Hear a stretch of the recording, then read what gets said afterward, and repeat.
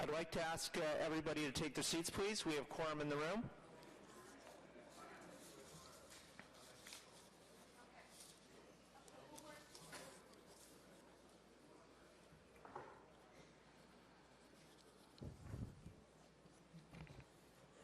Thank you, everybody, for coming out to this meeting of the Transportation Committee. We have a busy agenda this morning, and I know we have lots of delegations, especially around the Interprovincial Bridge presentation that we'll be receiving this morning. So we're going to try and move it along as efficiently as we can. Comment that I would make at the very beginning around the presentation by the NCC and its partners, MTO and MTQ, is the presentation this morning is for information purposes. In other words, we're going to hear from the group as to where they are in the EA process to date, and then they will be available for questions and comments from the committee, and of course we'll also be hearing from our various delegations who may want to respond to the presentation that they hear today or just to the overall issue. So there are no regrets. Everybody is here this morning. Any declarations of interest?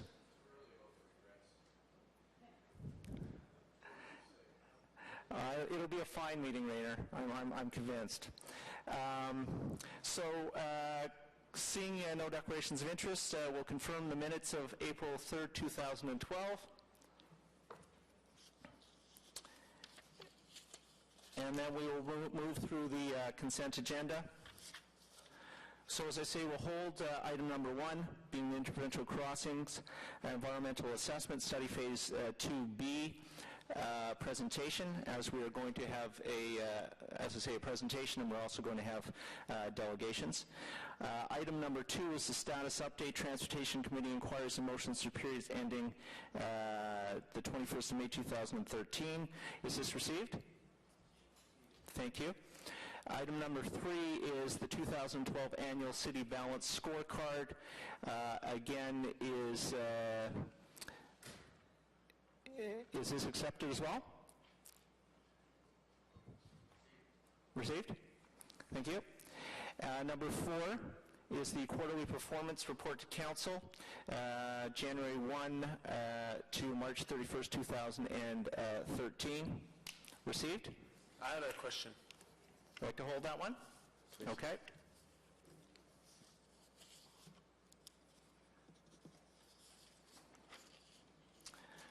Item number 5, Safer Roads Ottawa Programs Update. And this is to receive the report for information. Is it received? And everybody will notice by their desks or by their chairs, there's some materials that go along with that program. And you'll be seeing a lot more of those around the city as the program unrolls. Item number 6, Parking Operations Maintenance and Development Branch 2012 Annual Report. Is this received? Number 7 is outdoor patio encroachments, 216, 292, 296, and 360 Elgin Street. And we also have delegations on that as well. So we will hold that. Information previously distributed. Any questions in relation to any of those items? Starting with the Snow Go and Snow Go Assist programs, annual program results. Chaplain Mills, Longfields to Woodruff intersection modifications. Clermont Avenue, and the Lansdowne Transportation Advisory Committee memo. Okay, thank you. Chair? Yes? Point of clarification, I'd like to hold the annual balance scorecard, not the following item, the quarterly performance report. So you want to hold item number 3 as opposed to item number 4? That's right. Okay.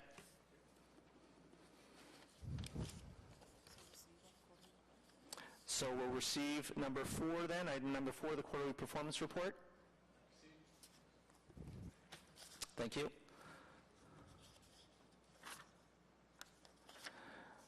So we will move to item number 1 then. And before we go there, there's a statement that I'm required to read. Interpretation services will be provided for item 1 only for the members of the public who have indicated that they will be presenting in French. Those who have signed up late and have not previously indicated are requested to advise the committee coordinator if they plan to present in French. Interpretation devices are available to members of the public in the box on the front table just inside the door.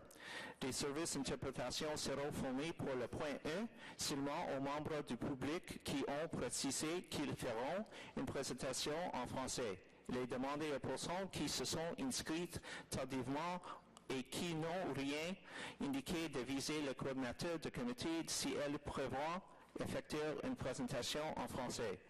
Des écouteurs sont à la disposition du public dans la boîte qui se trouve sur la table avant située près de la porte. So I would invite the NCC and its partners, MTO and MTQ, to come forward to make their presentation. And again, we look forward to hearing what you have to say on this topic, and I'm sure that it will generate many questions and comments. So I'm happy to see that you're going to be staying around to hear what people have to say, and certainly it's my hope and the hope of the committee that the comments and questions that you hear today will inform you as you go forward in the next phase of the EA process and give you some substance and some criticism, I hope all constructive, to work with going forward. So I'll turn the floor over to you.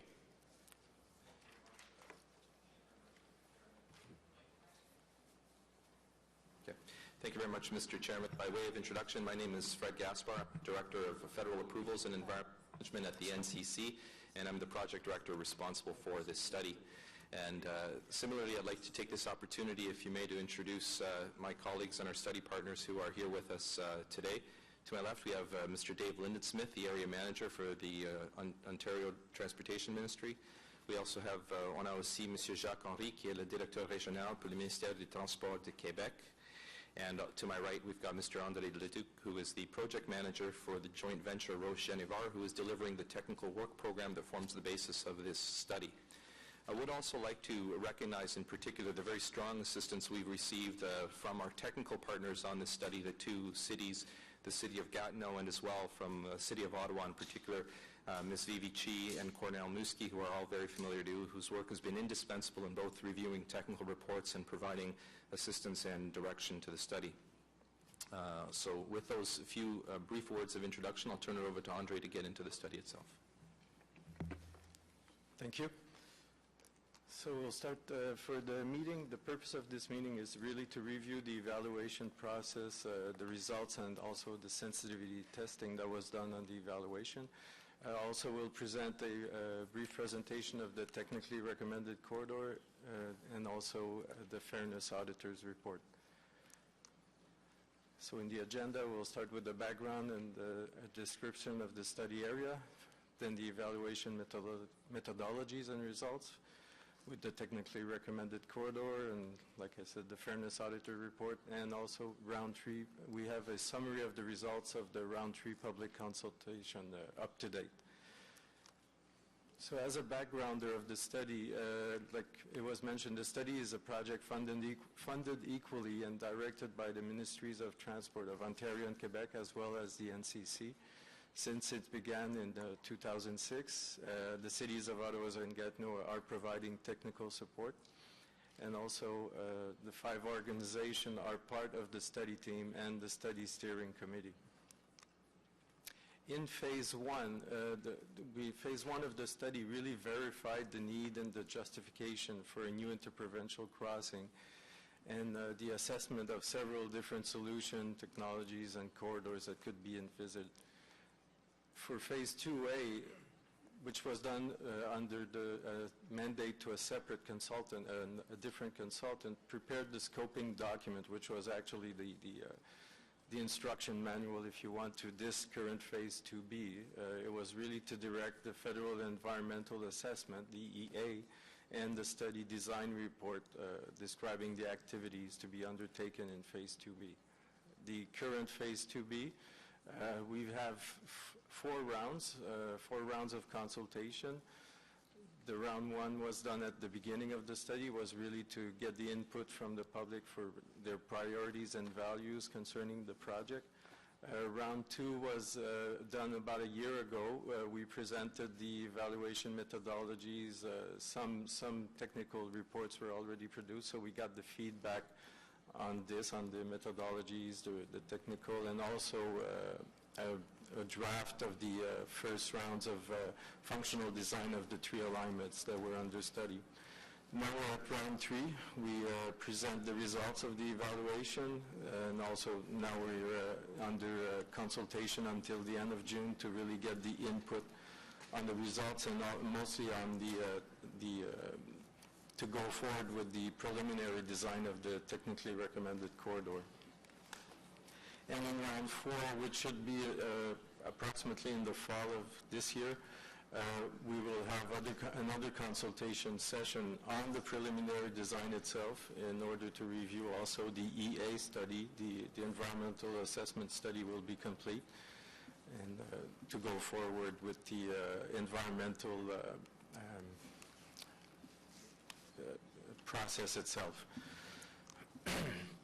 Also, in the background there, it's important, I think, to note that in 1999, the Ontario Municipal Board made a decision to remove King Edward Avenue and Rideau Street from the regional truck route network as soon as a new bridge would be built in the east in order to limit the impacts of trucks circulating in downtown Ottawa. This decision has been integrated into Ottawa's official plan. Following an Ottawa City resolution, several options ranging from status quo, like no truck prohibition, which is the current situation, to a full truck prohibition was also asked to be done part of this Phase 2B study in our transportation analysis, in our transportation report. So 4 options were added.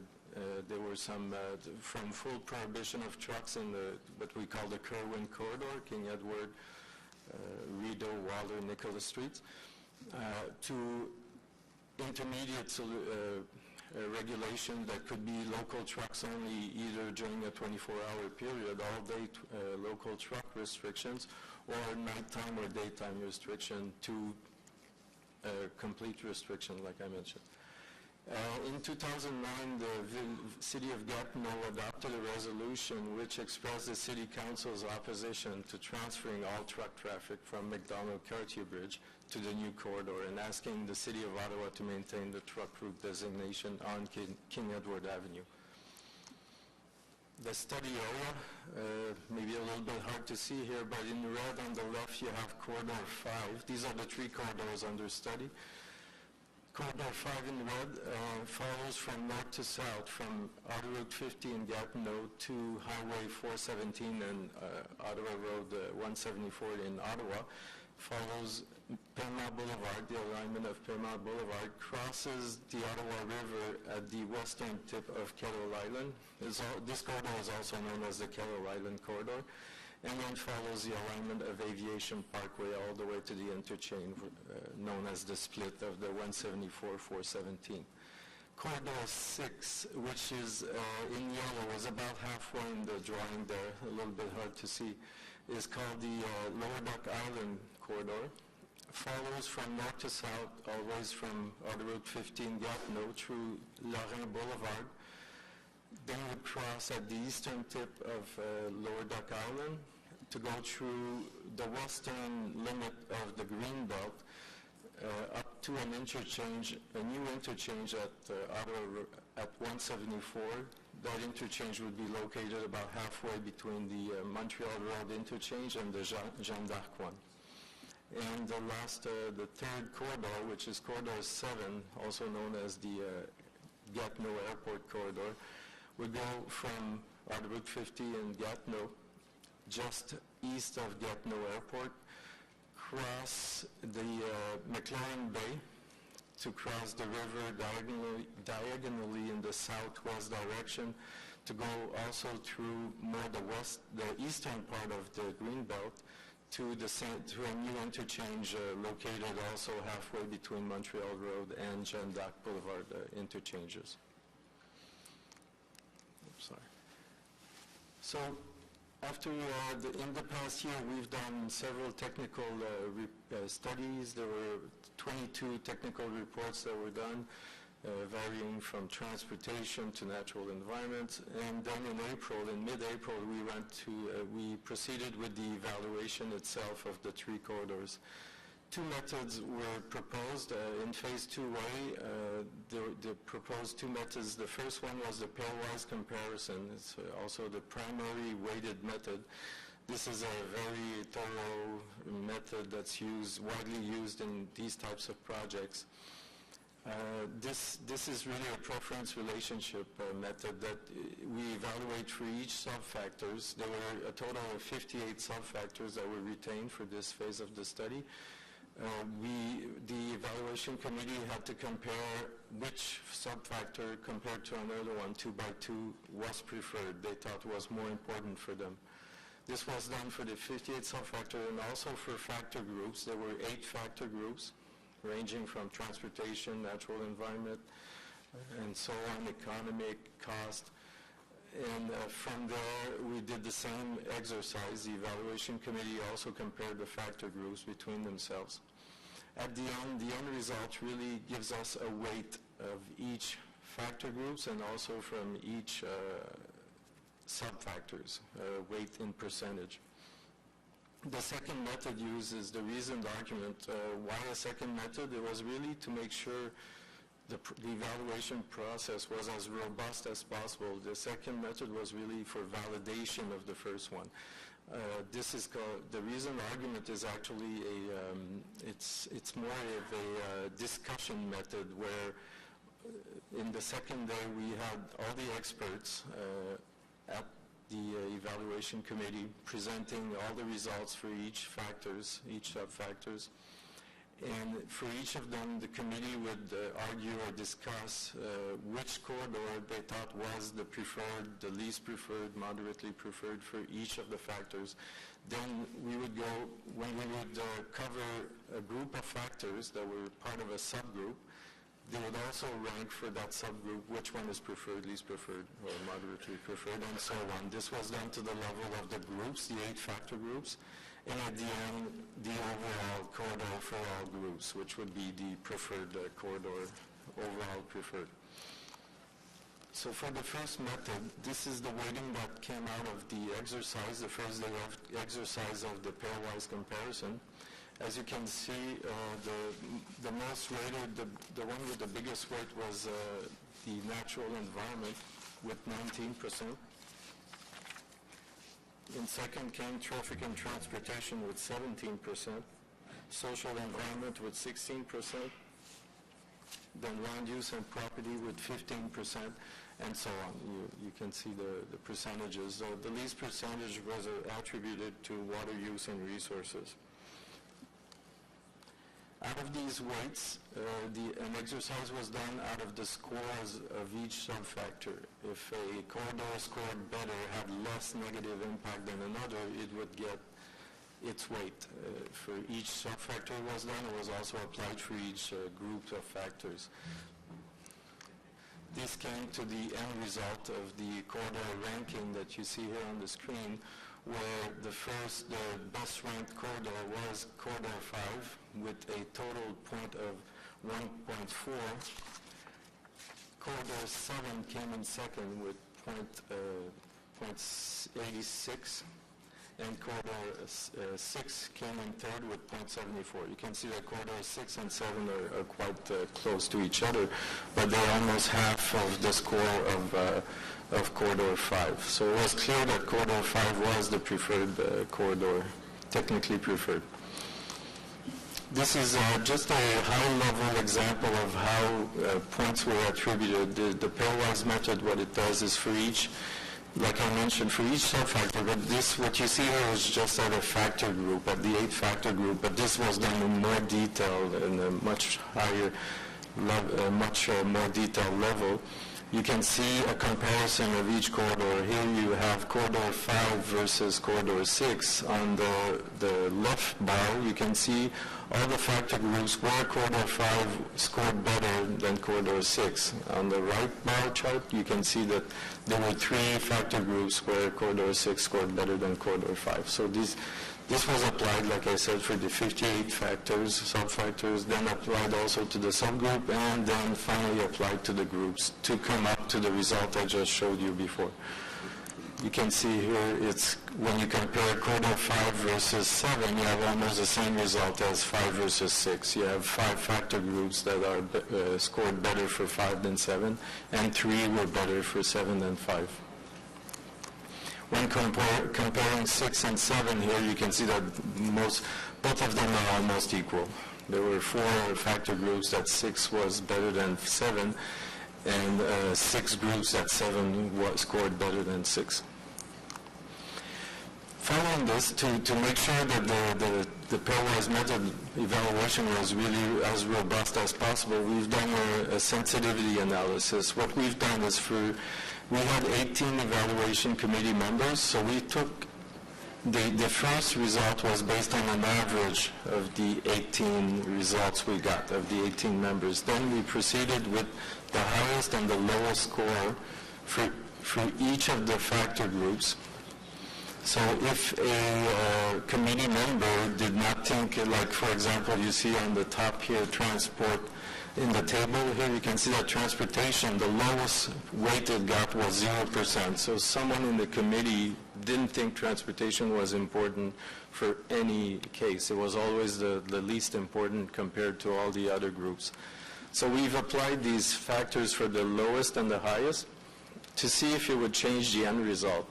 And as you can see in the green column, we always come up with the same result. Corridor 5 always comes up as the preferred corridor, and 7 as the second preferred, and 6 as the least preferred. In one case where we got a little toggle and change was for land use, where if we would take the highest result, 6 came in third, but if we would take the lowest weight, then 6 would come in second. But that's the only change we saw. It's very minor. So you can see that this really showed that the method use was robust, even if we would take the highest and lowest out of all the members instead of an average. As for the reasoned argument was done on the second day. None of the members knew of the results of the first day. So we started fresh new day. We had all the experts presenting each sub-factors, presenting what scores were for each of the 58 sub-factors, explaining how they came up to these scores, how they were calculated. We had question periods. The evaluation committee could ask questions, clarifications, and they would then discuss and reach a consensus on which corridor they thought was the preferred corridor, which one was moderately and which one was least preferred. They could have equal ranking if they judge was more appropriate. So in some cases you could have the 3 corridors having the same ranking. So there was no restriction on how to rank the corridors. Here I'm showing just the high level for the 8 factor groups. We'll go through these 8 factor groups, but we did this exercise also for the 58 sub-factors. So it was a full day of evaluation, a lot of discussion. We took down all the notes. The text you can see under each graph of colors here is really a summary of all the discussions that were made, all the what we call the arguments, pointing to the decision you see. So just to point out a little bit, when you see green, it's preferred, yellow is moderately preferred, and red is least preferred. So for traffic and transportation, corridor 5 was the preferred corridor, 6 moderately, and 7 least. Mostly, corridor 5 is the one that attracts the most traffic, is also the one that the main measurement that was used for traffic, there were 7 sub-factors for traffic and transportation. For general truck traffic or regular car traffic, it was really a total of how many kilometers or how many hours people are spending on the network. So everyone that takes a interprovincial bridge from point A to point B, if they spend 10 kilometers or on average or 15 minutes to do their travel, this was all compilated for all the thousands of travel throughout a day. And was, of course, the preferred corridor was the one that would have the lowest number of kilometers and hours. So the less time spent and the less travel distance done on the network was the preferred one. We also had transit. Transit was, Corridor 5 was the corridor that attracted the most transit ridership.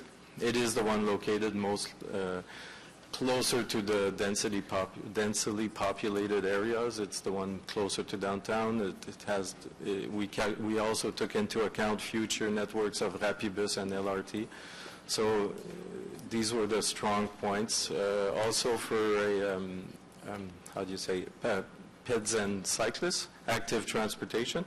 Also, Corridor 5 was the most attractive one because it does connect to the most ped and pedestrian bikeways, paths.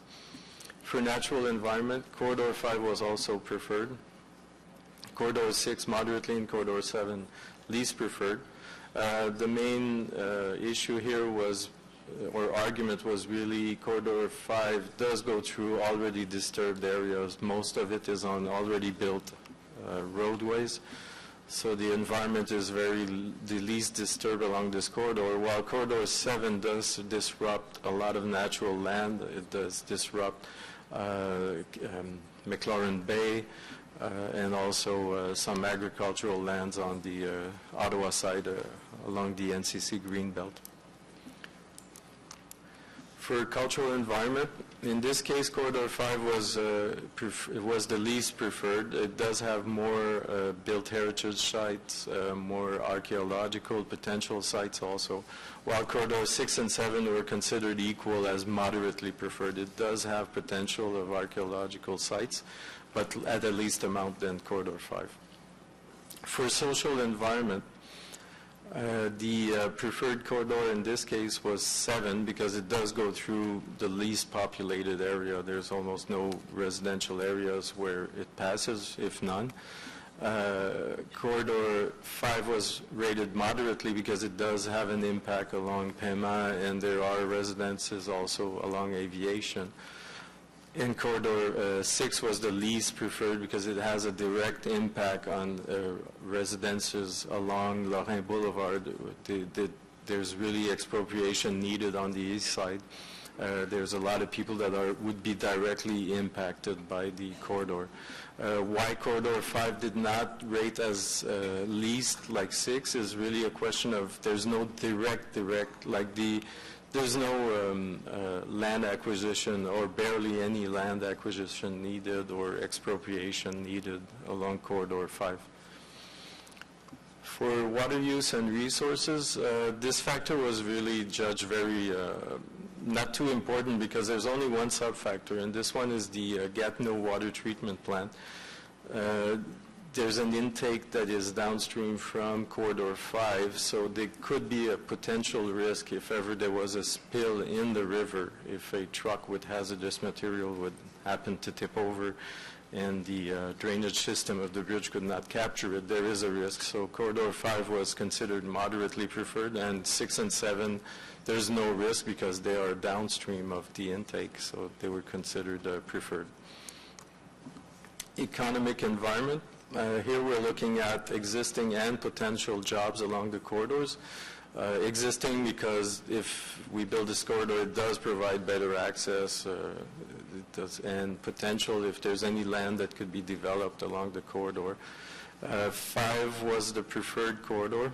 It does have the most existing and potential combined together jobs.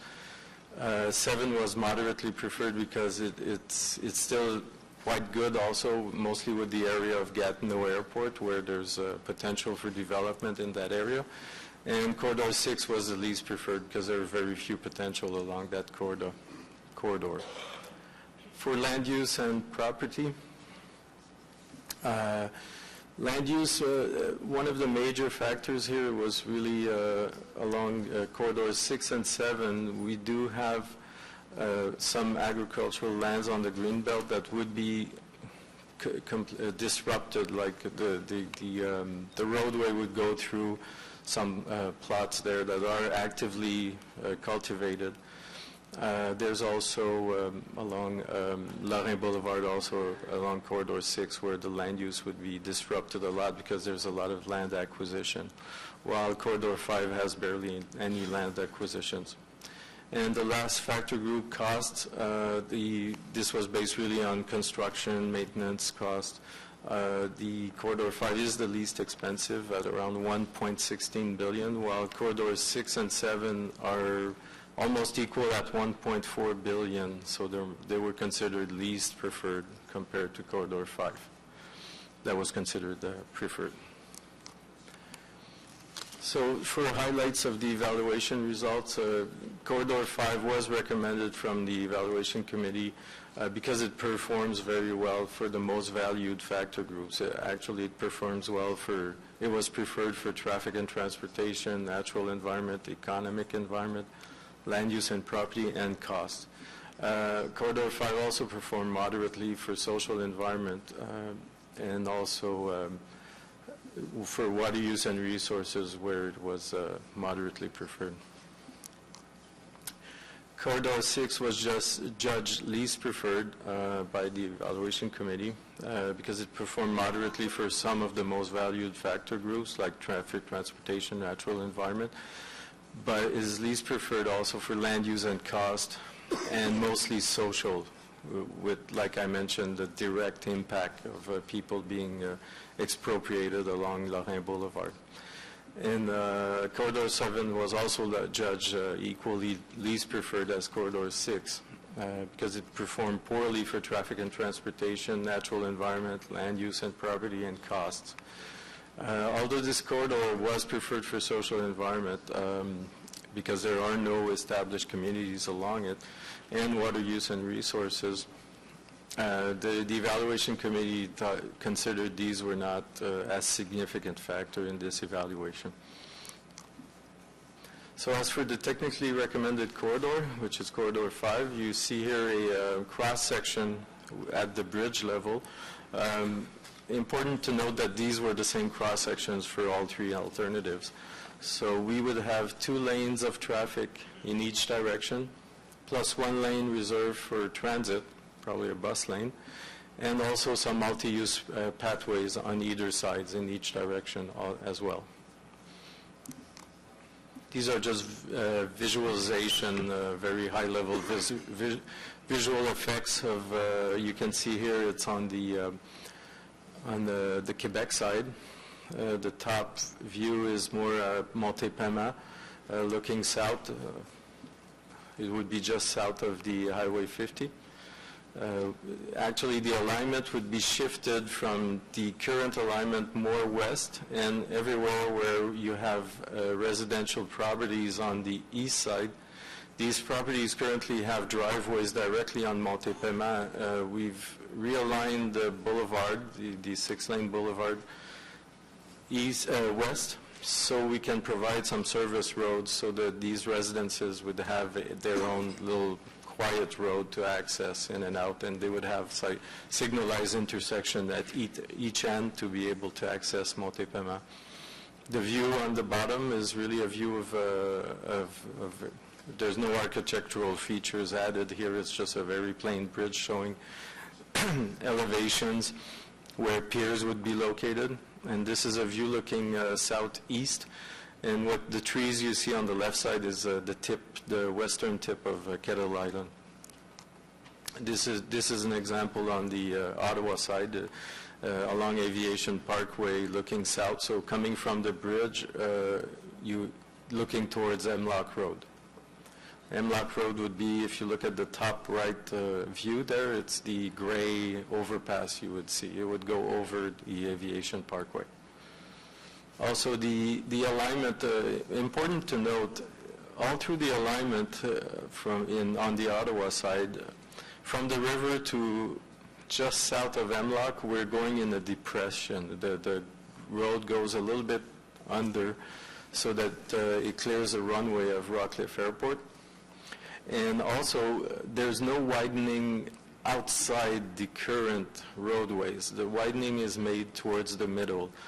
And considering bike paths, they could be separated from the roadways. That's not defined. That's where we're going to go now in this step in the preliminary design. There wouldn't be any traffic closer to residences.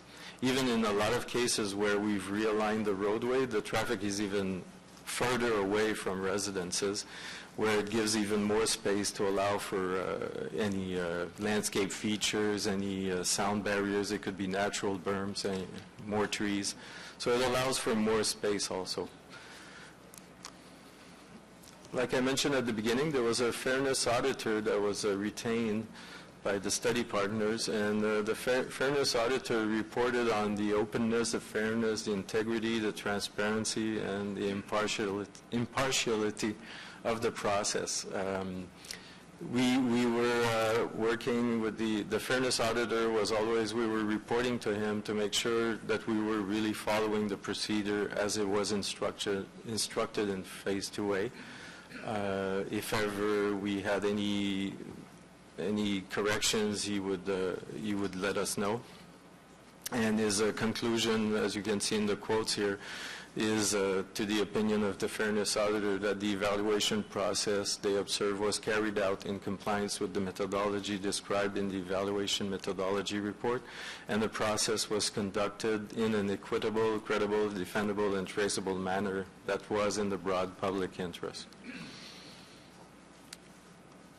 Also, the other quote is, in accordance with its mandate, the fairness auditor observed the conduct of the evaluation process of the environmental assessment study, Phase 2B, related to the selection of a corridor for a future interprovincial crossing in the National Capital Region. The next slide here, we have a summary of the results from Round 3 public consultation. So the Round 3 public consultation officially started in May 14th. It's ongoing until the end of the month, until June 30th. As of June 3rd, these are the results we have so far. For the public consultation, the open house that was done at Schenkman Heart Center in Orleans on May 27, 167 people registered. 182 were actually counted. We received 85 comments sheet, and also there was a petition ended at the open house, and it was signed by 15 residents. On May 30th, we did the open house in Gatineau at Maison du Citoyen. 15 people registered. It was very slow. And 3 comments were received at the open house. As of June 3rd, we've received 10 comments via email. Since May 15th, this is the number of comments we've received via email. So for a total of 98 comments, sheets, and emails combined.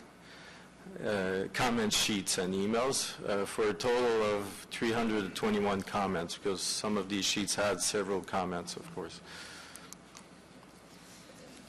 This is a summary of the technically related issues. We've received 123 comments that were technically related. That represents 38% of all the comments received to date. They're listed here from top to bottom to the ones we got the most. The most issues we got for now was noise vibration, 21 comments, followed closely by impact to communities with 20 comments. Then Montfort Hospital with 13 comments, cost 14, air quality emission 10, and you can see so on. Going down to political, we had 2 comments concerning political issues. The types and areas of concerns. For transportation, we had 92 comments, which is 29%. Most of them were either on Aviation Parkway, Rockcliffe Parkway, 17 comments, or light rail public transportation, 16 comments. We also had comments on truck traffic along the Kerwin corridor, 12 comments. Also the tunnel questions, 11 comments, and so on, congestion. And like you can see, it was really quite equal, going from 17 to 18. We also had alignments comments. So 65 comments were concerning alignments, which was represent 21% of the comments received to date.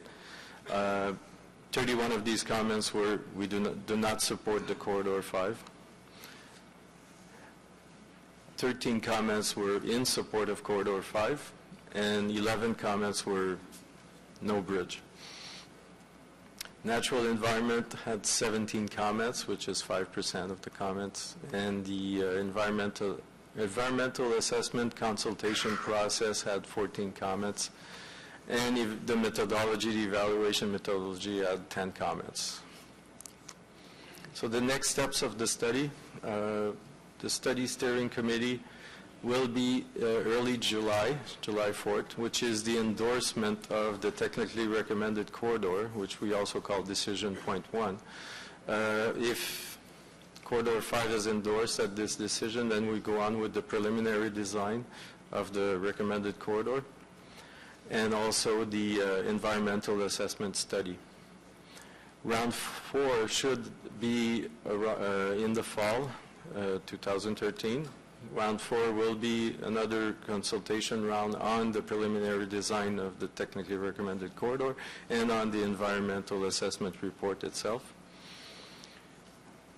These, the DEA study and also the preliminary design will be presented to the NCC board, the City of Ottawa and the Ville de Gatineau in the fall 2013. Then the study steering committee and the NCC board will do a second endorsement to endorse the project itself and the environmental assessment report, which is also known as a decision point 2.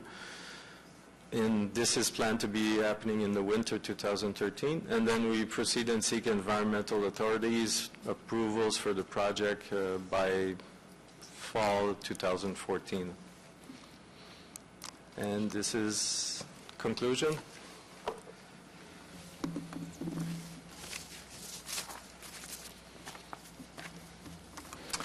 Thank you very much for the presentation. Obviously, a lot of hard work and effort has gone into this, so it's much appreciated. What we're going to do next is we're going to move forward with the delegations before questions from committee, because some of the delegations may bring forward things that will generate questions from committee members for yourselves. The other thing that I'm going to ask staff to do, if it's not been done already, we have any number of written presentations or submissions from people that aren't here today, and I'm going to ask staff to please make sure that they forward all of those written submissions and presentations to the team presenting this morning.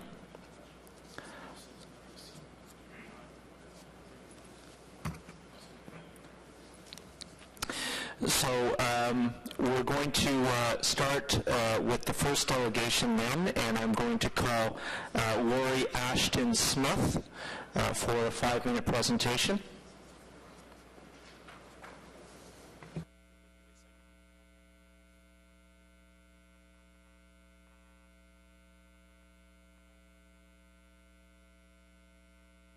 That's fine. Good morning.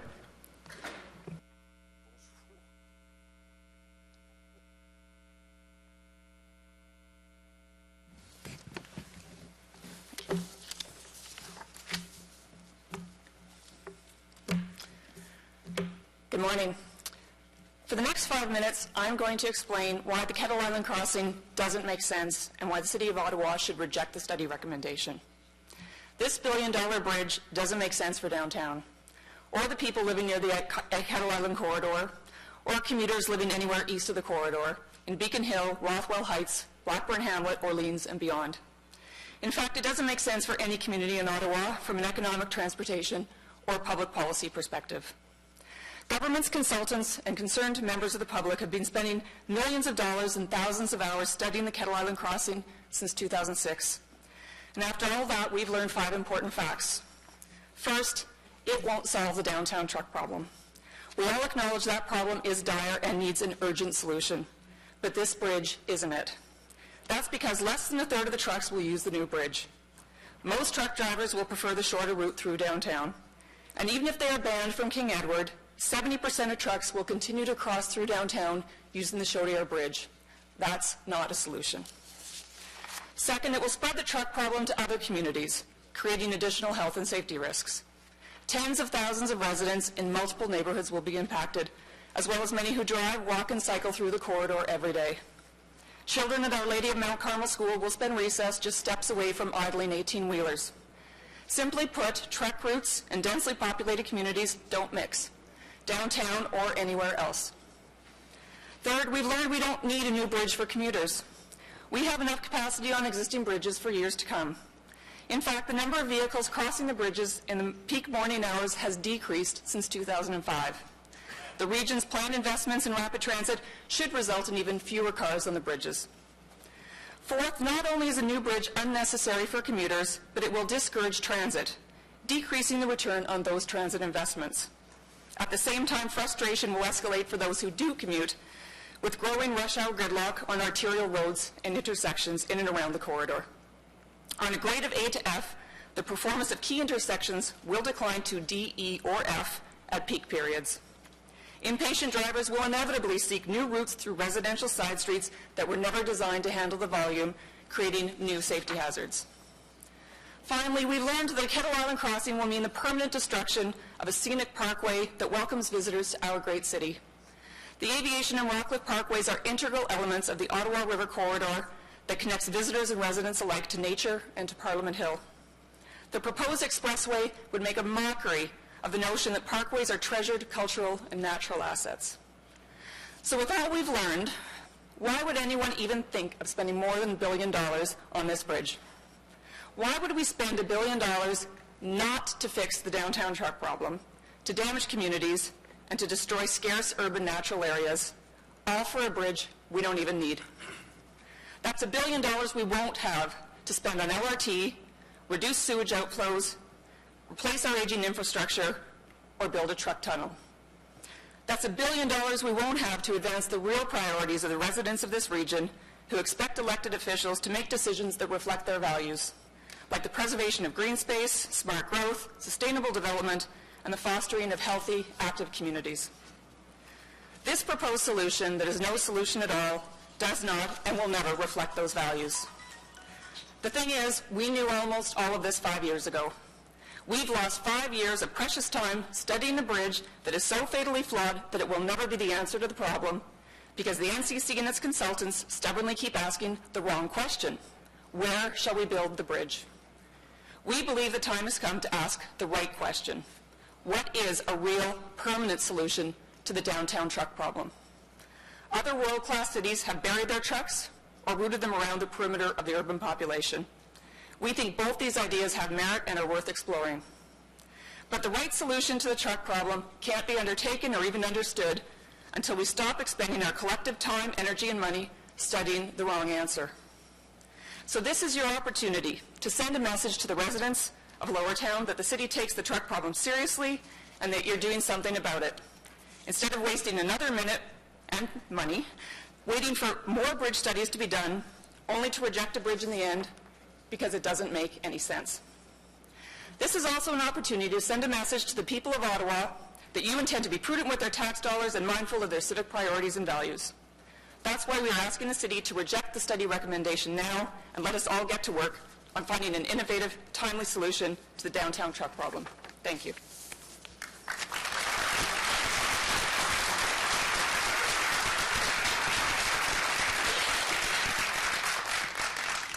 I want to thank you for your comments, and just for a point of clarification, the meeting today and the presentation that we've just received, the city is not being asked today to say yay or nay to one corridor or another, one plan or another. The meeting today is for the transfer of information, both from the team that we just heard from and from individuals such as yourself that have provided very cogent, very substantive explanation as to why you're not satisfied with the presentation and the proposal.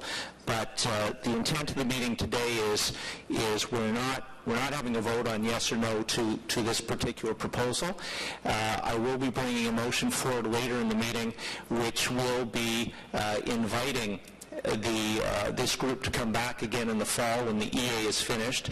And as I said at the beginning of the meeting, I hope that they're listening and they're taking good notes, because these are real concerns that people are raising here today, concerns that they want addressed and considered in going forward with the final phase of the EA. And I see nodding heads, and I appreciate that very much.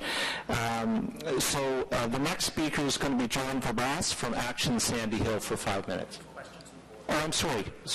Are there questions from, yes, Councillor Wells. Thank you. It's probably more of a comment than a question. By the way, I appreciate the presentation. I think it was well articulated what your concerns are. The one reference, though, to the NCC and their consultants spending time and money on looking at bridge options, I think what needs to be corrected here, I like kicking at the NCC too, and I do it regularly. But in this particular case, you may be aware that the two ministries of transportation, and don't take this the wrong way, guys, sent a letter to the NCC the night before a board meeting saying, please study additional or spend more time and money on additional bridge corridors. And the NCC, I think, as being just one of 3 funding partners, one of 5 partners, certainly felt the pressure. Their board felt the pressure. So the additional time and money, and I think it's $6 million and counting, was certainly at the behest of the 2 provincial governments who insisted on doing this, instead of maybe trying to change course or following the ideas that you're putting forward. So I just want to correct that for the record. Fair enough.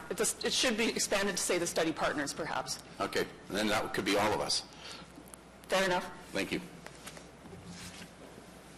Are there any other questions from committee members? No, it looks like you can sit down. Thanks very much again. Mr. Rabas from Action Sandy Hill. Good morning. Morning. Thank you for the opportunity to speak to the committee today, and I'm addressing you with a position that's been much discussed and supported by the Action Sandy Hill Board. We want to make sure that the perspective of the downtown is not lost in all the discussion about where a bridge should or should not be built. And that's especially important to us now that we are hearing more and more politicians beginning to talk about how a bridge is not a priority at all, and that any funds available from upper levels of government should be spent on transit. From our perspective, it seems like what's being suggested is that it's more of a priority to shorten the bus rides that transit riders outside the Greenbelt must take before they can transfer to the LRT. Meanwhile, we conveniently forget about the 47-year-old truck problem downtown. So it's against that backdrop, I want to make sure to describe for you all the situation in the downtown. And I provided you with a couple of page memo, which I hope you've seen. It's got a couple of graphs on it and stuff. And the data is from the MTO's truck study in 2007. And it backs up the data presented in the NCC study that there's 2,600 trucks per day using Rideau and King Edward to reach the McDonald-Cartier Bridge, half of which of those are tractor trailers. But 2,600 is a hard number to imagine. So what's more interesting is that they have another graph that breaks out the rate of trucks going by time of day. And what you'll see on that is between 9 in the morning and 3 in the afternoon, the volume runs at a pretty steady pace of 90 trucks per hour in each direction all day long. If you're standing at a point on King Edward or Rideau or Waller Streets, that means the truck's going by every 20 seconds all day long. And half of those are tractor trailers. If you then go and realize that 3 of the intersections that those trucks travel through require them to make turns, and 3 of those intersections are used by between 5,000 and 10,000 pedestrians a day. I strongly encourage each of you to take a walk down Rideau Street during the daytime, 10 in the morning, 2 in the afternoon, and experience it for yourself. So as the controversy swirls about where to put a new bridge, we want you to keep this situation in the downtown in mind. So regarding the actual NCC study, we just have 2 comments we want to highlight. One is the future of truck routings. There remains considerable confusion as to what is the plan for trucks should a new bridge be built. There are 4 potential scenarios discussed in the studies, and all 4 of them show that more than 50% of the interprovincial trucks will still use the downtown via some combination of the McDonald-Cartier or the Chaudière bridges. We cannot understand why another scenario was not modeled, which shows the majority of trucks required to take the new corridor. Are we supposed to conclude from this that the presence of a new bridge means the truck problems downtown will be 30 to 40% less bad than they otherwise would have been? But given time and growth in absolute numbers, we should be prepared that by the time our children grow up, we will be back to a situation not much different from what we have today. We're not so sure about how we should feel about that. You offer a starving man a crust of bread, of course he's going to take it. But is that the best you can do? We really would like this committee to get more clarification for us. What exactly is the plan for getting the trucks out of downtown? The second point we want to make about is regard to moving forward from here. We'd like to remind you that 4 years ago, when this same corridor had also been recommended, we accepted another 4 years of delay to get to today and to allow the study process to run again more comprehensively to make doubly sure. And prior to this 4-year delay, in the 1990s, there was another solution proposed for trucks to use the Vanier Parkway to connect to the McDonald-Cartier Bridge, and then opposing communities via the OMB forced the removal of that solution from the official plan. So it's with a great deal of alarm that at this point of this long process, we're hearing an increasing number of politicians come out against this recommendation. It's like a bad dream or a recurring nightmare. We want to tell you that we want this process to keep moving forward as planned to the next step, which is to perform the environmental assessment for a bridge at the chosen corridor, according to the plan that we've been sold for the past 4 years. But we want to tell you that if your heart is not in it, then we want to know what you are planning to do about it. We want to impress upon you the importance of putting before us a realistic and implementable project that you have a full intention to move forward with. So in summary, we cannot afford at the 11th hour to have years of planning thrown in the garbage again. And we fear that it's easy for you as decision makers of the city to say, well, it's not our study and we're not a funding partner. But the truck problem downtown is an Ottawa problem, and we need you to be engaged and working hard right now to get the needed support and consensus around some kind of a plan that is effective at solving the truck problems and it's realistically achievable. Not in some distant future, but in a timely manner. Thanks, and apologies for the overrun in time. Thank you very much. Thank you very much, Mr. Ross. You and I have talked about this earlier this week, so I'm glad you came out today to make your comments much more public. And are there any questions from committee members?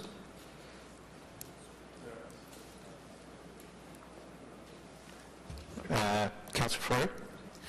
Yes, just to start off, I have a question to NCC or MTO on this issue. The resident brings up a relevant point relating to resolving part of the solution, so there would still potentially be trucks in the corridor. I'd like to hear from you on that. We've heard publicly, and in the report, although it's a thick document, it speaks specifically to some of the routing, but I'd like to hear you on that comment. I'll invite Andre to speak to the details of the findings of the study, but I can confirm certainly it's absolutely true that this study is not intended as a panacea to solve the truck problem overall. As you'll recall from phase 1 of the study from 2006 to 2009, this was a long-term transportation planning exercise designed to address a number of different imperatives, including the truck problem in the downtown, which is certainly a central issue. But clearly this is just one solution designed to help, but clearly an entire basket of solutions is required to manage all the transportation challenges in the region. But perhaps, Andre, you can speak to the specifics of the findings. Yeah, as far as concerned trucks, the projections we've modeled for 2031 do show that by 2031, the truck volumes would be about the same as they are today. There's an increase of over 60% that is projected in the 20-year period. This 60% would be taken by the new bridge. Unfortunately, there's a lot of also local truck deliveries, and these deliveries will still use McDonald-Cartier to go there. And there might be also some itineraries that are more westerly that would still prefer a downtown bridge at either Chaudière or McDonald-Cartier. So we can't resolve all 100% for sure. There is over 30% local deliveries downtown. But if we take the same level as today with the East Bridge, which is part of the solution, we do have more local delivery trucks, which are smaller in general. Usually local deliveries are like FedEx trucks or more, you would have less heavy vehicles in 2031. The overall volume would be the same, but it would be at a less impact. Yeah, I mean, if we put aside the local truck traffic for a second. Oh, Chair, did you want to say something? Yeah, Councillor, in light of the large number of people we have taken the time out of the day to make presentation, if you have a question directly for the presenter, but if it's a question that you want to present to the NCC and the rest of the team or to staff, if you could hold those, the people that have given their time to come down here today, and we've got quite a list. So I'm not saying don't ask the question, just make a note of it and hold. I do have questions for the delegation, and that's and that's fine. Thank you. Mr. Verbas, you've been involved on this file for how many years? Since Phase 1 started 5 years ago, 6 years ago. And what is, in your view, what has been the core of the issue in terms of selecting a corridor? We've heard that there's multiple options, but what is the core of the issue? Why is the NCC and the MTO and MTQ involved in this research? Well, as I understand, the bridge has been defined to solve 3 different issues. Getting the trucks, reducing the number of trucks downtown, meeting the demand for new cars, and making a connection between the Highway 50 and the 417. And it's all a matter of perspective of which of those issues you think is the more important one to solve. And of course, as a downtown resident, we would say finding a solution to channeling all the trucks in the city through downtown streets has to weigh very heavily in the prioritization of things. I'm not sure if that answers your question. Sure. And I'm wondering, from your perspective, you've been involved in the FAB, you've consulted with the residents of our community, but you've heard from other delegations as well. Can you maybe articulate to me what is the core issue relating to the definition of a local truck, a local delivery? Well, there is certainly a great deal of confusion around what do you mean by local delivery, but I think if I understood the latest transportation report correctly, local is defined as a truck who comes downtown, makes a stop to do something, and then carries on over the bridge to go to Quebec to do further things. So I can understand that to be a definition of a local truck, if it stops in the downtown to do something first. But I'm not sure, did you say 30% of all trucks across the McDonald-Cartier Bridge are stopping in downtown Ottawa first? That I find quite difficult to understand. It varies. It varies throughout the day. It goes from about 20% during, it depends throughout the time of the day, but to 20 to 30 on average is local deliveries. Okay, thank you. Any other questions from the... Yes, Councillor Clark. If I can get at it. Thank you. Mr. Verbas, you mentioned that 62%, I think is the number, are local? No, I think I said 62%. In the memo I sent you, 62% of the trucks downtown are tractor trailers. And are I don't know how many are local. The group here says it's 20 to 30%. okay. I'm just trying to clarify a number I saw in your report. Yeah, that was the number of trucks in the downtown that are 18-wheelers, which is definitely the case. Thank you, Councillor Clark. Any other questions from the delegation? Thank you very much for coming out this morning. And our next delegation is Bill Campbell. If you come up, Mr. Campbell, please.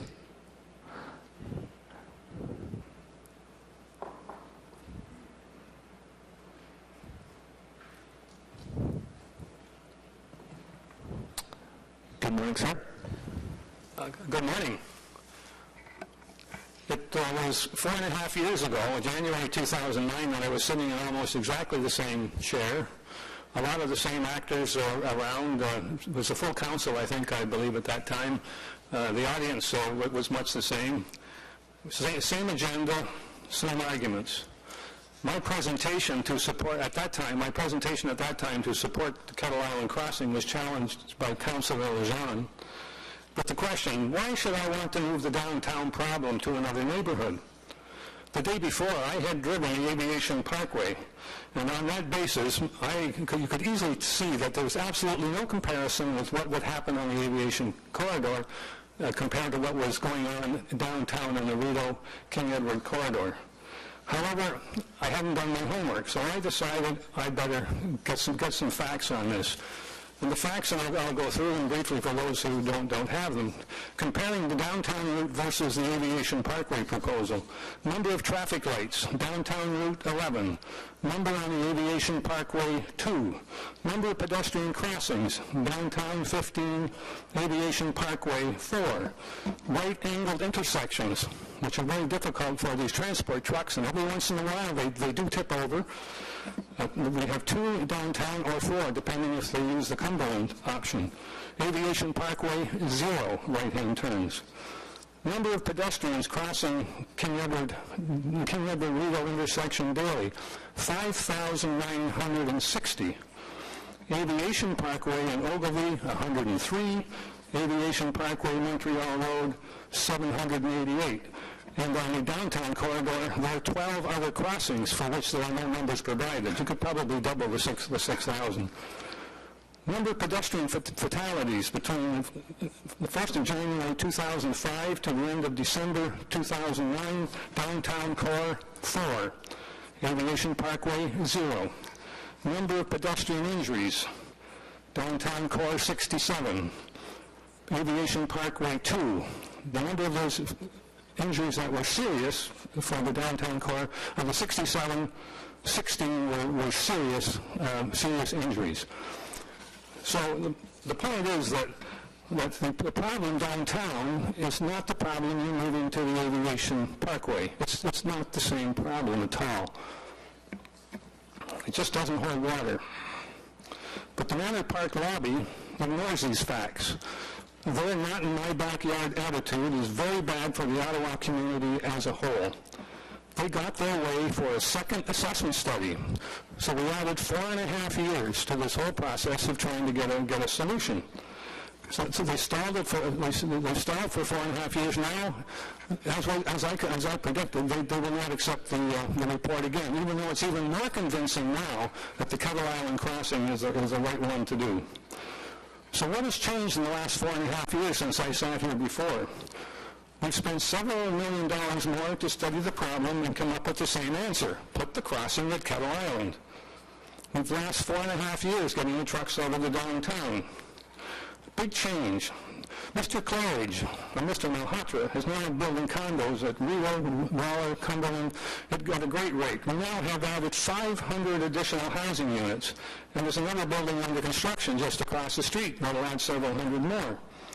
Plans are underway to build another condo tower at the current site of the Metro store.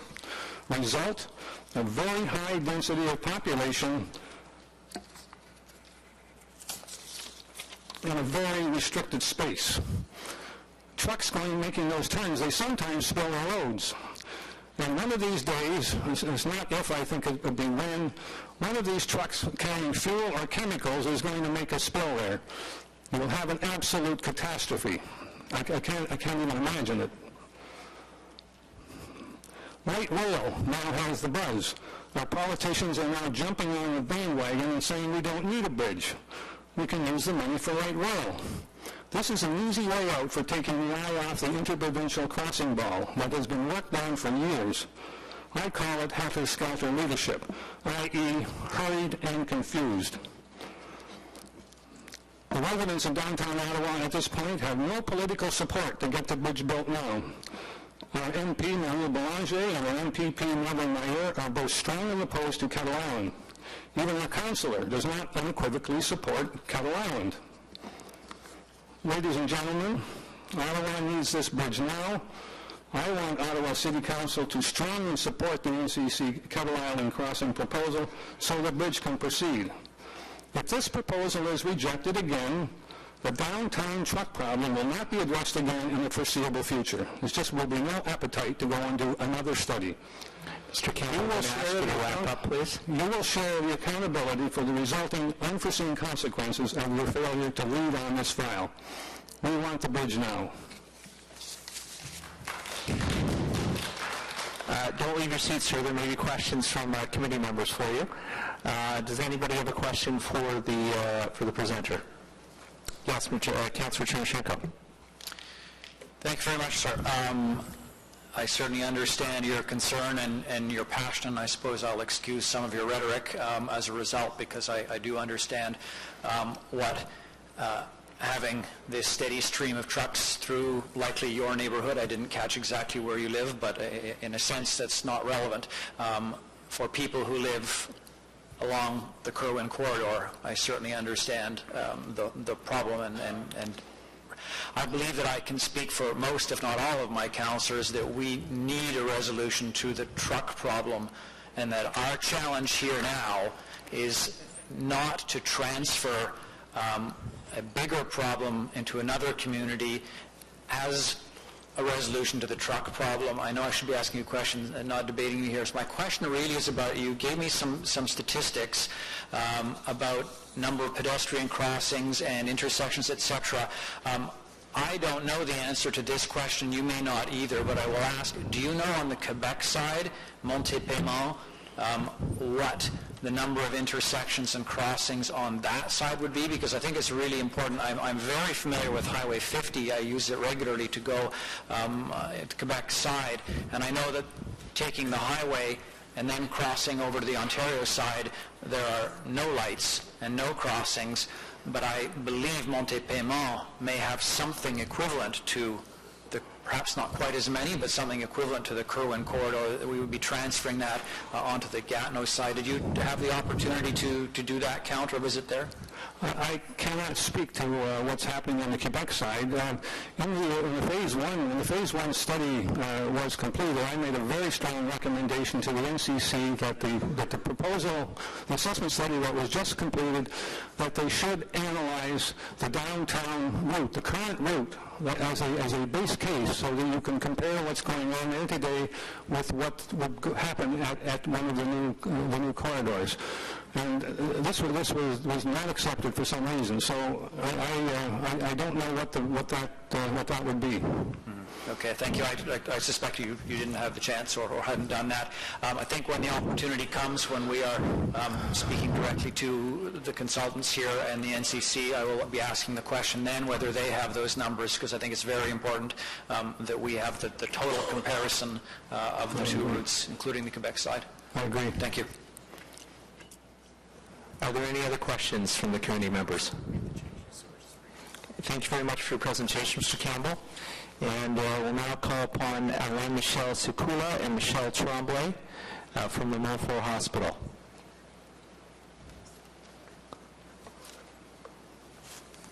Good morning.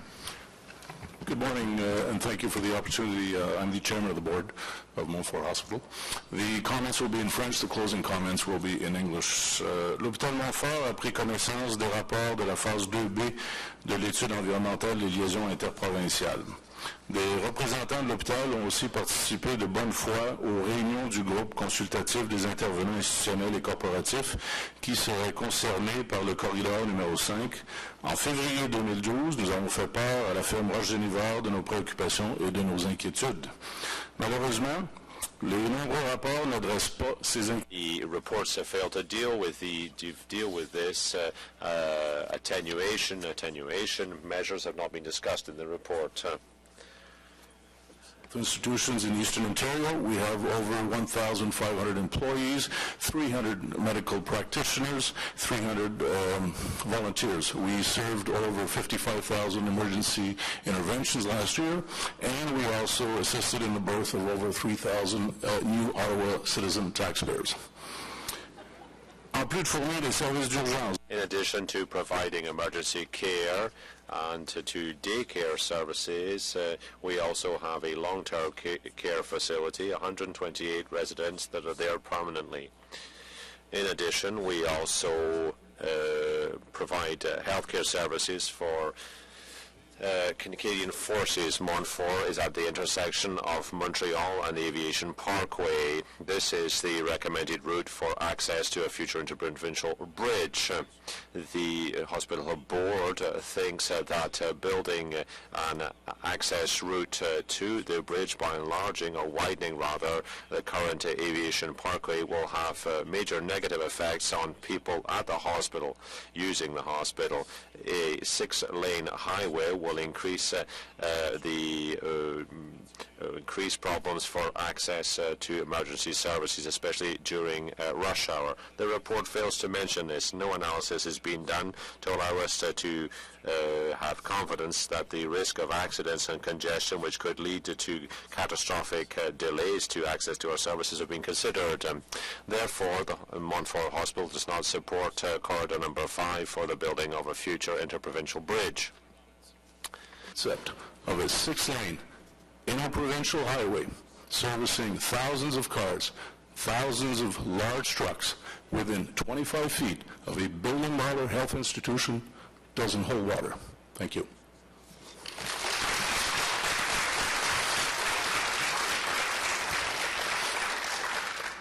Thank you very much for your comments this morning. It provides a different perspective from some of the community groups that we've heard, and that's all helpful. The more information we have, the better. Are there any committee members that have questions? Councillor Forey. Hello, Mr. Sekula. Thanks for coming. I'm very pleased to see you here today. Now, in terms of the discussion with the provinces, now we know that most of your operating costs are paid by the province. Now, on the discussion on this corridor, what your comments? Have they been heard? Have they been heard by the transport group from the Ontario government? While our comments were made to the health ministry, they pay our bills. They listen to us. Health of Ontario was who came first. The hospital was there first. We certainly would not have expanded and spent $300 million of the Ontario taxpayers' money had we known that we were going to put a 6-lane highway beside an MRI machine and a prenatal care facility. So those considerations were taken into effect by the Minister of Health.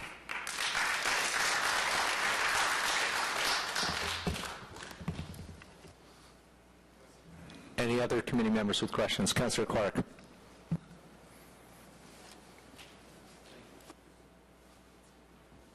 There we are. Well, I think that your point's well made, but has the Montfort been advised about the nature of the soils abutting Montfort? Well, I don't know, Peter, but I can tell you that all our concerns that were addressed to the consulting firms have not been responded to. And I'll be honest with you, we're concerned that no suggestions were made in the report, particularly addressing the needs of Montfort Hospital and either noise abatement procedures, emergency, catastrophical traffic management, et cetera, et cetera. So that's where we're at. I think the biggest frustration of Montfort right now is that we don't feel we've been heard.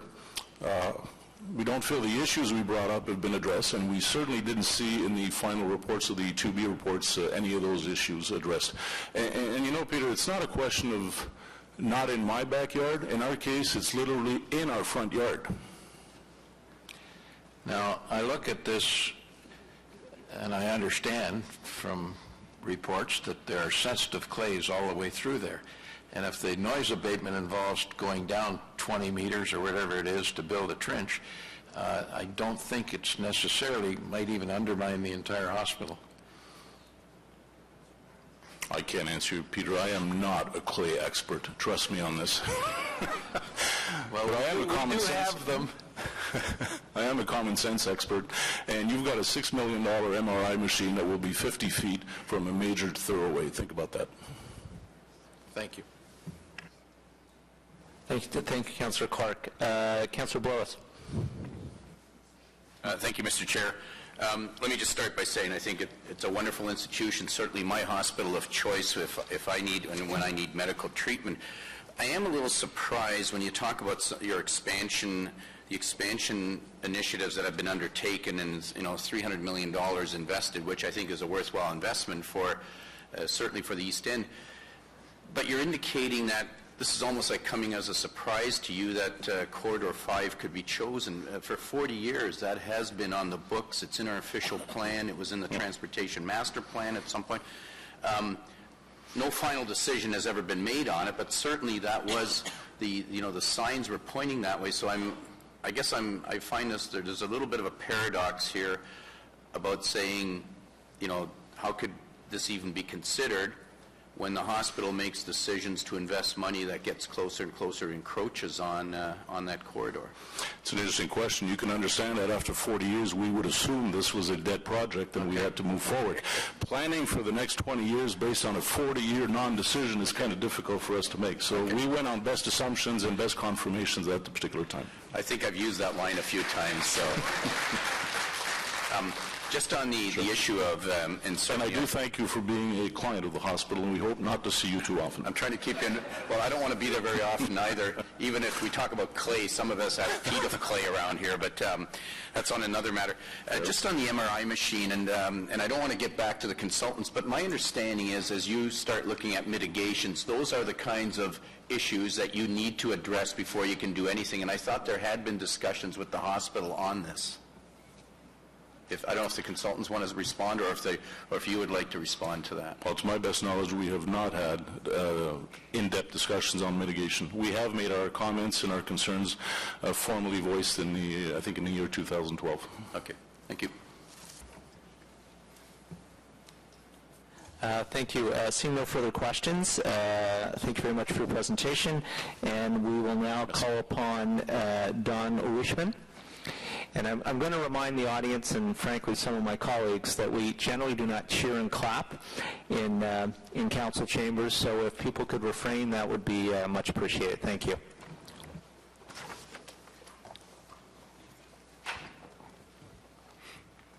Good morning. The recommendation has been made by the consultants for the NCC here this morning is predicated on solving two main problems.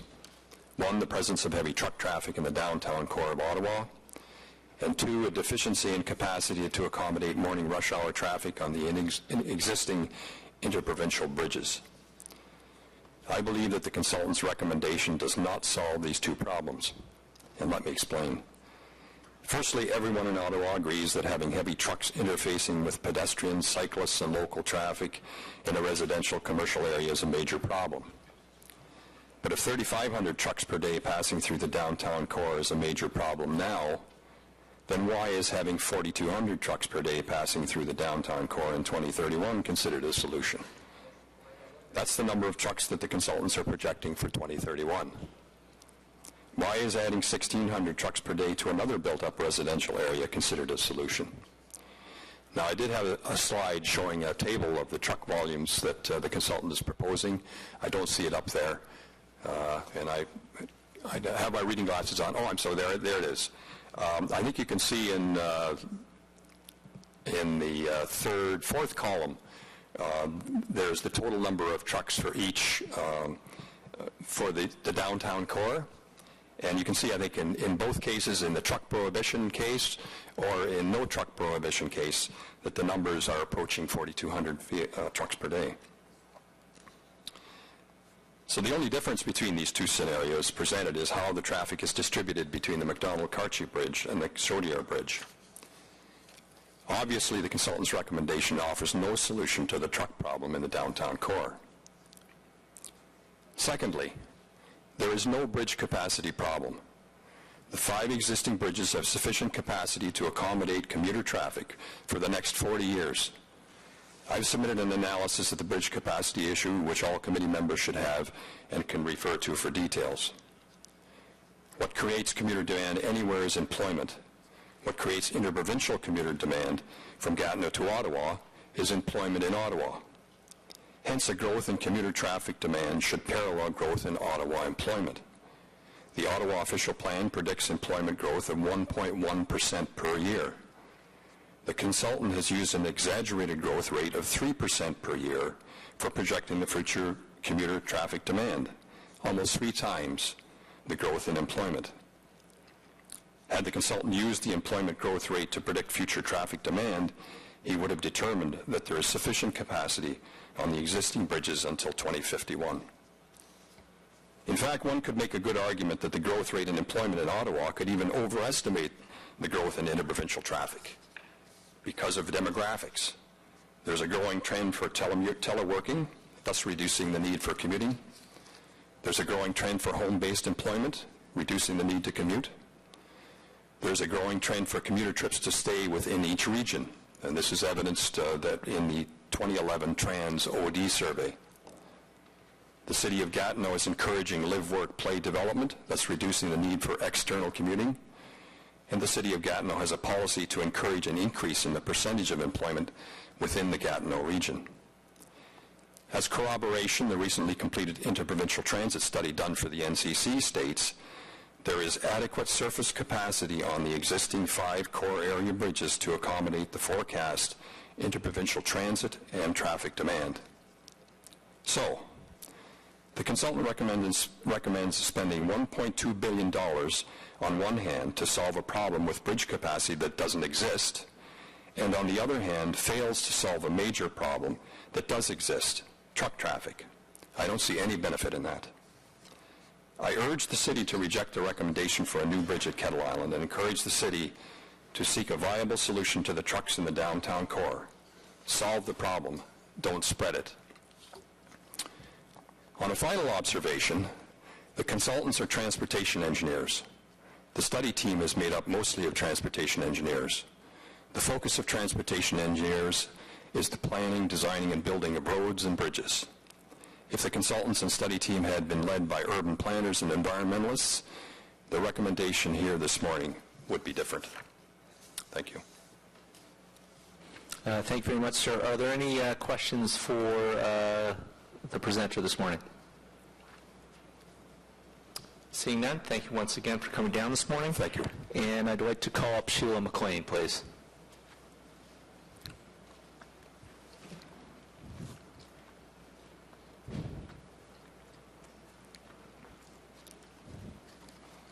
Welcome and good morning. Good morning. I'm Sheila McLean. I live south of the Manor Park area, and I'm speaking today as just a regular citizen. If I thought the Kettle Island Bridge project was part of a well-thought-out, comprehensive, and integrated vision for the future benefit of the larger Ottawa-Gatineau community, as a citizen and a taxpayer, I would certainly support it, even if it might mean some inconveniences and disadvantages for me as a person living in the general area affected. But I don't. It seems to me that the idea of an East End bridge is a historical idea, perhaps originally related to vested interests, that has taken on a life of its own. And this idea has to be examined in the face of current reality, the actual needs and priorities of the larger community, and of a worthwhile vision of a livable future city. In my years as a management trainer and organizational effectiveness consultant, I taught managers the importance of asking the right questions in problem analysis and decision-making. Questions such as, have you explored the problem area carefully enough to come up with a clear problem definition? And what is the problem you are trying to solve? Here, I don't see it. The NCC charged the consultants with the narrow task of finding the best east side location for a bridge. rather than first defining the problems. In identifying possible solutions to a problem, a cost-benefit analysis and risk management analysis is needed. The benefits of building the bridge are unclear. The expense to complete the bridge is huge. Our tax money should be spent on high-priority initiatives with clear benefits. And I am also concerned that the costs listed in building the bridge does not measure the true overall cost to our community, including lost opportunity cost of putting in funding for better solutions, health and safety costs, short and long term, adverse side effects, and so forth. I very much hope that our city decision makers have the will, the integrity, and the courage to make decisions based on transparent processes and for the real benefit of the larger community concerned. Thank you. Thank you very much, Ms. McLean. Are there any questions from committee members? Okay, again, thank you very much. And I would like to call up Mr. Robert Goujon to present for 5 minutes, please. Following him will be Sophie Oliver.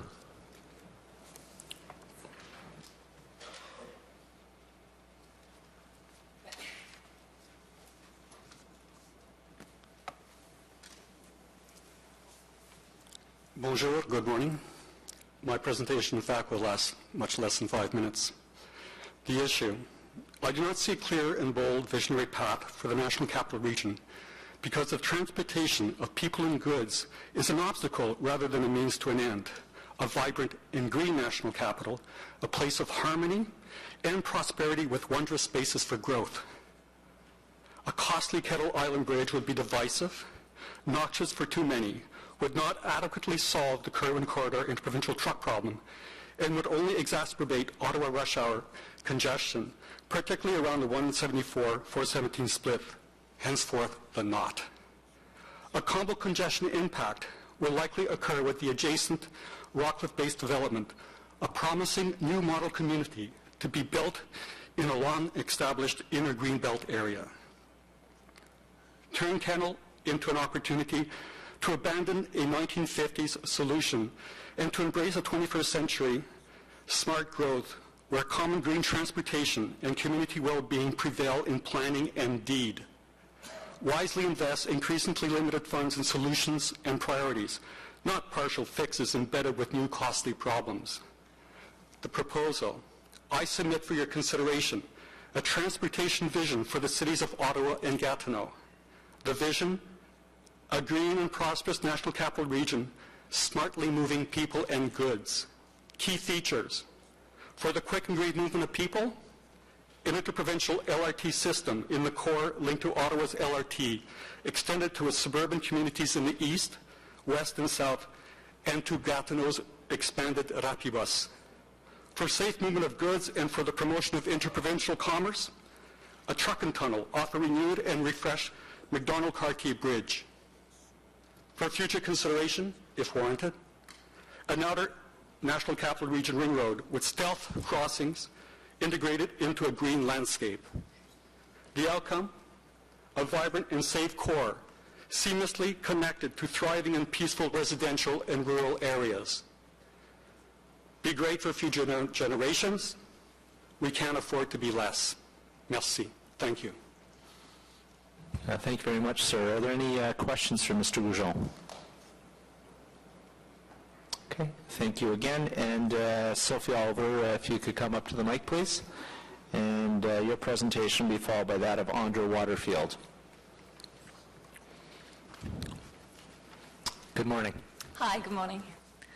I'm here representing a local environmental group by the name of Local Eco Action Families, also known as LEAF.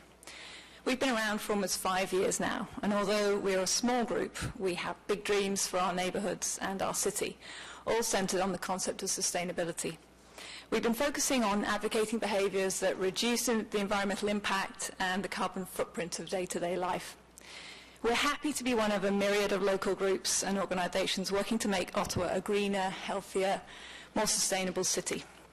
Doubtless you'll have heard of the Complete Streets Initiative and the Ottawa Centre Eco District, great examples of dynamic, innovative projects here in Ottawa, showing us the only viable way forward for cities that want to prosper in a future rendered uncertain by climate change. We aspire to seeing Ottawa become an environmental leader among Canadian cities. But for that to happen, we have to have a city that always makes smart decisions, that favour sustainable practices and foster natural ecosystems, a city that rejects the unsustainable. There's no question that we need to get the heavy trucks off the streets of downtown Ottawa. The question is how to do it in a smart, sustainable way. We need a permanent fix, not a temporary solution. We should not be simply shifting the problem from one community to another. Leaf believes that a new bridge will merely serve to increase commuter traffic and to create a permanent blight in an area of outstanding natural beauty. A bridge's lasting legacy, more traffic, and a degraded environment. Leadership in the transition to a less resource-dependent, less carbon-intensive way of life is not via the facilitation of car travel. We should not be making it easier for people to drive to work. Let's make it easier and more practical for people to leave the car at home. We need to be led to a place where our default is the use of a smart, integrated public transit system. Leadership in the fostering of healthy, active communities is not seen in the degradation of urban green spaces. The recreational and ecological value afforded by the Ottawa River and its shores is immeasurable. We urge the City and its councillors to envision a sustainable future for Ottawa, the future the city deserves. We urge you to think again about the best way to handle the pressing issue of truck traffic within the city. We urge you not to create new problems in an effort to solve existing ones, but to find a solution to the issue which makes Ottawa overall a safer, smarter, greener, more sustainable city. Our work through LEAF has shown us how passionately people care about their local environment. They want to see enlightened leadership in the stewardship of the city's cultural and ecological assets and in its ongoing growth and development. Thank you. Thank you very much. Like the spokesperson from the hospital, you bring a slightly different perspective from what we've been hearing this morning, so that's much appreciated. Are there any questions for Ms. Oliver? Okay, thank you once again. You're welcome. And if Andra Waterfield could come up to the mic, please, for 5 minutes.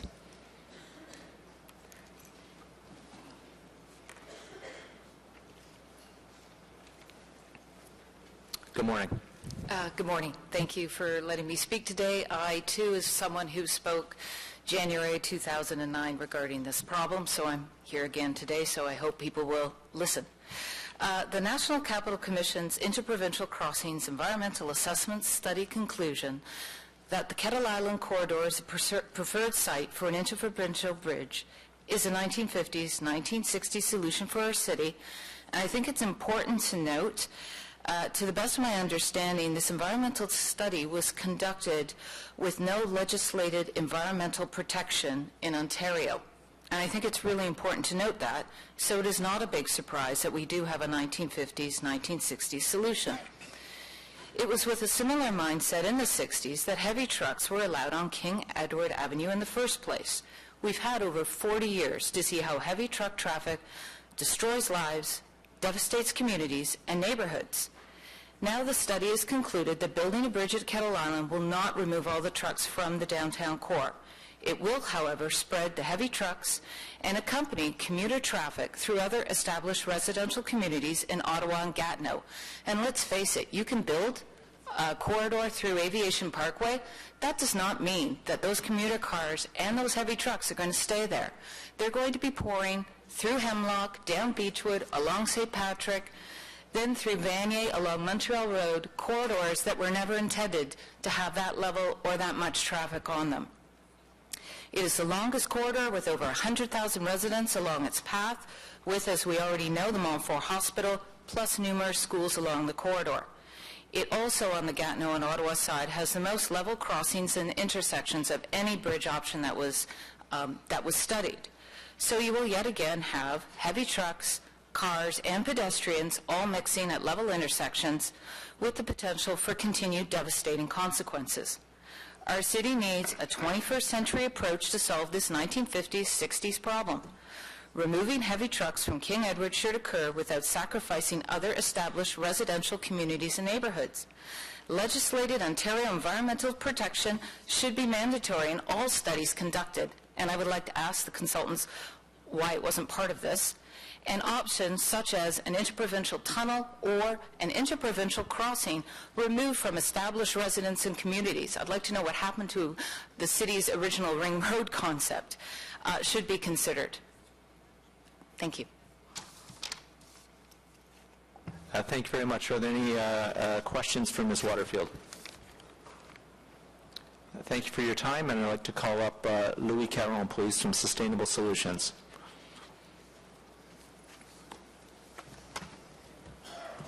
Good morning.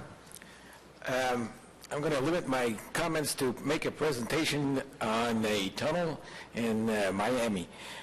Miami was faced with a problem similar to the Ottawa truck traffic situation in the downtown core. And as you watch the video, I'd like you to think about a similar situation right here in Ottawa. So if I could have the video, please.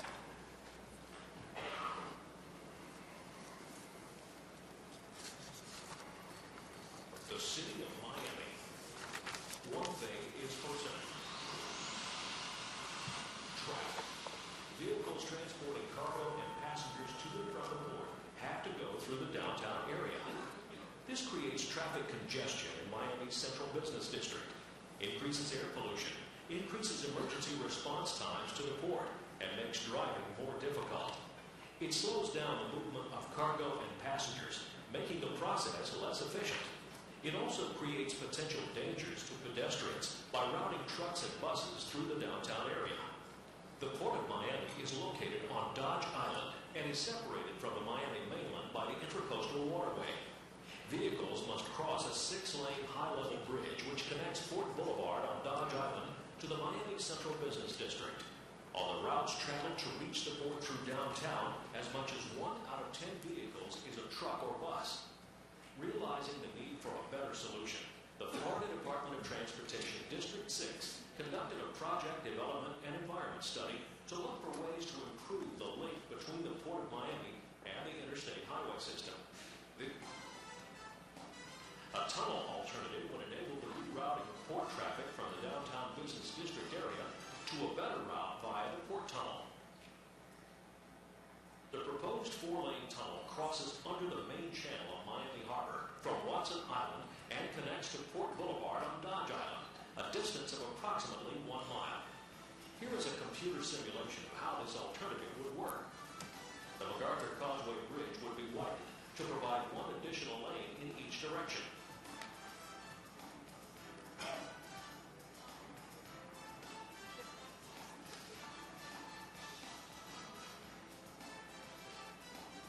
To minimize environmental and socio-economic impacts on Watson Island, the only viable alternative is split portals on MacArthur Causeway.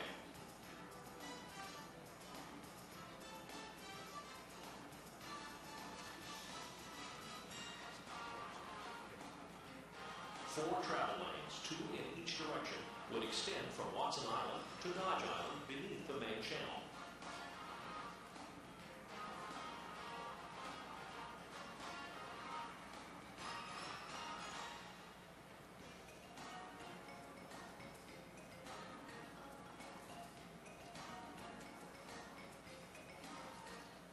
Port of Miami tunnel improvements will be integrated with the improvements to I-395 by the Florida Department of Transportation and State Road 836 by the Miami-Dade Expressway Authority.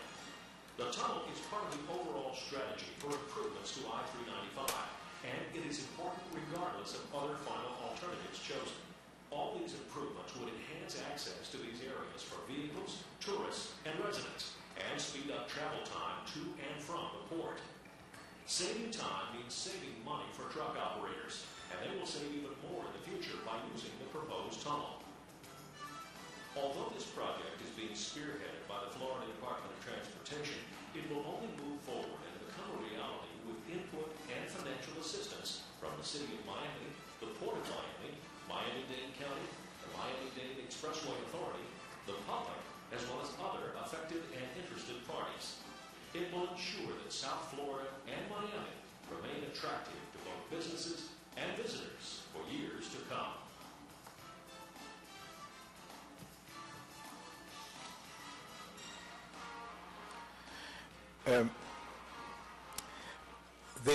The project, the Miami project, includes bridge widening, roadwork approaches, and two, not one, but two tunnels, two-lane tunnels for both cars and trucks. And the number 2 tunnel, the excavation has now been completed. It's completed last month, and it will be open to traffic in a year from now. And the cost of the tunnel, of the two tunnels, is $660 million, about 40% less than what the NCC is proposing in this study. Thank you. Thank you very much, sir. Are there any questions? Councillor Boyles, please. Thank you, Mr. Chair. Louis, as part of Sustainable Solutions, I know you've been spending a lot of time with your colleagues working on, is the tunnel option viable? And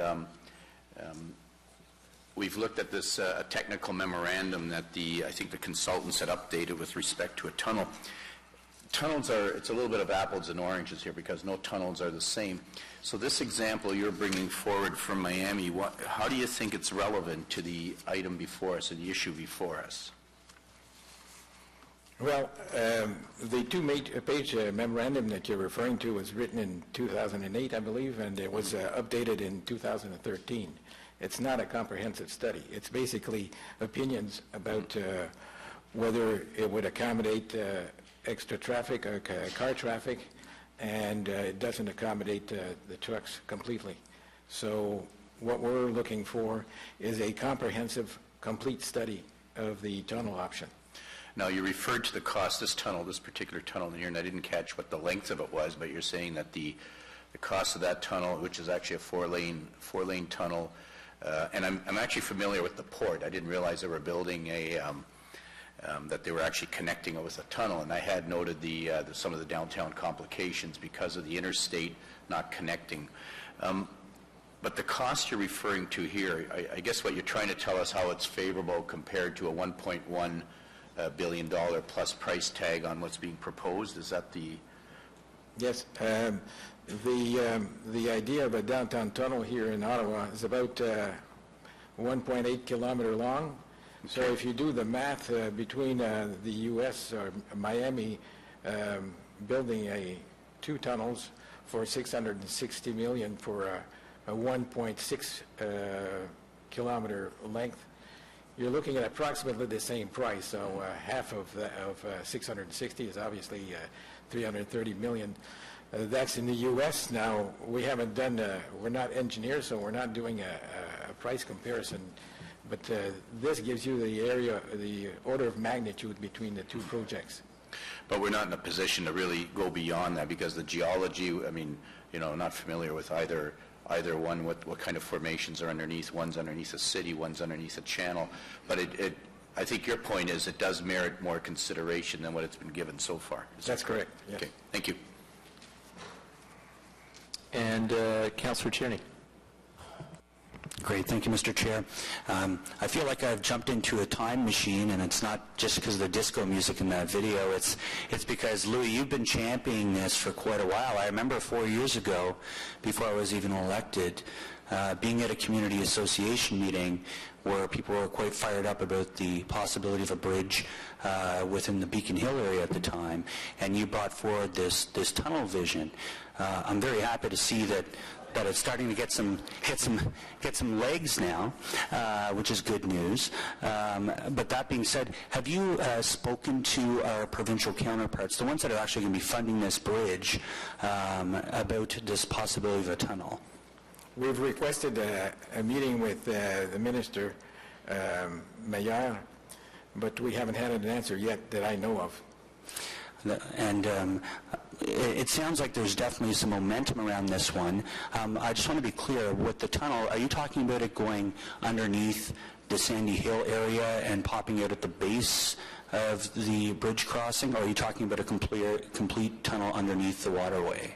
That's a good question. Basically, we're talking about a tunnel that would have its entry after the, south of McDonald Cartier, and going through the downtown core and south of Laurier at Nicholas, so that it reaches the 417 without having one traffic light.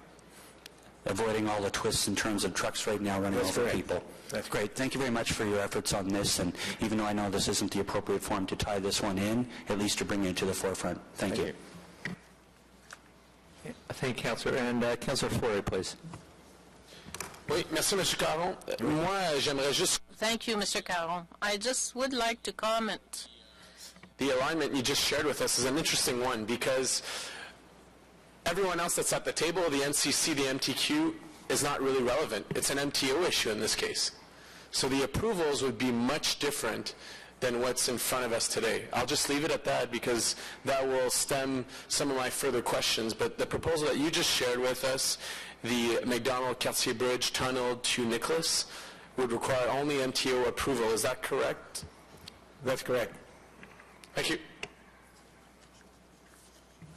Seeing no further questions, I thank you for your presentation, Mr. Carroll, and invite up Judy Leishman from the Manor Park Community Association to present, please. Judy will be followed by Roger Beauchesne.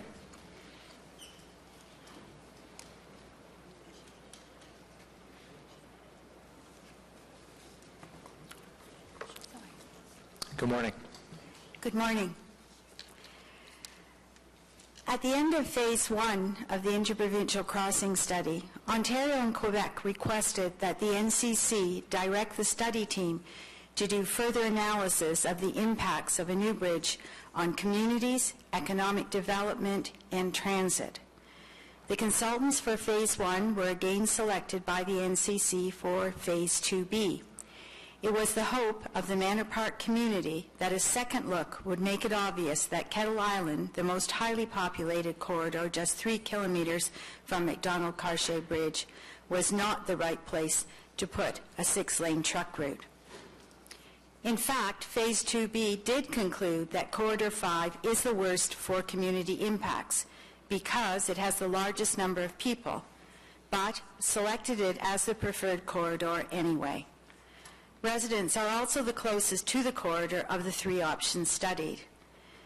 More people will be subjected to toxic air from truck exhaust, noise pollution, safety hazards at intersections for pedestrians, cyclists, and local traffic. One of the consultants at the Shankman Centre last week was even unaware that there was an elementary school a few meters from the route. Another representative came to his aid and gave the information that a 5-foot sound barrier would be erected to protect children. That is just a challenge to a 9-year-old, not protection. Why, considering the severity of the community impacts, was Corridor 5 selected? As for economic development impacts, the study concludes that Corridor 5 is the best for economic development because there are the most number of businesses already in Corridor 5. I asked an economist to review the economic development section of the study report, and he strongly disagreed with this conclusion and said that, in fact, the exact opposite is true. Economic development means growth, and having the most businesses means that there is the least amount of land left to develop any new businesses. As for impacts on transit, Phase 1 concluded that the establishment of a new interprovincial crossing has the effect of significantly reducing the use of transit with a gain in car use. That's a quote from Phase 1 report. And the least useful interprovincial crossing for transit of the 12 corridors is Crossing 5, Kettle Island, another quote from Phase 1. The reason given is that it is the most densely populated corridor. Phase 2B concludes that Corridor 5 is now the best for transit because it is the most densely populated. This is an obvious contradiction of Phase 1. In Phase 2B, 2 additional lanes dedicated to buses have been added at great expense, even though by the consultant's own admission, quote, this negative effect on transit of a bridge at Kettle Island can be only very slightly mitigated by allowing use of that crossing by bus, end of quote. There's a proposed sound barrier all along the corridor, which would be ineffective at best and totally useless if there are breaks in it to allow access to the bus. Furthermore, it would be like putting bus stops on the Queensway. This report is filled with unreasonable conclusions, contradictions, and outright misrepresentations.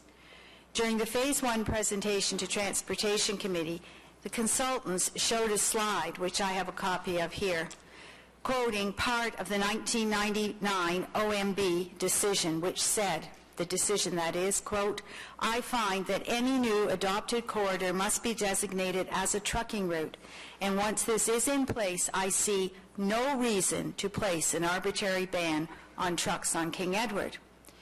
Slide 6 of today's presentation states, quote, the Ontario Municipal Board made a decision for the removal of King Edward Avenue and Rideau Streets from the regional truck route network as soon as a new bridge is built in the east.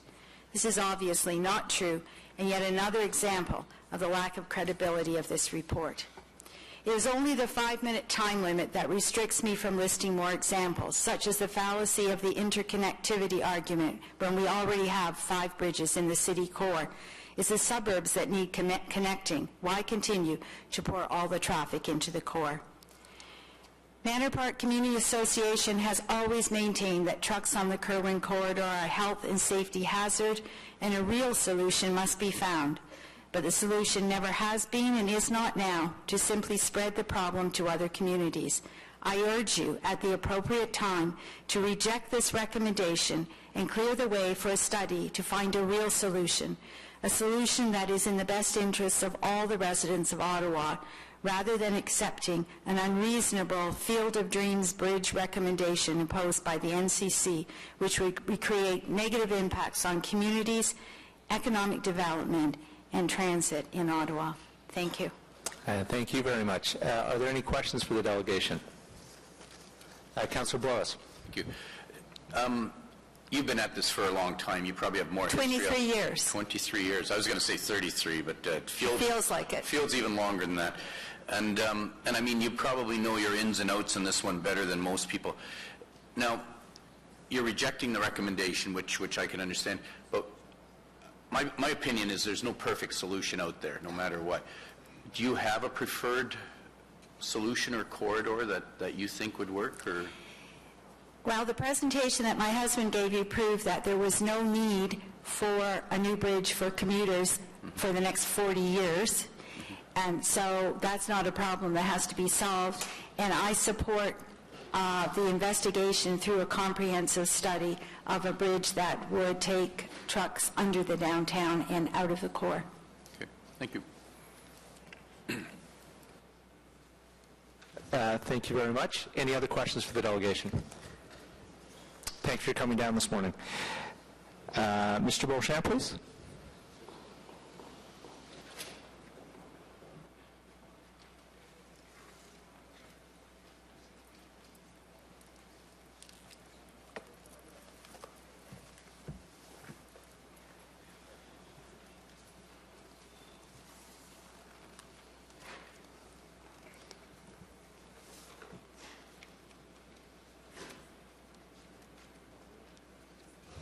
Good morning, sir. Good morning. My name is Roger Beauchesne. I was a member of the Mayor's Task Force a number of years ago that proposed the tunnel downtown for the light rail and reviewed the whole transportation system for Ottawa. It was the Colonette Group.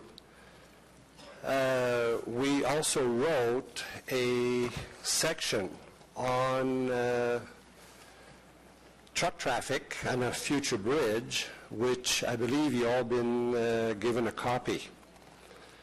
The plan was to alleviate truck traffic on, or the recommendation I should say, from King Edward in order to limit the amount of noise, pollution, and particularly particulate emissions from diesel combustion. Why were we doing that? The particulate emission is a subject of the priority substance lists of the federal government, which every engineer is supposed to take into account, especially following the amended Code of Ethics of Engineers both in Quebec and Ontario. There were also comments from the Canadian Medical Association that were quite eloquent with regard to particulate emissions. I was reading in the magazine The Economist within the last couple of weeks, and they're even tightening the leash on shipping across the world. This is a world problem. Probably Beijing members are probably more familiar with particulate matter than the average Ottawa person. I also graduated in the field of operations research, which is all these models, and I can vouch this is a complex subject because 14 started class and only 3 wrote the final exam. I have done this kind of work in the air traffic control, in the vessel traffic control, and internationally. So I can understand that there's been a lot of information presented. In this report, I find that there's a lot of generalization, there's a number of omissions, and there's a number of distortions. But reviewing a health report of this matter would take months. I'm thinking of writing a book on the subject. When I asked the consultants where would the light rail cross to Gatineau, I was told this was not part of the mandate, and therefore they did not know. Notwithstanding that the NCC currently on their website apparently are in discussions with Gatineau to extend the O train over the Prince of Wales Bridge, which was also one of our recommendations. Somebody sent me a copy of the Grébert report, which I know on the Gatineau side has been very much referred to. It's interesting that Grébert was recommending that collector routes, which he referred to as highways, should be kept away from communities. As such, he also has a drawing, which was a plate, that shows a bridge not at Kettle Island, but over Duck Island, with a road connecting through the Greenbelt to, at that time, the main highway, which was Highway 17. So there are 2 issues. There is the commuter traffic, which the health report shows eloquently is in the morning and in the afternoon, and would be solved by bringing the light rail meeting the Rapibus on the Gatineau side on day 1 of the construction of the bridge. And of course, moving trucks away from the downtown would also be recommended. In the report, they talk about greenhouse gases. Well, we know without a complex study that Gatineau will continue to be supplied by Montreal via trucks. So a bridge on the east end would actually diminish the amount of greenhouse gases as opposed to otherwise. And I thank you.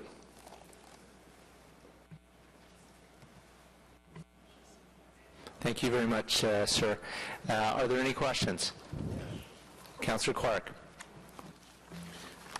Mr. Beauchesne, you are representing which group? I'm representing myself, and I thought I would present what we had discussed at the Mayor's Task Force report in June 1st, 2007. Okay. In other words, you were involved in the backup studies back in 2007? We were the group that recommended the tunnel downtown, which is now being built. Okay. I'm just trying to clarify something in my own mind. Thank you. Seeing no further questions, I thank you for your time, sir. And I'd like to call up Nathan Davis, and he'll be followed by Robert Bennett.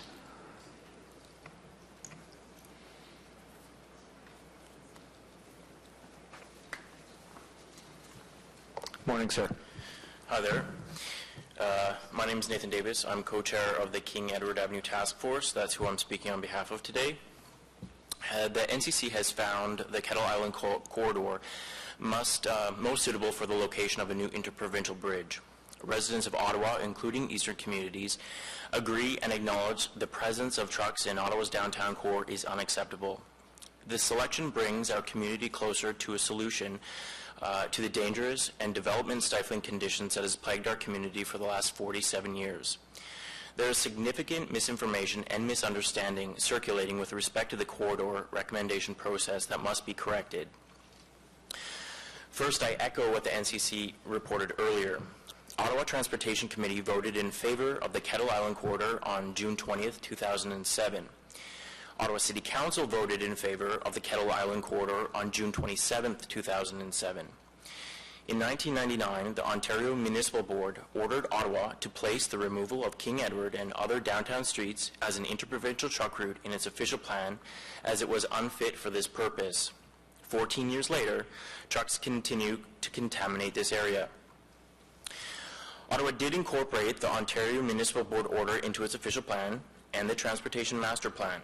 Once a new interprovincial corridor is in place, King Edward and Rideau will have trucks removed as required by the OMB decision and the official plan. A Kettle Island bridge can remove the trucks from King Edward and Rideau. It's the first step in moving forward. It's a first step in a system of solutions to solve the downtown truck problem. It is delusional to believe that any one solution is going to be the be-all and end-all. It's the first step. There has been much talk of a tunnel, a red herring, a pipe dream for those uninformed in all things technical. Supporting a tunnel is maintaining a damaging and unsafe truck route in King Edward and Rideau for years to come. The tunnel option has twice been dismissed as technically unfeasible. A technically unfeasible project cannot be built, regardless of the amount of money brought to the table. $1 billion, $2 billion, $5 billion. How much do we want to spend for an extremely risky project running underneath a heritage district? I digress. This environmental assessment has been a seven-year process, and it's not finished yet. We need to trust the rigorous federally mandated process, complete with fairness monitors and auditors. Competent designers, engineers, consultants with years of experience numerous times have indicated that Kettle Island is the best choice of difficult choices. Ottawa is growing every moment. A bridge is needed. Ottawa's growth and vibrancy will be stifled without it. A new bridge will promote Ottawa in the Outaouais to flourish for decades. A bridge does not need to be unsustainable. It has a pedestrian and cyclist realm. It has room for LRT and transit. It is not just a 6-lane road. In fact, it's more like a 4-lane road. Most people think about the damage a bridge will do, but we submit, what about the damage downtown? The damage no bridge has caused. What damage will not having a bridge do in the future? It may increase the traffic on all the streets they believe it will remove traffic from. The King Edward Avenue Task Force supports the NCC's findings, and we urge the Transportation Committee to support the experts' recommendations of the technically superior option and move to the next phase of the environmental assessment. Thank you for your time. And thank you, sir. I believe Councillor Clark, even though he's not on the board, has a question for you. The one part of your presentation I understood was where you said, I digress. I'm a little concerned that you think that 1/3 of a loaf is good, because I really think that the problem, and I've been wrestling mentally with it for 20 years, is the trucks on King Edward. Would you agree that that's the major problem facing us in this community? It is. It is definitely a major problem. Fine. This particular process has not managed to deal with that, and you're saying, well, it might be a little bit better. Well, do you really think it's going to be that much better? The study itself shows that in another 10 years, we're going to have exactly the same amount of trucks in King Edward as it has today. Well, that goes into the system of solutions that I was talking about. Essentially, we believe that building the bridge is the first step. There's also going to be policy steps which come into account. And we believe that this is going to solve the solution for everybody. And you say that the building of a tunnel from the McDonald-Cartier to the 417 is not feasible, can't be done. When weighing the benefits versus the risks far outweigh the benefits in this case, and it translates directly. Risks translate directly into costs, and being that we have a fiscally conservative mayor and we're trying to keep costs low, the costs of building this tunnel beneath high dense residential area and a historic district, the risks are not acceptable to be taken, especially if we're looking to keep costs low. But we're building a tunnel for the LRT downtown, maybe not close to residential, but certainly next to some very significant buildings. What makes you think that it would be more risky than doing that? Well, there are significant differences between the tunnel in the downtown core, the LRT tunnel, and the tunnel that's being proposed here. There's magnitudes of order in difference in the size and the type of traffic running down there. We're talking 2 tubes for LRT versus a 6-lane freeway running downtown. We're talking about running this tunnel underneath people's homes, whereas we're largely talking about running it under streets in the city of Ottawa. The technical studies which have been done deem this to be much too difficult, and the costs continue to rise as you delve into those technical issues. There's a principle, I'd like to say an engineering principle, but it's largely a principle ubiquitous. It's keep it simple, stupid. And the tunnel option is not the simple solution. Professional options analyzers would never choose a solution that is more expensive and more technically difficult when a simpler, cheaper solution exists. That simpler, cheaper solution is definitely a dilemma and a hard one to choose, but largely the eastern communities like to ignore the mitigating factors and the things that can be put into the eastern corridor. Noise, vibration, air pollution, all of it can be properly mitigated, things which cannot be done downtown. We believe that it's the better solution, the eastern corridor. Thank you. Any other questions? Thank you very much, sir. And now Mr. Bennett, or if he's not here, he indicates somebody may speak on his, he is here. Perfect. Welcome.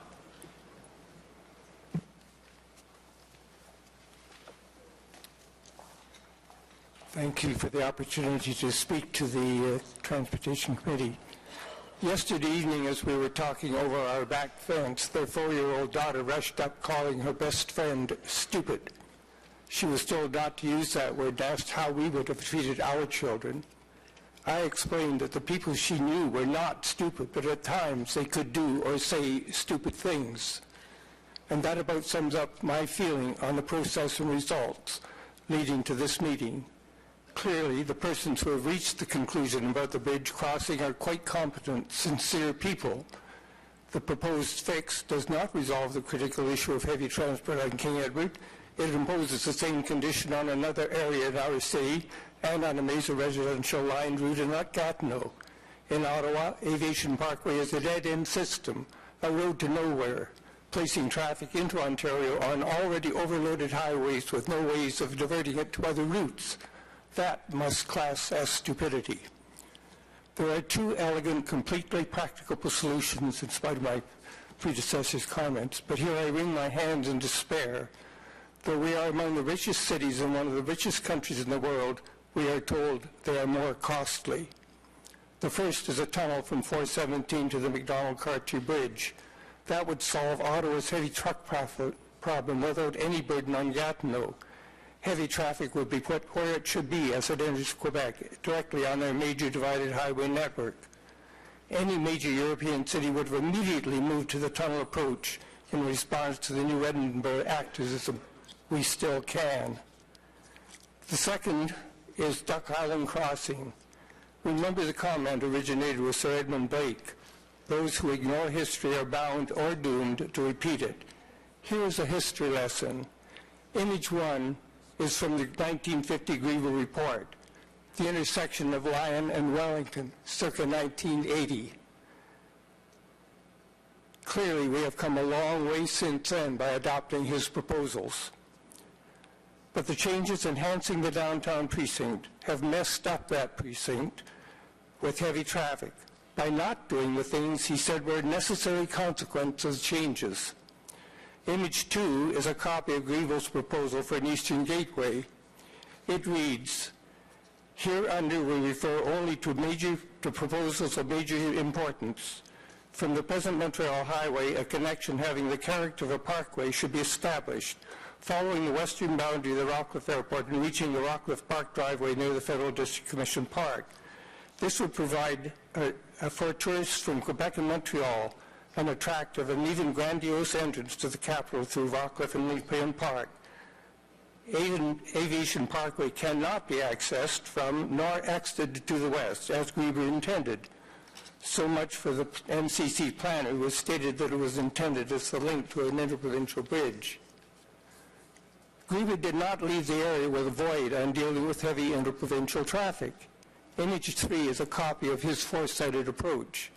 It reads, completion of the railway belt line north of the CPR Montreal line, northerly across the Ottawa River, including a new railway and highway bridge west to Green Creek, over Duck Island to the CPR North Shore line and Highway number 8. Image 4 is a copy of the eminently sensible Griever proposal. Griever did not foresee the dominance of truck over rail service, but in no way derogates from his proposal today. His route, slightly modified to pass just east of the sewage disposal facility, would not encroach closer than some 500 meters to any residence, except where Highway 174 would separate them. Image 5 shows that it is not a dead-end route, but the starting point for a future-looking ring road to help distribute cross-city traffic. It should overpass Montreal Road and Highway 174 to prevent additional loading on those roads, so rightly offensive to the communities east of Green Creek. It could have its first connection to an existing highway with an interchange at Walkley Road, where it would favorably connect with 417 and the principal industrial heavy traffic activity centers of the East End. Innis, Hunt Club Road would be options. Such a flexibility is simply not available if the aviation parkway is used. Griever was a visionary. More significantly, he was a realistic planner. We should be following his advice. A tunnel crossing following Griever's route is clearly the best bridge solution to an intolerable situation, but we must also seriously look at a tunnel as the alternative. Thank you. And thank you, Mr. Bennett. Are there any questions? Okay, thank you very much, sir. And Iowa Price, please. And Ms. Price, please, followed by Alexander Macklin.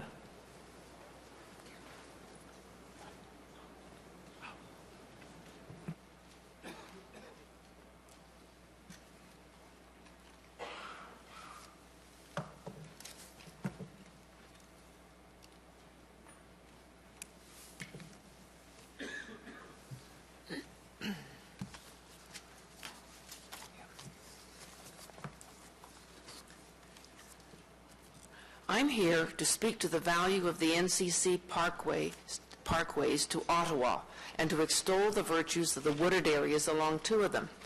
I was at one time the chair of the Ottawa Forests and Green Space Advisory Committee.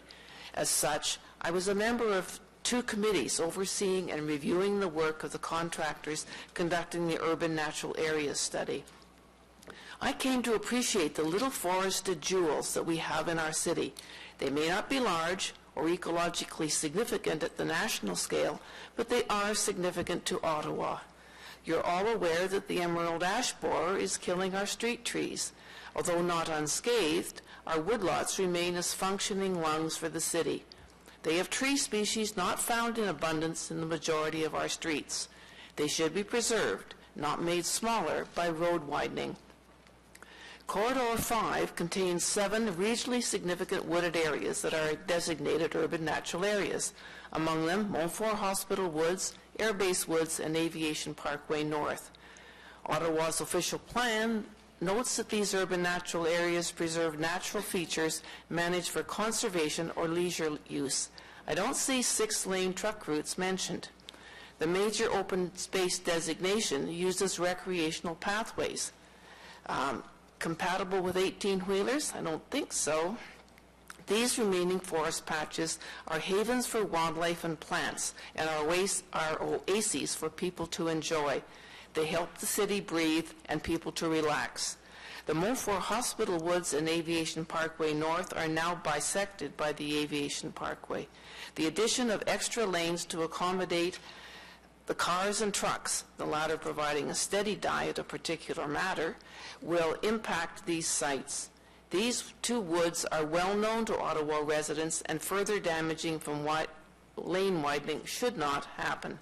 The NCC, the city, and private citizens share ownership of these 2 woodlots. They do not deserve to be sacrificed. The Air Base Woods, 22 hectares of high-rated woodlands, is another of the sites that will be impacted. If the runways are extended eastward to accommodate for the bridge approach at the west end, the airport access and the runways will intrude into the Air Base Woods. The NCC is the sole owner of the woods. I wonder why the NCC staff will allow a crown jewel on the shoreline of the Ottawa River to be impacted this way. The other urban natural areas along the Aviation Parkway are surely to all but disappear and entirely lose their green value to both the nearby residents and the tourists who enter the city by the Aviation Parkway. Regarding the pathways as a whole, it's my view that the NCC's duty is to protect them, as outlined in their policy documents. These parkways belong to all Canadians and must not be downgraded.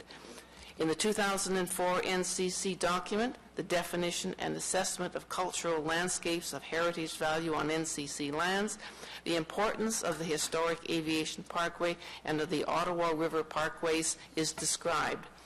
All of these pathways radiate from the core.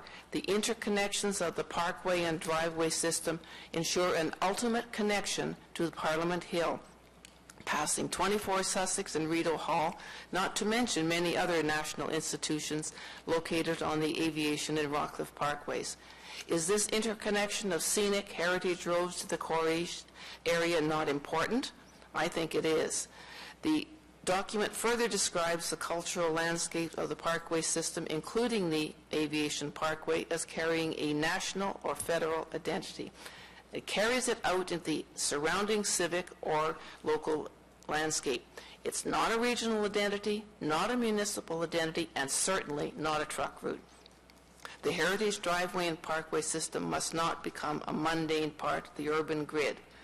We've got the 1999 plan for Canada's capital to ensure that the capital parkways continue to function primarily as key parts of the green image of the capital and as a means of communicating Canada's capital to visitors. Use the parkway as a network of access to capital destinations. Protect the natural features of the parkway corridors, and where the landscape permits, facilitate the naturalization of parkway corridors.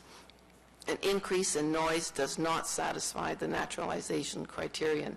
Highlight the parkway links from provincial and regional road networks as the preferred visitor approach to the capital destinations. None of the above are compatible with this bridge and parkway desecration proposal. None of the NCC policy statements suggest that a link to an interprovincial and regional route would be an appropriate use of a parkway resource. Thank you. Thank you very much for your presentation. Any questions? Seeing none, thank you again, and we'll now call Jacqueline Huker. Oh, sorry. Alexander Macklin, followed by Jacqueline Huker. Good morning, sir. Good morning. Somebody left their glasses here. I'm here as a member of the Beechwood Village Alliance, and I tell you that my background has been as a professional civil engineer and as a lawyer, which I practiced both of those professions for many, many years.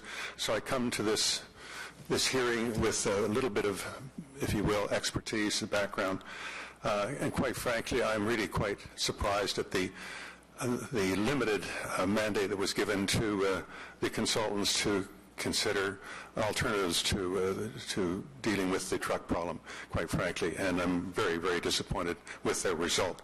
I can tell you that I've spoken with at least one cabinet minister at the province of Ontario, and I can tell you that the province of Ontario is of the view that they will not spend 1 cent of public money to support a Kettle Island route. So that would be dead unless the NCC, through the federal government, can find all the money to spend, but it certainly won't come from the province of Ontario. I support a number of the people who have spoken about the problems with Kettle Island, indeed the other locations as well. Can you imagine, those of us who have traveled, can you imagine something like this happening in New York City, London, Montreal, which has its tunnels, New York City has its tunnels, Paris? I mean, it would be the downtown would be destroyed by this sort of thing in those cities. It simply wouldn't be tolerated. I have thought about what's the alternative. Of course, the Ring Road is one that's been raised with if you must have a bridge further out beyond any urban areas. The tunnel has been proposed. It doesn't have to be a deep tunnel. It can be a fairly shallow tunnel and done, I think, at fairly minimal expense. I personally, when I was a very young person living in Toronto, I observed the building of the tunnel down Yonge Street for the first subway. And it went through a very, very highly populated area with businesses, residences, etc., and was extremely successful, and of course has been successful to this day. So there's a tunnel can be done. It doesn't have to go down 200 feet or anything like that, and it would be certainly would solve the problem. So I say that take another look, have the consultants take another look, get a broader mandate, and look at other possibilities beside Kettle Island. I've been in this myself for many years, as trying to make my representations known, and I'm just appalled that we're coming back again to Kettle Island after so much has been going on with so many people, so many organizations, so many authorities opposed to Kettle Island. I mean, I just don't understand it. So anyway, there we are, and I'm happy to answer any questions if anyone has any for me. Thank you. Thank you very much for coming down today, sir. I don't see any questions from committee members, so I'll ask Jacqueline Huker to come up next to present for 5 minutes, followed by Dr. Francis Legault.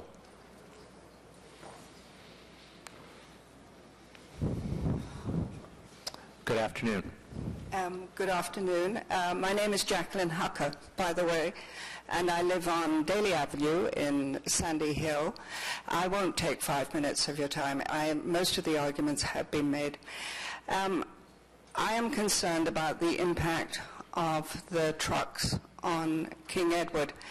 I had a good friend of mine, Margaret Archibald, many years ago. I remember she was a Manor Park resident, and I remember her amazing ability to organize the community to fight against the establishment or the construction of the American Embassy in Manor Park. It was very effective, and we all cheered her on. But there were consequences, and they were not particularly good consequences. The consequences to the traffic in the downtown area, the consequences for people working in the building, and for people who lived near the building, who were constantly being sort of examined by the Americans, who had serious security concerns.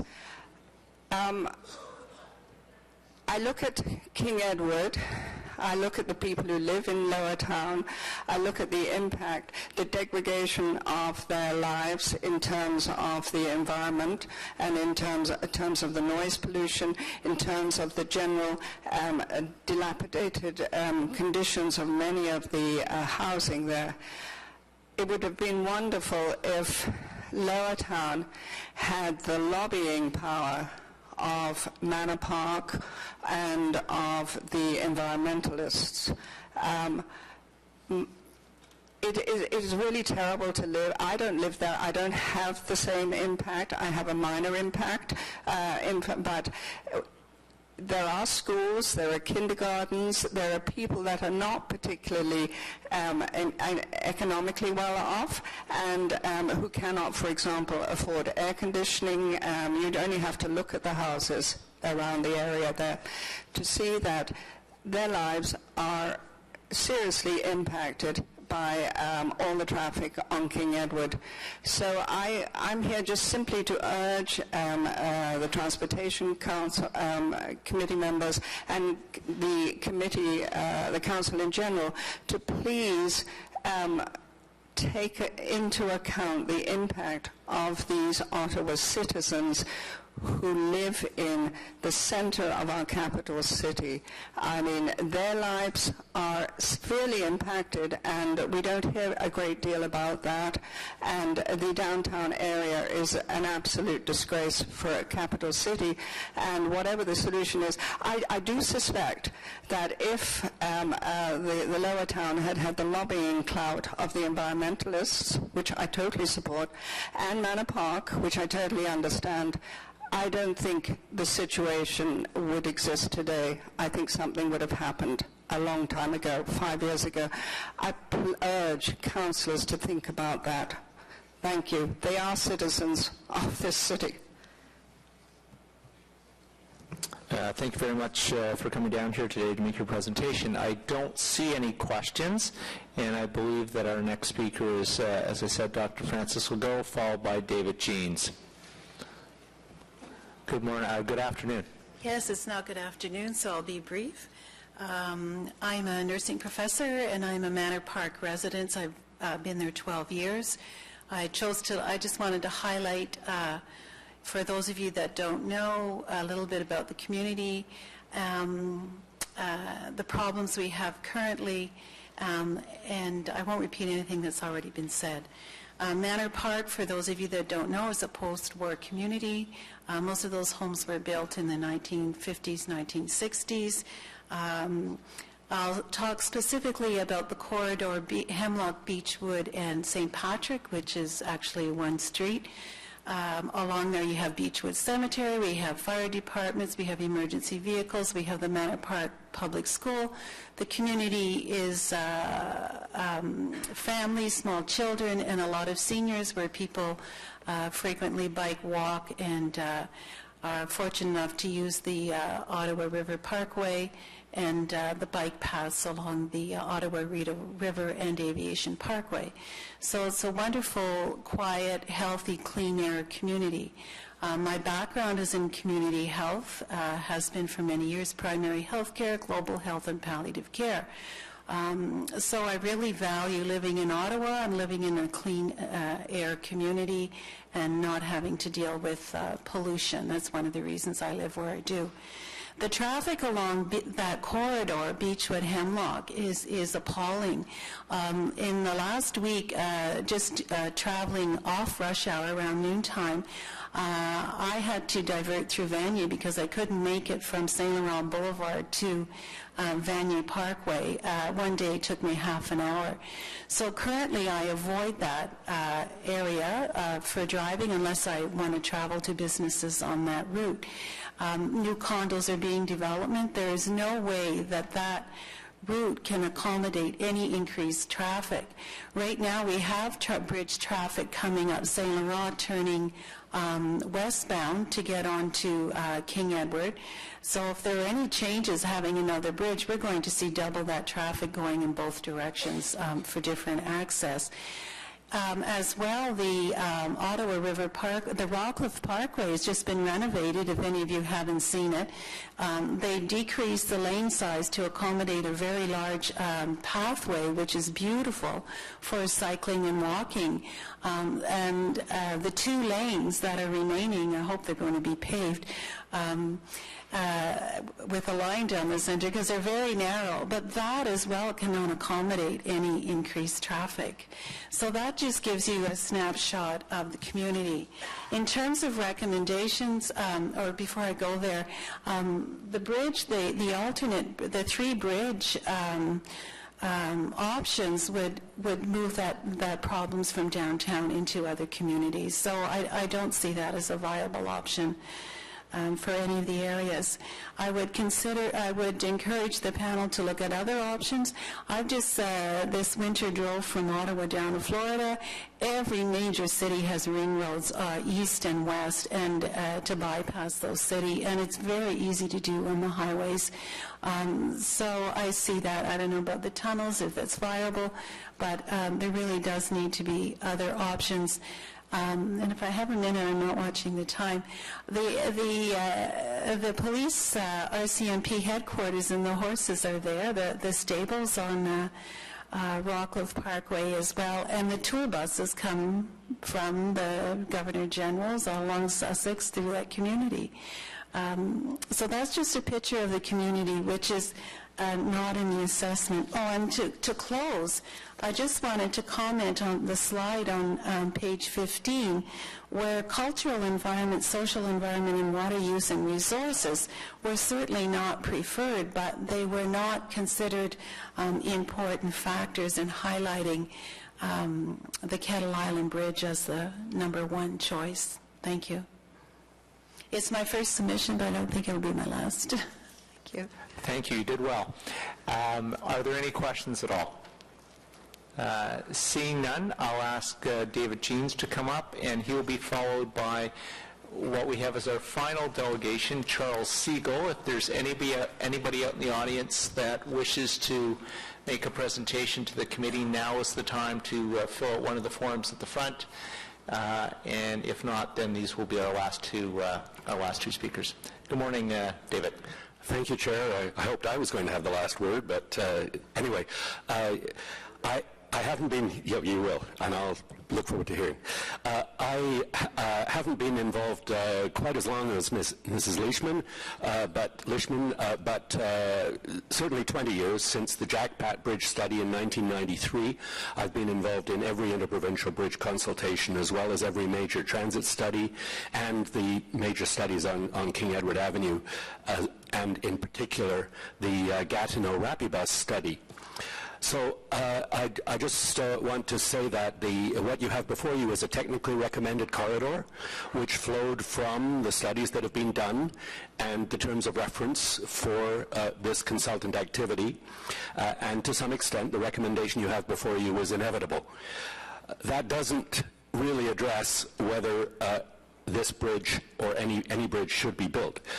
Just from a public transit point of view, it's been made quite clear that the new bridge isn't required to meet public transit capacity needs. We have a lot of projects which are in fact increasing transit capacity. Rapibus is one, the LRT is another. Also, the evaluation of the bridges for transit was primarily which one would be least negative on transit ridership in the city, rather than whether there was a need to increase transit capacity. And in fact, if you were asked to build a new bridge for transit only, you wouldn't build any of these bridges if that were the only purpose for it. Then there's the question of trucking. Now, you've heard again and again that Ottawa's trucking problem is not solved by this bridge, nor would it have been by any of the others.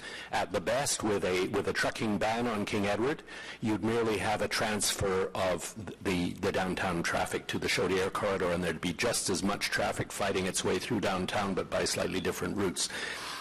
In fact, the only solution that you have heard ever as to how to solve the truck problem in the downtown core is what Mr. Caron presented on a tunnel under the downtown. He presented Miami. Such a tunnel also exists in Montreal. But the fact is that it has not been studied in detail. As Mr. Caron said, it has been considered and dismissed, but the tunnel was not part of the terms of reference. And when Mr. Verbas tried to get a previous stage of this study to look in detail at that proposal, it was not studied in detail. So we don't know what it would cost, whether it would be feasible, and whether it would solve the problem. I do want to talk to the decisions that you are going to have to make going forward as Ottawa City Council. Ultimately, you have to decide whether growth, particularly growth in the downtown core, requires a new bridge. Well, Toronto has had a certain amount of growth in the downtown core since the 1960s, and they have not added any road capacity into the downtown, nor will they. All the growth has been handled by transit, and yet Toronto's downtown is thriving in terms of creation of new condos and creation of new employment, larger office towers, and so on.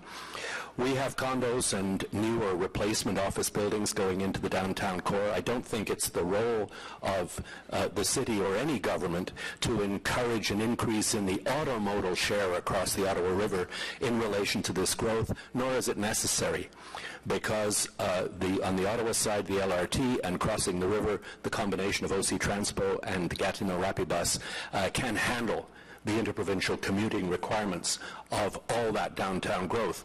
And remember also that the downtown component in Ottawa is a relatively small proportion of Ottawa's total jobs. So that kind of growth is not really necessary.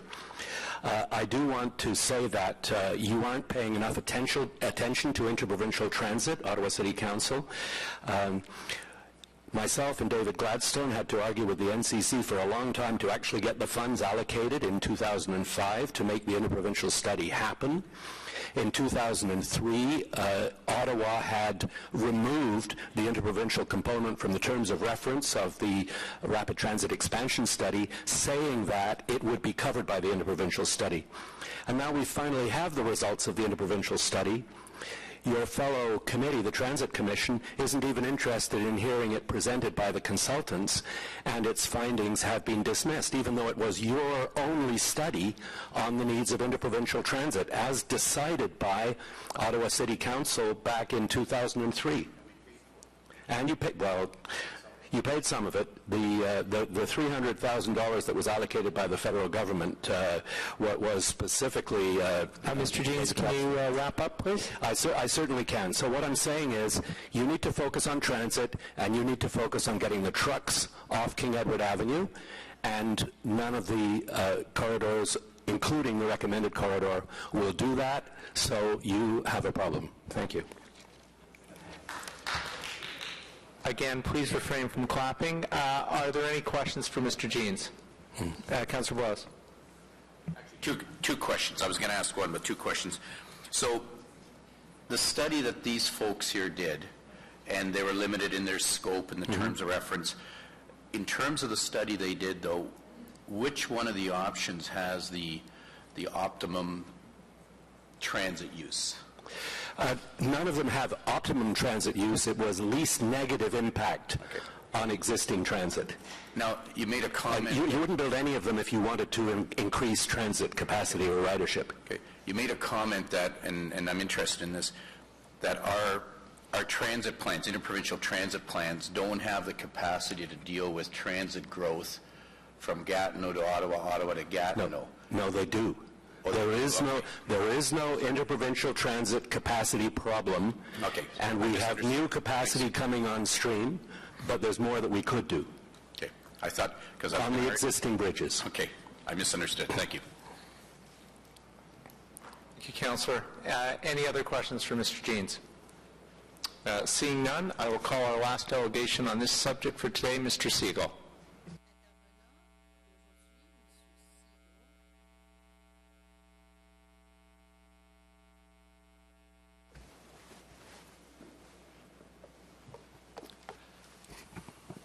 Thank you very much.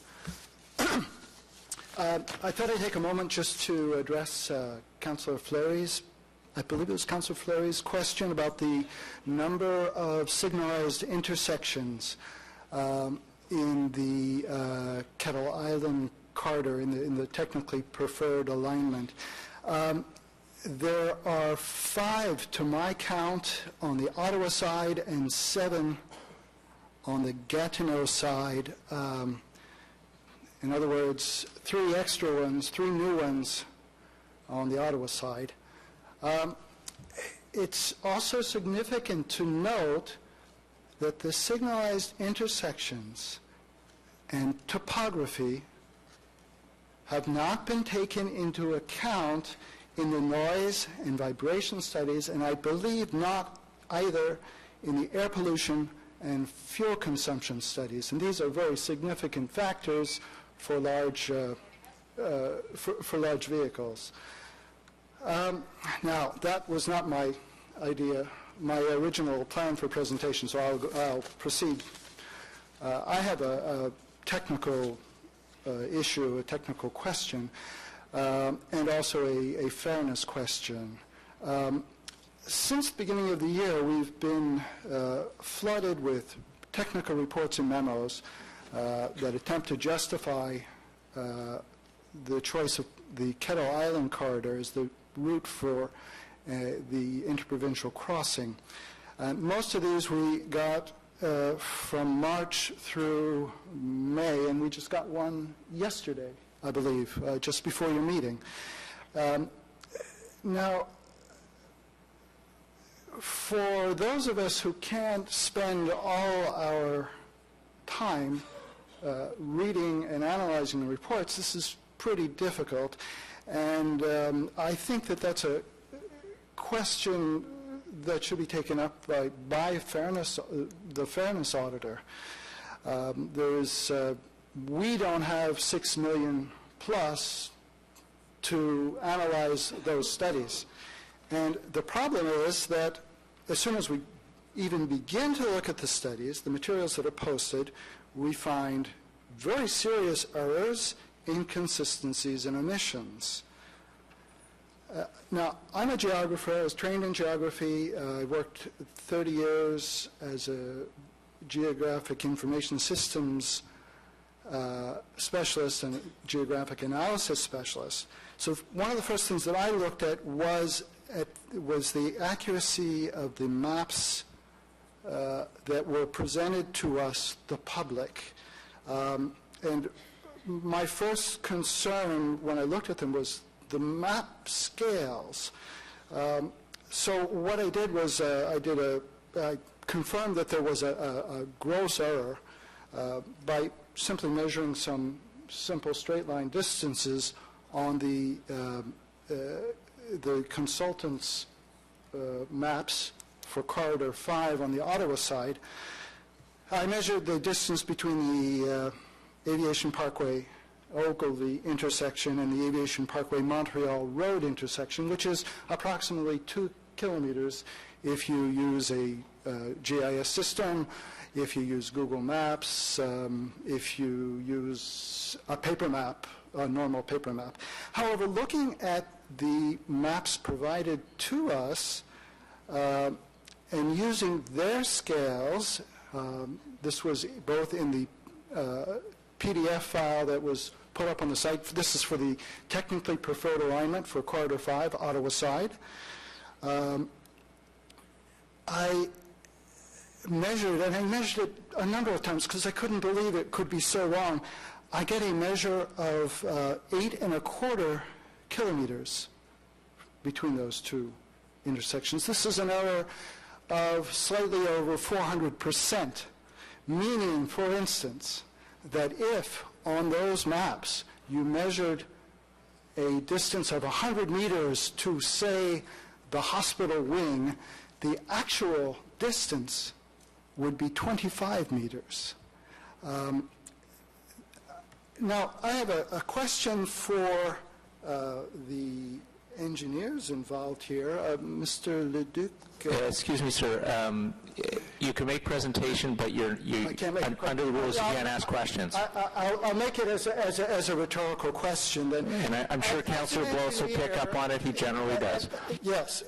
Now, I would like to know, in general, do the engineers support and verify the accuracy and the truthfulness of the documents that are presented to the public and to the NCC?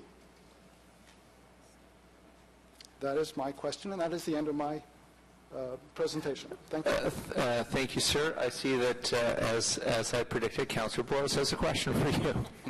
Yes, sir.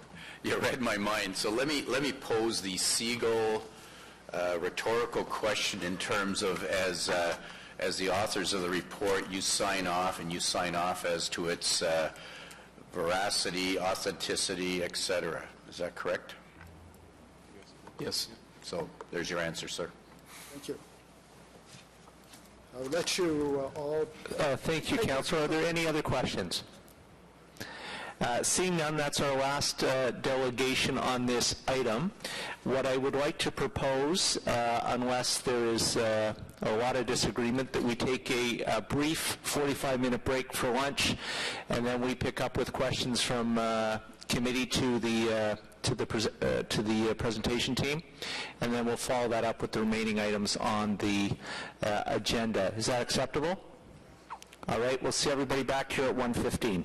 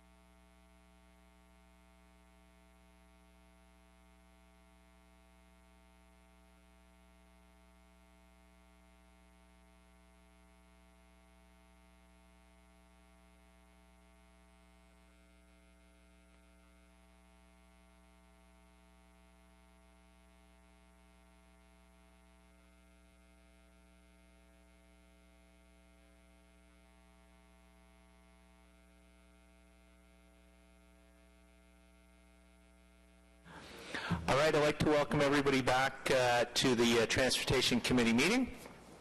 We have quorum in the room, and I see that the speakers list has already started to be populated. So we will start with Councillor Blois. Thank you, Mr. Chair.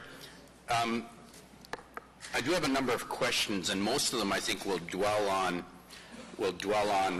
the elephant in the room, which I think is the tunnel option that has never quite made it to the table. But before that, I think there were a number of comments or maybe even judgments that were made by a number of speakers that need some addressing. And I don't know if I saw you guys busily jotting away, if you kept track of some of the issues that were raised, that you might be able to clear the air, because otherwise some of us will be asking the same questions over and over. So, Mr. Chair, with your concurrence, if the delegation, the consultants and the NCC, if they would like to maybe put to rest some of the issues that were raised, and then I would get on with my questions.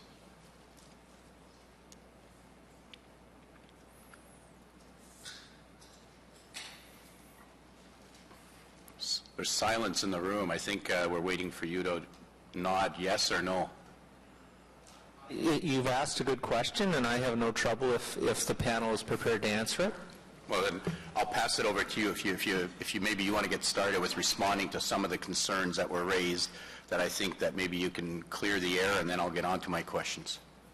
Great, thank you. Through you, Mr. Chair, to the committee, I do appreciate the opportunity, because we certainly, it's pretty clear, and we respect the perspective and the concerns of members of the public with respect to certain specific elements of the study, and I know Andre will be prepared to speak to some of the very particular elements that were raised, because we think it's important and a very valuable exercise to really get into the details, which is why we're here today. That's the purpose of this round of consultation. But I did want to take the opportunity to just recharacterize what this exercise actually is all about, so that we have a good understanding in terms of digesting the information being received and the discussion here today.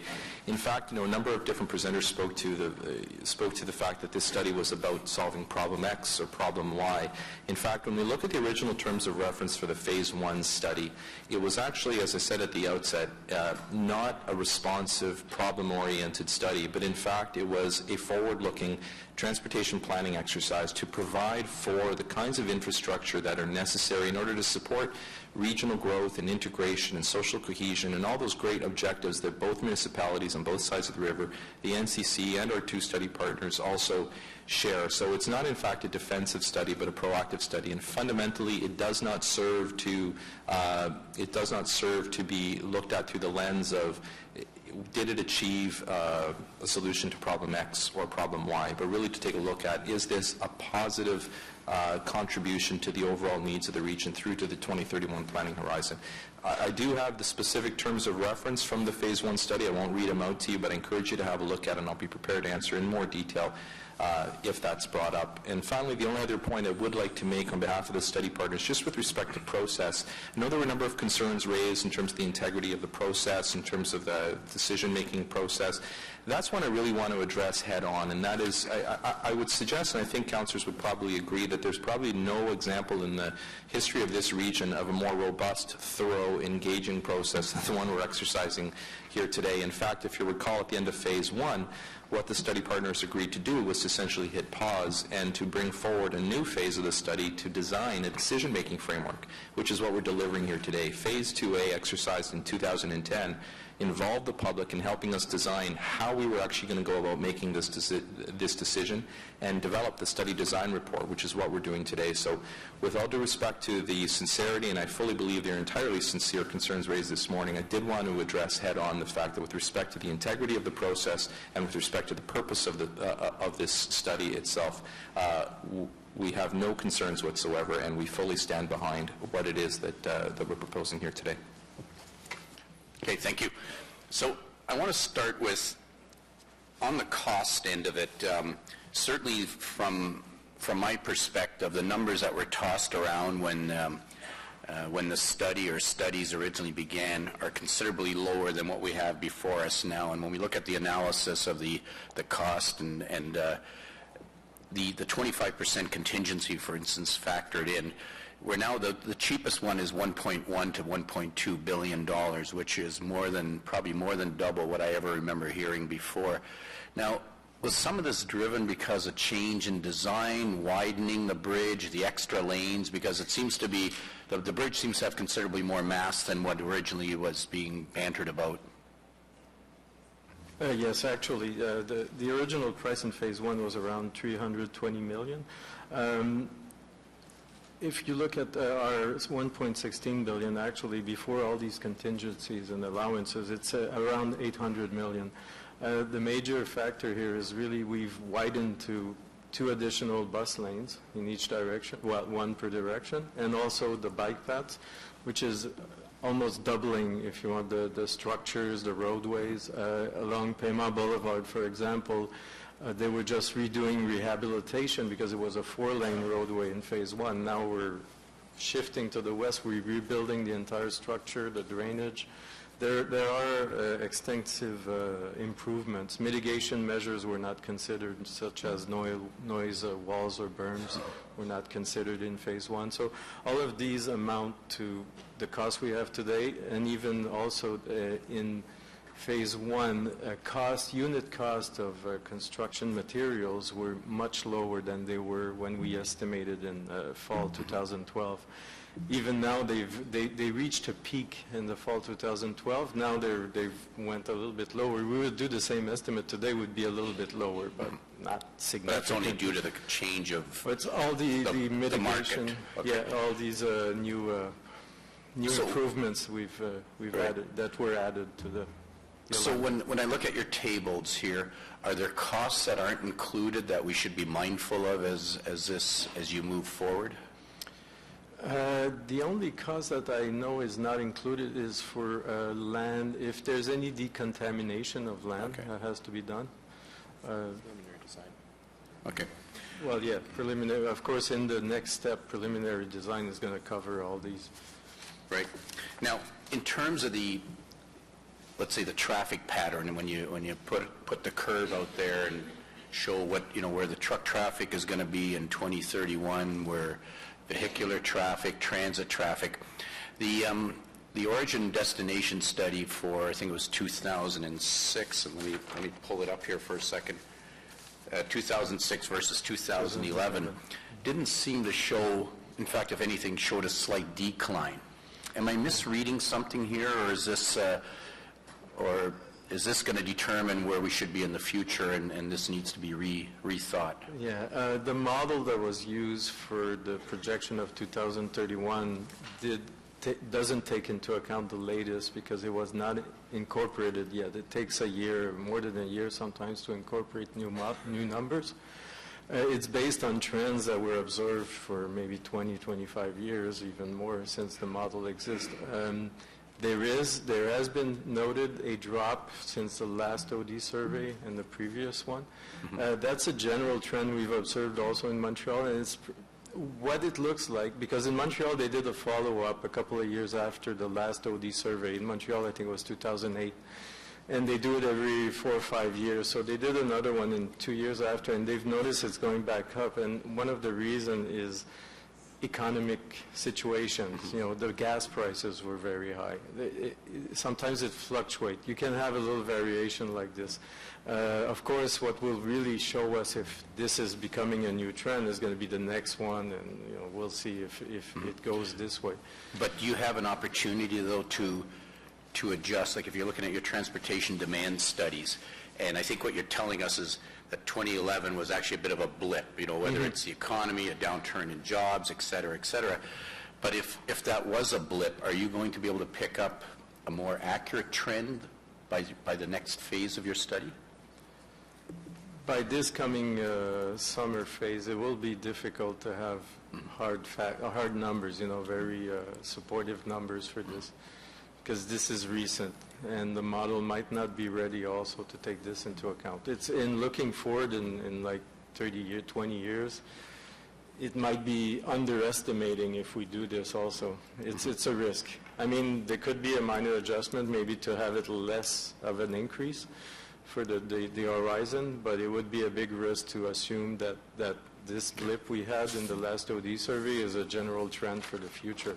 We all know that the area is going to develop, there's going to be more housing, and the model takes that into account. That's how it's doing its provisions on traffic. It's really taking all the official plans of Gatineau and Ottawa, and it assigns where it's going to be developed, at which stage it's going to be developed in 20 years, and it assigns traffic according to database of how much is generated, and also assigns shifts in modal share. Are people going to transfer to transit? It takes all of that into account. It does the best it can do, because we can never predict with precision the future. But I think you're even predicting, even if we meet our transit modal split, that the requirement, what you're saying, I think, if I read this correctly, was even if we meet in the most optimistic way our transit modal split, we still need the bridge to accommodate the growth in traffic. Yeah, travel demand by truck cars will increase. Even if there is an increase in transit ridership, there will still be a demand. I mean, if you look at 24-hour capacity of the bridges, yes, there is capacity, but your peak hour is going to extend to 2-3 hours in the morning and 3 hours at night. That's the phenomenon we have in Montreal. In Toronto, we're having almost entire day peak periods. That's a fact. Well, that's a reality, I think, of growing cities, is that your peak period keeps expanding. And you're going to have congestion on longer times, which has repercussions on pollution, air emissions and all that. Right.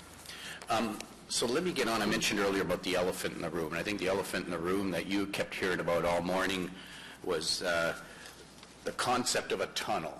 And couple of variations that have been kicked around and everything else, and I think many of us, especially a layman like myself, starts looking at, did we miss something along the way here? And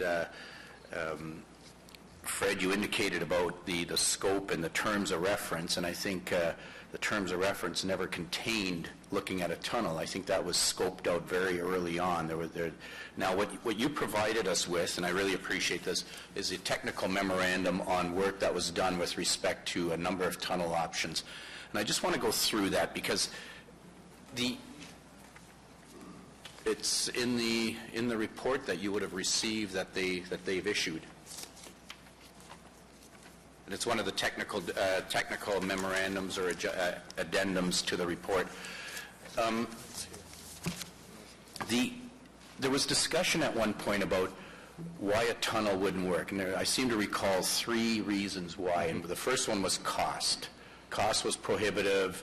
It was going to be approaching probably $500 million and everything else, and most of us balked at that point. There was also whether it was an effective solution, i.e. would it get the trucks out of the core, would it get trucks from point A to point B where they want to be, and operationally, what would it do to the downtown? And I think the consensus seemed to be a tunnel option didn't measure up. Now we go back and we see what you've produced here. And in your technical report, where you've made adjustments for 2012 costs, and the 2012 costs has a variance going anywhere from, so the original cost you showed was $110 million to $250 million. The adjusted numbers are now $159 to $319 million in 2012 figures. And I'm just wondering, in light of such a massive discrepancy between a tunnel option, or one of those tunnel options, because I think there were 6 of them looked at, and I appreciate that you didn't do the actual tunnel study. It was predecessors to you that had looked at it as part of the King Edward widening and rehabilitation. Does this not give you a sort of pause to say, do we need to go back and look at the tunnel option, or at least compare it to the recommendations you're making here today? Like you mentioned, what we've done is we've looked at the Delcan study from 2002. We've looked at it and see if we still think their findings are valid. The cost here was just a very quick increase with the indexation rate, but it doesn't take into account if cost of construction went higher than this rate. It's only 2.45% a year. It could be much higher. Also, there's a lot of, there's some probably technical features we didn't have and they didn't take into account back then. I think their estimate was very high level also. not very detailed, so it could be, findings of the soil capacity, can we dig, and what kind of tunnel you can do. And also there's the fact that the LRT tunnel traveling east-west would now have to be bypassed. It's blocking the way of a tunnel, so now you have to look to go under it, to go even deeper, which would have to check if it's feasible and would most probably incur more cost. One thing the study, I think, doesn't really take into account, there's also mitigating for dangerous goods, of travel of trucks with dangerous goods, explosive. A lot of, in Quebec, you cannot have these trucks travel in tunnels.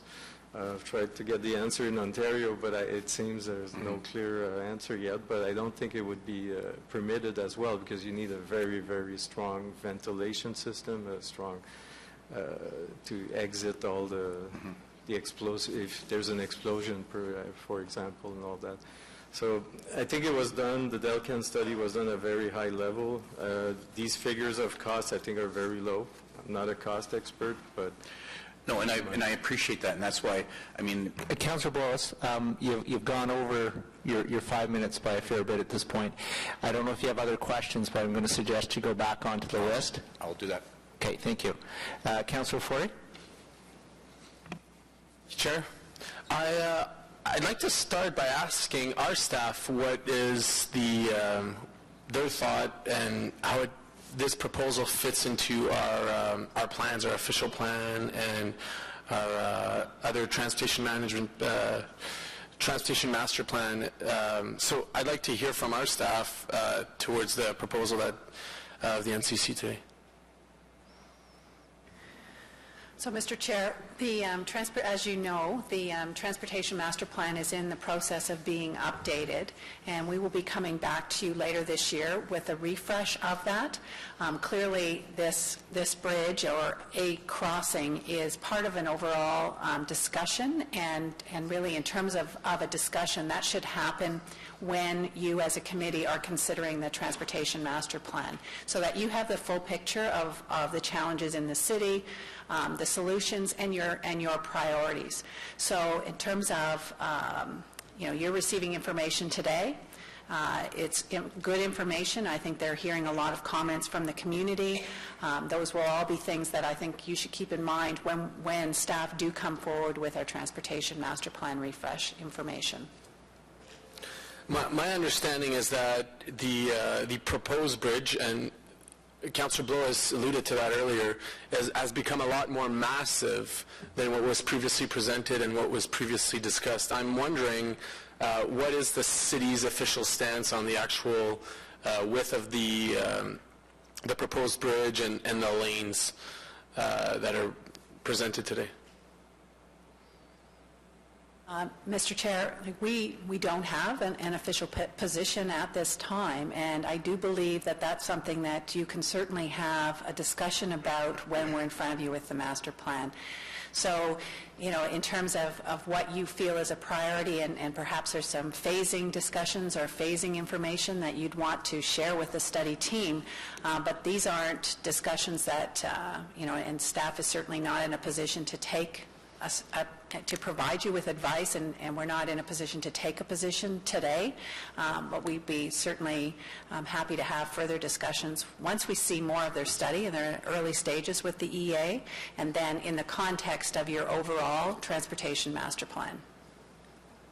I guess it always feels like, which one comes first, because what we've heard from the consultants and the NCC is back to, the initial discussion around why we did this study in the first place. I might, oversimplify by saying it's a truck route in the downtown. There's obviously, from what was presented, other issues. So to me, maybe we be a little more proactive in this one in saying what we want in this bridge, the cycling lanes, the bus lanes, the wide sidewalks, the amount of car lane use we'd like on that bridge. I think, we're in a position where we have everyone at the table today. It'd be interesting to at least maybe make those comments, and I will make it in my concluding remarks. Ce que j'aimerais faire maintenant, c'est peut-être demander au ministère du Transport du Québec de nous présenter leur perspective au niveau du gouvernement du Québec pour comprendre mieux comment ce qui est présenté aujourd'hui remplit leurs objectifs, puis comment ils voient les prochaines étapes.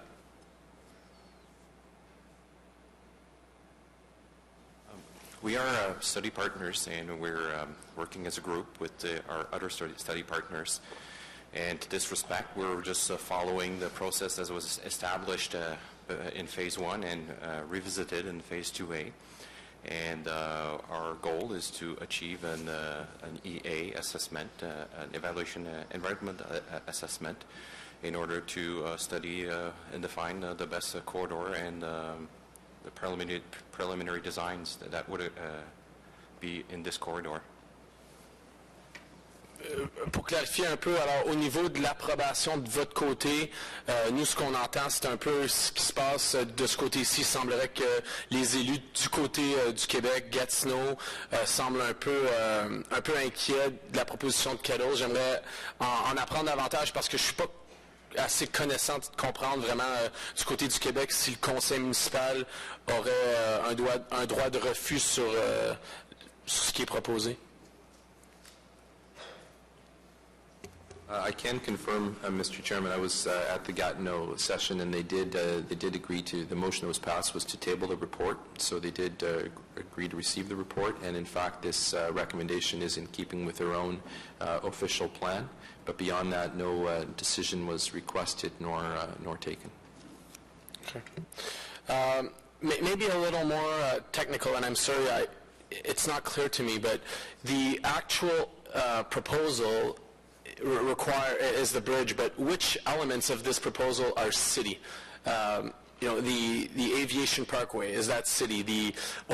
Whatever would be required at Montreal Road, at Ogilvie, is that city? I'm still unclear about, in the proposal, which elements are city-related infrastructures.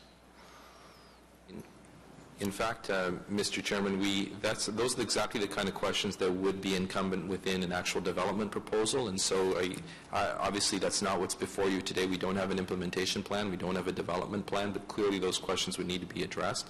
In terms of ownership, clearly it would be limited, or ancillary elements. It's the study partners themselves, the funding partners, who are primarily implicated. So I imagine connectivity elements to Ogilvie, Montreal Road.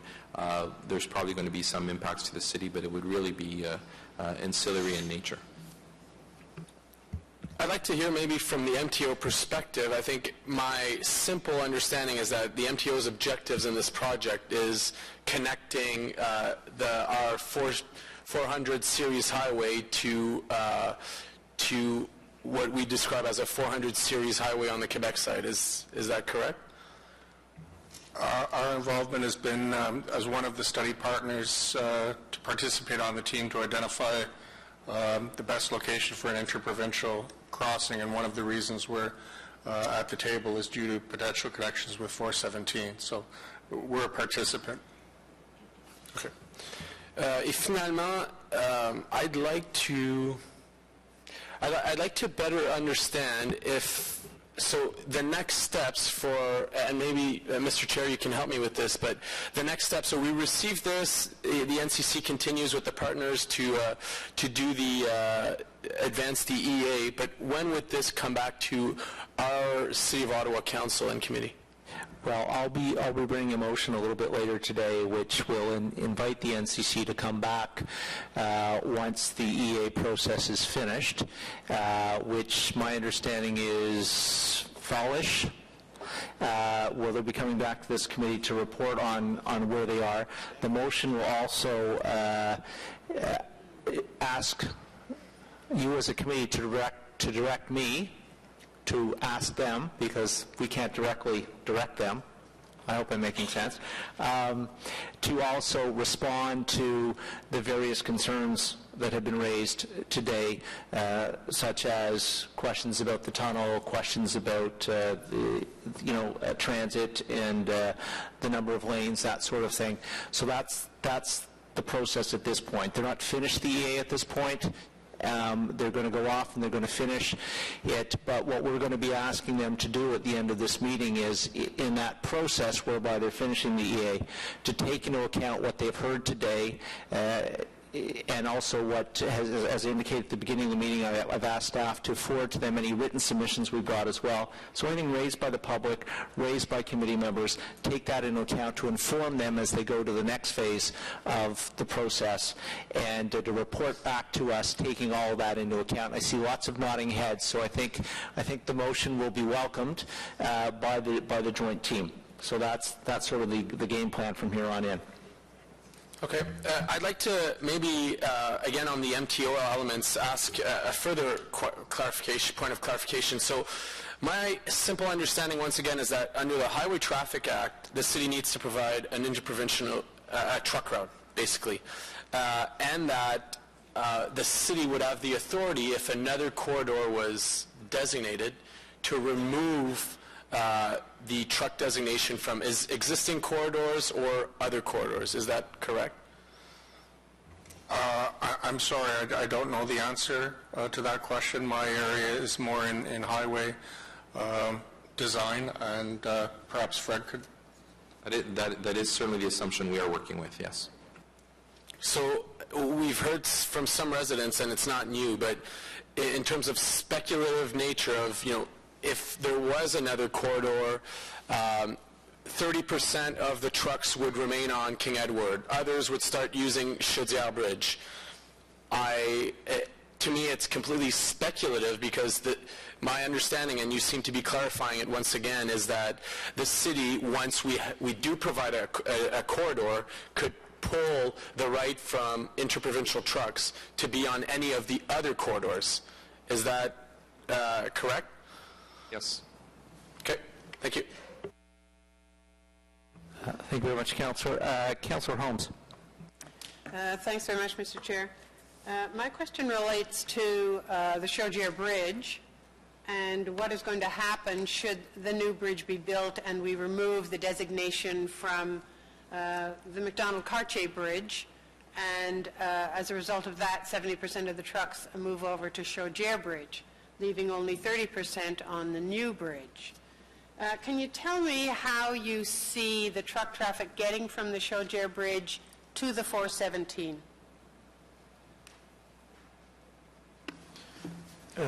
For the traffic that would be rerouted on the Chaudière Bridge, they would use the existing truck route. I don't remember exactly where they go, but we didn't study the impacts along that route. It wasn't part of the study area, but it is taken into account in the model. So if it becomes longer to travel there, they would stay either on the McDonald-Cartier, well, they wouldn't stay on McDonald-Cartier if there's a truck ban, but they would take the shortest path between the new bridge or the Chaudière Bridge. That's how the model takes into account travel time from point A to point B. So if the trucks are going west, they will take Preston down through Little Italy, and then a sharp left turn on Gladstone, sharp right turn on Rochester, where we're about to plan for many high-rises of condominiums on Rochester. If they're going east, they would probably go down Bronson, which we have just redesigned to be more pedestrian-friendly, and then Isabella, I assume, a sharp left turn, Isabella to the 417 going east. So you had no problem with adding thousands more trucks a day to both going through Chinatown and going down through Little Italy? Mr. Chairman, through you, I mean, the councillor's question, I think, is more appropriately answered by city staff, because it does make some assumptions about city roadways. All we can confirm is that the technical analysis was really taking a look at what's the natural draw of the crossings in order to exercise the discretionary question before us, which is which of the three potential crossings best serves to attract truck traffic in the circumstance. In one of the four scenarios studied, i.e. zero trucks on King Edward was one of the four, as well as the other scenarios. But in terms of your specific questions, I will defer to city staff. Good, thank you. Then perhaps Ms. Shepherd, you'll answer that question for me. So, Mr. Chair, I believe this debate and this discussion, again, is premature, because Staff has committed that if, in fact, a decision is made and there's a corridor selected, that at that point in time would be an appropriate time to do a full study of truck routes in the city and decide where, in fact, those designations should be. We're pretty limited, as you well know, in terms of where interprovincial truck traffic can go. Having this option with a very unimpeded connection to the provincial highway system opens up a number of opportunities which staff would then take a look at. And I don't see Public Works here, but I know that there's been a commitment that when that happens, that's the right time to do a really thorough truck route assessment to decide where, in fact, we would be allowing those trucks to travel. Thank you. I'll speak to it when we get to speaking, Mr. Chair. And Councillor Hubel. Thank you very much, Mr. Chair. A couple of questions. I'd just like to confirm for the record that you have not finalized all your mitigation measures. Is that a safe assumption? Yeah, that's correct. The mitigation measures are going to be implicated with the preliminary design. And according to all the comments we're going to receive until the end of the month of the consultation. So anything that goes from the Montford Hospital to any problems people see should be mitigated will be looked at and implemented if possible. Great. Maybe if I could direct this question to Mr. Gasper. Other cities have built bridges and roads this close to hospitals. Would you like to comment on what some of the concerns the Montford has raised and what we could do to offset some of those concerns? Certainly, and that's going to be one of the exercises, as Mr. Leduc spoke to, in the next phase, which is to really dive into the details in terms of preliminary design and really finalizing the mitigation measures. But you're absolutely correct. The concerns raised by the Montfort Hospital are not new to us. We've heard it many times before, I think even dating back to phase one. As from the beginning of this study, what we've always said to them is to provide us with data to support their position, i.e. if there are vibration impacts that will not allow the machines to operate within their operational parameters. That's certainly information we want to know. To date, that has not been forthcoming, and in fact, exactly to your point, there are, both in Montreal and Toronto, many hospitals either directly over top of or directly adjacent to much more impactful transportation solutions, such as subways, with respect to matters of vibration, and there has been, to the best of our knowledge, no deleterious impact on their medical equipment. Thank you very much. Thank you, Mr. Chair. And Councillor Blois, please. I think the others haven't spoken yet, so they deserve to go ahead. Okay, fair enough. Councillor Clark, please. Thank you, Mr. Chair. I'm concerned about a couple things. Cost, for example. The weighting for costs is 11%. How is that arrived at? This weight was really established on the evaluation committee on the pairwise comparison. Sorry, I can't quite hear what you're saying. It was established by the evaluation committee during the exercise, the pairwise comparison exercise. That's how the 11%. That doesn't help.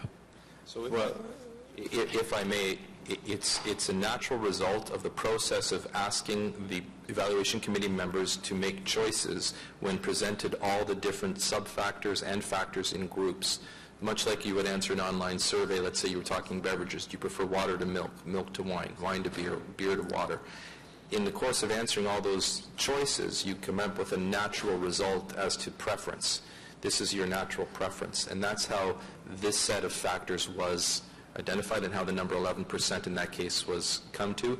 When compared to all the other factor groups, this one, by natural result of the discretionary exercise, resulted in an 11% weighting. Okay, that explains the 11%. Now, I have a follow-up to that. My understanding is that somebody's done some cost estimates. And the cost estimates then were used for comparison for the paired comparisons. Is that accurate? The cost estimates were... There have been cost estimates, maybe not detailed, but at least at some level. Yes. And that those cost estimates that were arrived at related to the paired comparisons. No, like Mr. Gaspar explained, the paired comparison was really... No, I know what a paired comparison is. I don't agree with it, but that's a different issue. What I'm saying is that the estimated costs used were used to develop the paired comparisons. In other words, if you estimated a billion one for one and a billion .2C for another one, would those be the paired comparisons? We don't compare results, we compare factors.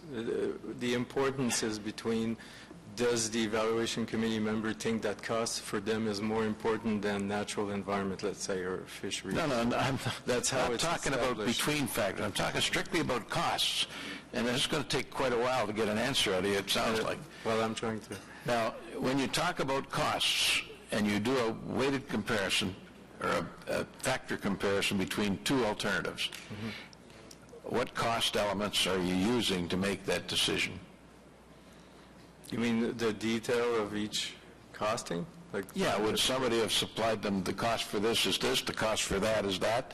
I mean, somebody must have some data somewhere. Oh, yeah, there's a cost report with all the details on how many quantities, it's all very detailed. It's a Class C cost estimate. There's a full report just on describing how it was established. It's quite detailed, much more detailed than in Phase 1. No, I'm understanding the level of detail we're talking about.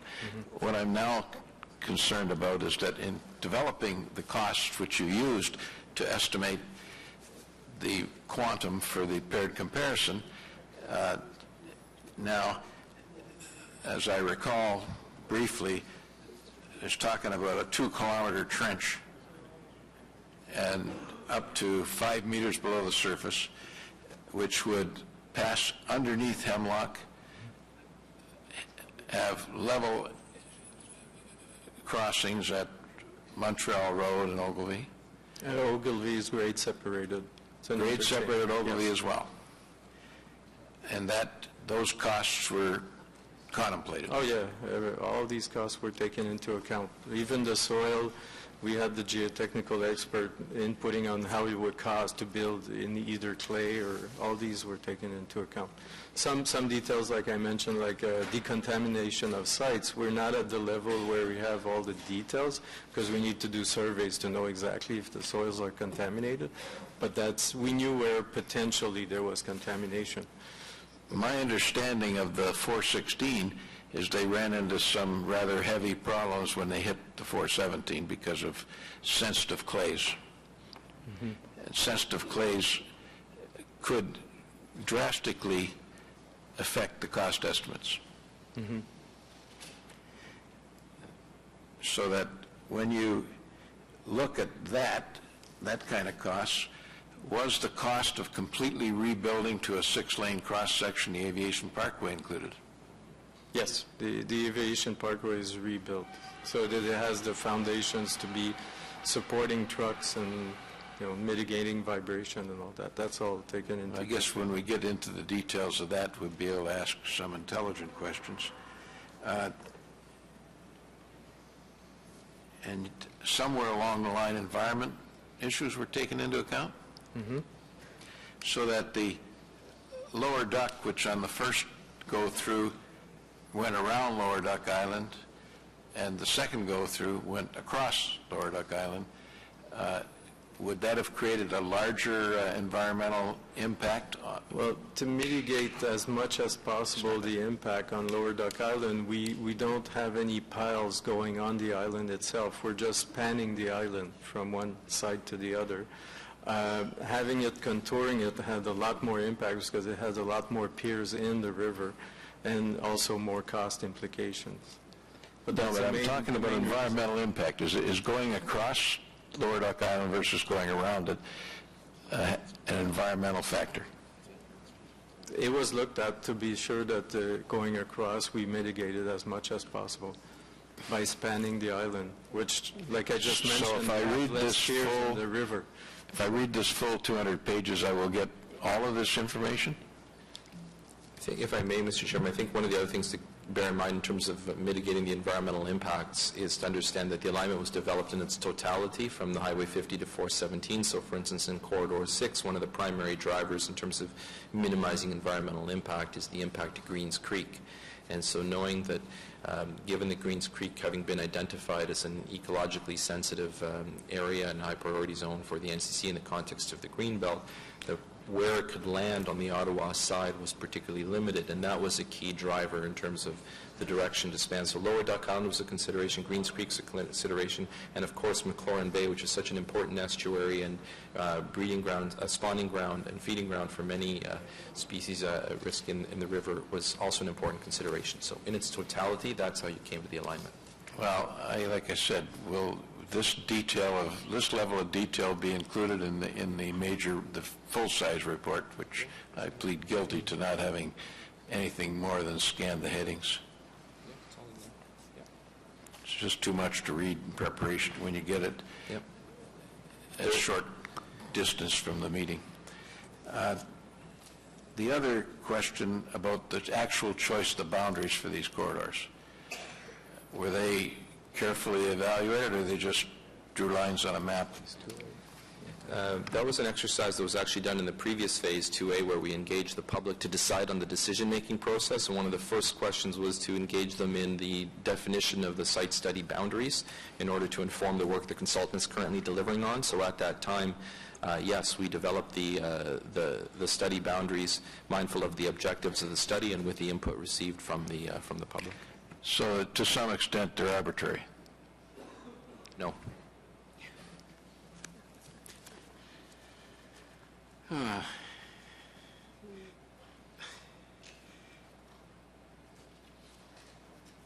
On this study, is it estimated that transit use will go up or go down?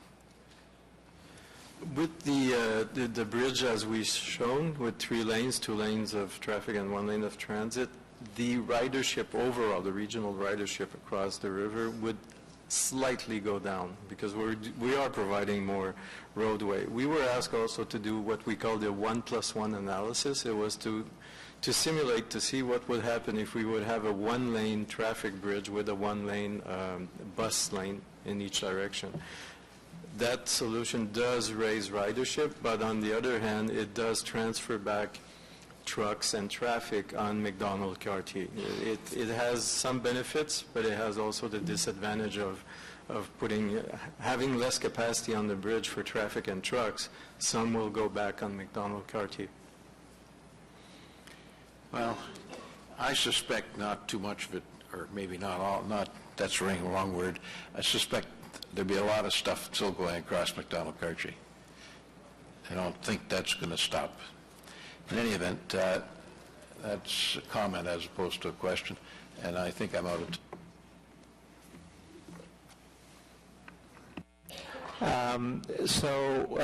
Councillor Tierney, please. Great. Thank you, Mr. Chair. I'm not going to play the semantics game and ask all these weird questions. I'm just going to ask a couple of questions. So let's say this goes forward and they select this corridor. Who are the 2 funders of this bridge? Not determined at this point. There's no development project. So my understanding is eventually the 2 provinces are going to have to pay for this. If we decide to do nothing with this, we just put it on the shelf like we did with the other studies in the past? Obviously, the City of Ottawa can make any decision it wishes to make with regards to the status of the project, but as we've indicated from the beginning, we've been mindful of and respectful of the official plans of both municipalities. Great. Thank you. And Councillor Tierney and Councillor Chernyshenko, please. Thank you very much. You may recall back earlier after one of the first speakers, I asked about Monte-Paiement and the Quebec side of the whole equation and trying to get a better understanding. I'm hoping someone will be able to answer for me, I guess, on 2 fronts. The more technical one, what can you tell us about the route as it finds its way from the 50 through to the bridge, and sort of what communities it runs through and the kinds of at-grade intersections are there. But also, can someone remind me of what the political positions are that have been taken on the Quebec side? Have they put a stake in? I gather there's some serious concern from some of the local municipal politicians on the Quebec side, and if it's fair to ask someone, whether it's our own staff or consultants, to fill me in on that, please do as best you can. Okay, I'll start with the more technical for Paiement Boulevard. Existing intersection would remain, most of them will remain along Paiement Boulevard. So there's about, I think, 5 or 6 traffic lights. Some improvements would be done at the interchange of the 50, adding more capacity with the ramps. The other crossing street would still be signalized, except for Maloney Boulevard, where we would grade separate. It would the corridor would go underneath. And that's where the Rapibus, that's the Yes, Rapibus exactly. It corridor. would go underneath also the Rapibus. There would be a structure that would have both Maloney Boulevard and the Rapibus. Another important feature is most of the built-up residential areas are on the east side, and there is a provision. The right-of-way of Paiement Boulevard is wide enough to accommodate the widening of the boulevard. It's all planned. The city had provided for enough width. We are shifting the boulevard a little bit more west to provide the residents that are on the east side a service road that would be connected at major streets and would provide access to their driveway. Actually, when we met with the communities out there, they thought this was a significant improvement from what they have now, because now their driveways are directly on Paiement Boulevard. Now they would have their own little kind of service road to go to get in and out of their houses. But the rest would remain as is, with some improvements at the intersection to make sure, the level of service of traffic would be maintained, or even in some cases on the Gatineau side, some of them are even better.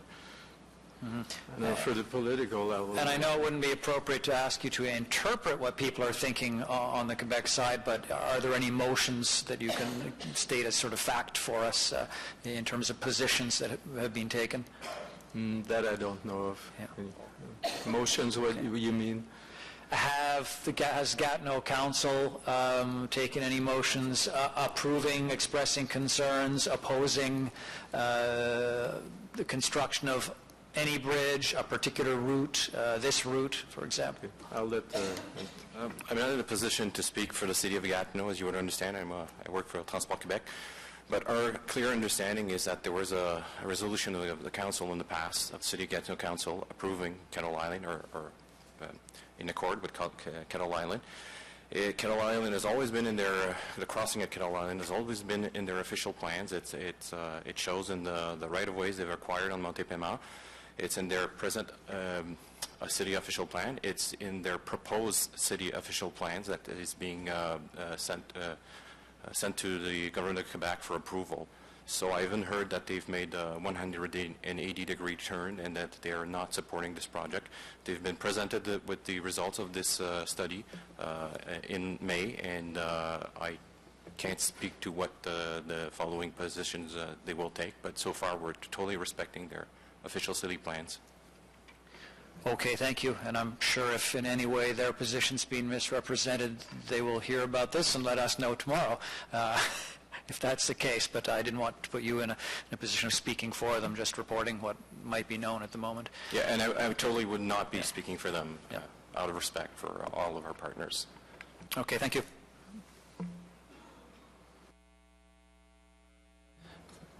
Thank you, Councillor. Councillor Boyles. Thank you, Mr. Chair, and back to my blinders on with respect to a tunnel. But before I do that, Ms. Shepherd, we're bantering about official plans, transportation master plans, et cetera. Can you remind us what the status of Corridor 5 is in our official plan? Your official plan or your transportation master plan shows it as a potential corridor and has included it. Right. And how long has it been in the official plan? Since when? Perhaps you can move to your next question, and, Sure. and I'll have Vivi come up and join me. I'll do that. Let me get back to it. I'm hung up on a tunnel now, right? Okay. even though, and by the way, I really appreciate the work that you've had to do on this, and how much, how much effort goes into this. Whether we agree or disagree doesn't even matter at this point. But just getting back to a tunnel, and I think somewhere along the way, way back when, some of us missed the boat a little bit by not focusing more in the terms of reference. That ship maybe sailed, but I'm not sure if we can bring some of that back. You heard Louis Caron when he presented on sustainable solutions, and he brought up the example of the Miami tunnel. I did a little more research on it, and that tunnel's actually been bored. It's not up and running, whatever. I think he mentioned a figure of about $600 million to build a 1.6 kilometer tunnel. An example we have locally, our tunnel for the LRT, and I know we're comparing apples and oranges, truck tunnels, LRT tunnels, etc., 4 lanes, 2 lanes. Our tunnel is 2.5 kilometers at about $680 million, and that includes the cost of 3 stations. So we're starting to get some sort of comparators here in terms of cost. I was just looking at where I was born on the Baltic Sea. There's a gap of 18 to 20 kilometers between the island where I was born and the next place over in Denmark. It's not an interprovincial connection, it's an international connection. Both parliaments got together, decided they were going to build a bridge. Both parliaments approved it, had the bridge ready to go. They stopped the project, went back to the drawing board, and they've come back, and both parliaments have now approved a tunnel, an 18-kilometer tunnel under the Baltic Sea that will include trucks, trains, vehicles, etc. I guess what I'm getting at is, when I saw the costs come out, when you guys laid out the costs, and I'm looking at, okay, is there an alternative here that we missed? Somewhere along the way, we're so focused on bridges, did we miss something along the way? And when I start seeing some of the comparisons out there, is there still an opportunity? And I'm going to end up reading directions that I hope the chair picks up on that'll deal with this.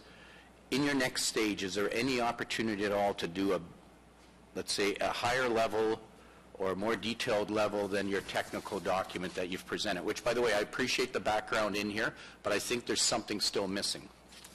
Yeah, perhaps it would be helpful to kind of provide a little bit of context to what that document was all about. And really what it was to provide, to revisit the analysis that in fact was done. So I want to make sure that I clear the air on that front. We did look at a number of tunnel options in Phase 1, because as you'll recall, Phase 1 looked at a number of potential crossings. I'm forgetting now whether it was 14 or 15 of them, and a number of them did include tunnels. And the technical memo served to look at in the context of the question of the tunnel that kept coming up again, or resurfacing, to borrow a modal pun, was really to look at exactly what was the work done, what was the study, why wasn't it carried forward. And in fact, and I'll ask Andre to speak to it in a little bit more detail so you have the specific facts, one of the primary weaknesses of the tunnel is it doesn't address one of the fundamental objectives of this study, which is to provide for additional capacity across the interprovincial green line to manage growth. The proposed tunnel under the municipal right-of-way along King Edward certainly might provide for some diversion of the truck traffic through the downtown. But what about on McDonald-Cartier Bridge? What about on the approach from the Quebec side along the Highway 50? If you're not providing for capacity, it doesn't serve one of the fundamental objectives, which is why it was screened out.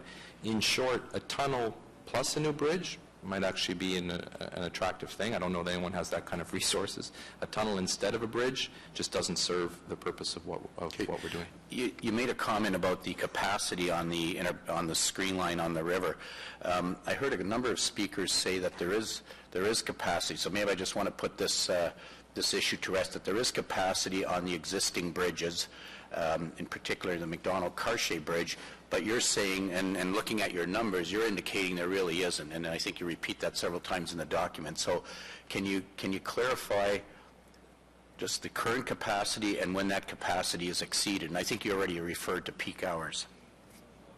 Maybe before Andre responds to the specifics, and I think it's very important that he do so, but I really want to thank you, Councillor, because it provides the opportunity to clarify. You're right. A few members of the public did in fact state that we, in the NCC's own study done with the 2 transit systems, we had identified that there was enough infrastructure to manage the to manage the transit demand. It's important to clarify what exactly that study was and what that statement was. In fact, what we noted was, for the purposes of the downtown circulator, the specific solution that was put on the table, for the purposes of that objective and with respect to the objective of managing, of finding efficiencies and providing for the most effective integration of the two systems, it wasn't a lack of infrastructure that was the problem, that a lack of infrastructure was not a core issue. It's important that people not infer from that statement that there's plenty of infrastructure to manage transportation and transit demand. In fact, when we're looking forward towards 2031, clearly there is a need for additional transportation infrastructure. Perhaps you can speak to some of the details. As far as it goes for McDonald Cartier capacity, like I mentioned earlier, there is capacity over a 24-hour period, but in the peak hour, we're already at saturation. So we would extend that peak period in the morning and at night. But the major problem also, even if you do provide more capacity on the bridge, is, let's say it's widened, is the local street network that's not going to be able to take it. You're going to just funnel more traffic in the local. A tunnel would take care of some of the solution, but the Delcan study, and we've verified this, shows that the portal entrances, both on the north or south extremities, they do cut some side street. They interrupt side traffic, local traffic. Then you are concentrating that cut-up traffic to other intersections, and those intersections cannot take that additional traffic. You're already in built-up areas where you don't have the space to provide bigger intersection unless you expropriate and start widening streets on local streets. That's the major problem. Really, at the two portal entrance, you're creating disruptions. But your report, or the summary of your report, talks about the portal on Nicholas being on the north side of Laurier. I would have thought engineers would look at the south side of Laurier so that they could avoid the Laurier intersection, because I think one of the reasons you talk about it failing is that the intersection cannot handle the additional traffic. So I'm not sure if that's because the information was dated, because that would have been from 2002 as part of the McDonald, the King Edward report. Yeah, we didn't look at other options, but I know the options that were looked at in the Delcan report were probably based on physical, is it feasible technically to put these portals more south or more north? The locations were, I know they looked at several alignments under King Edward going to Vanier, and there were I think you had 6 alignments in there.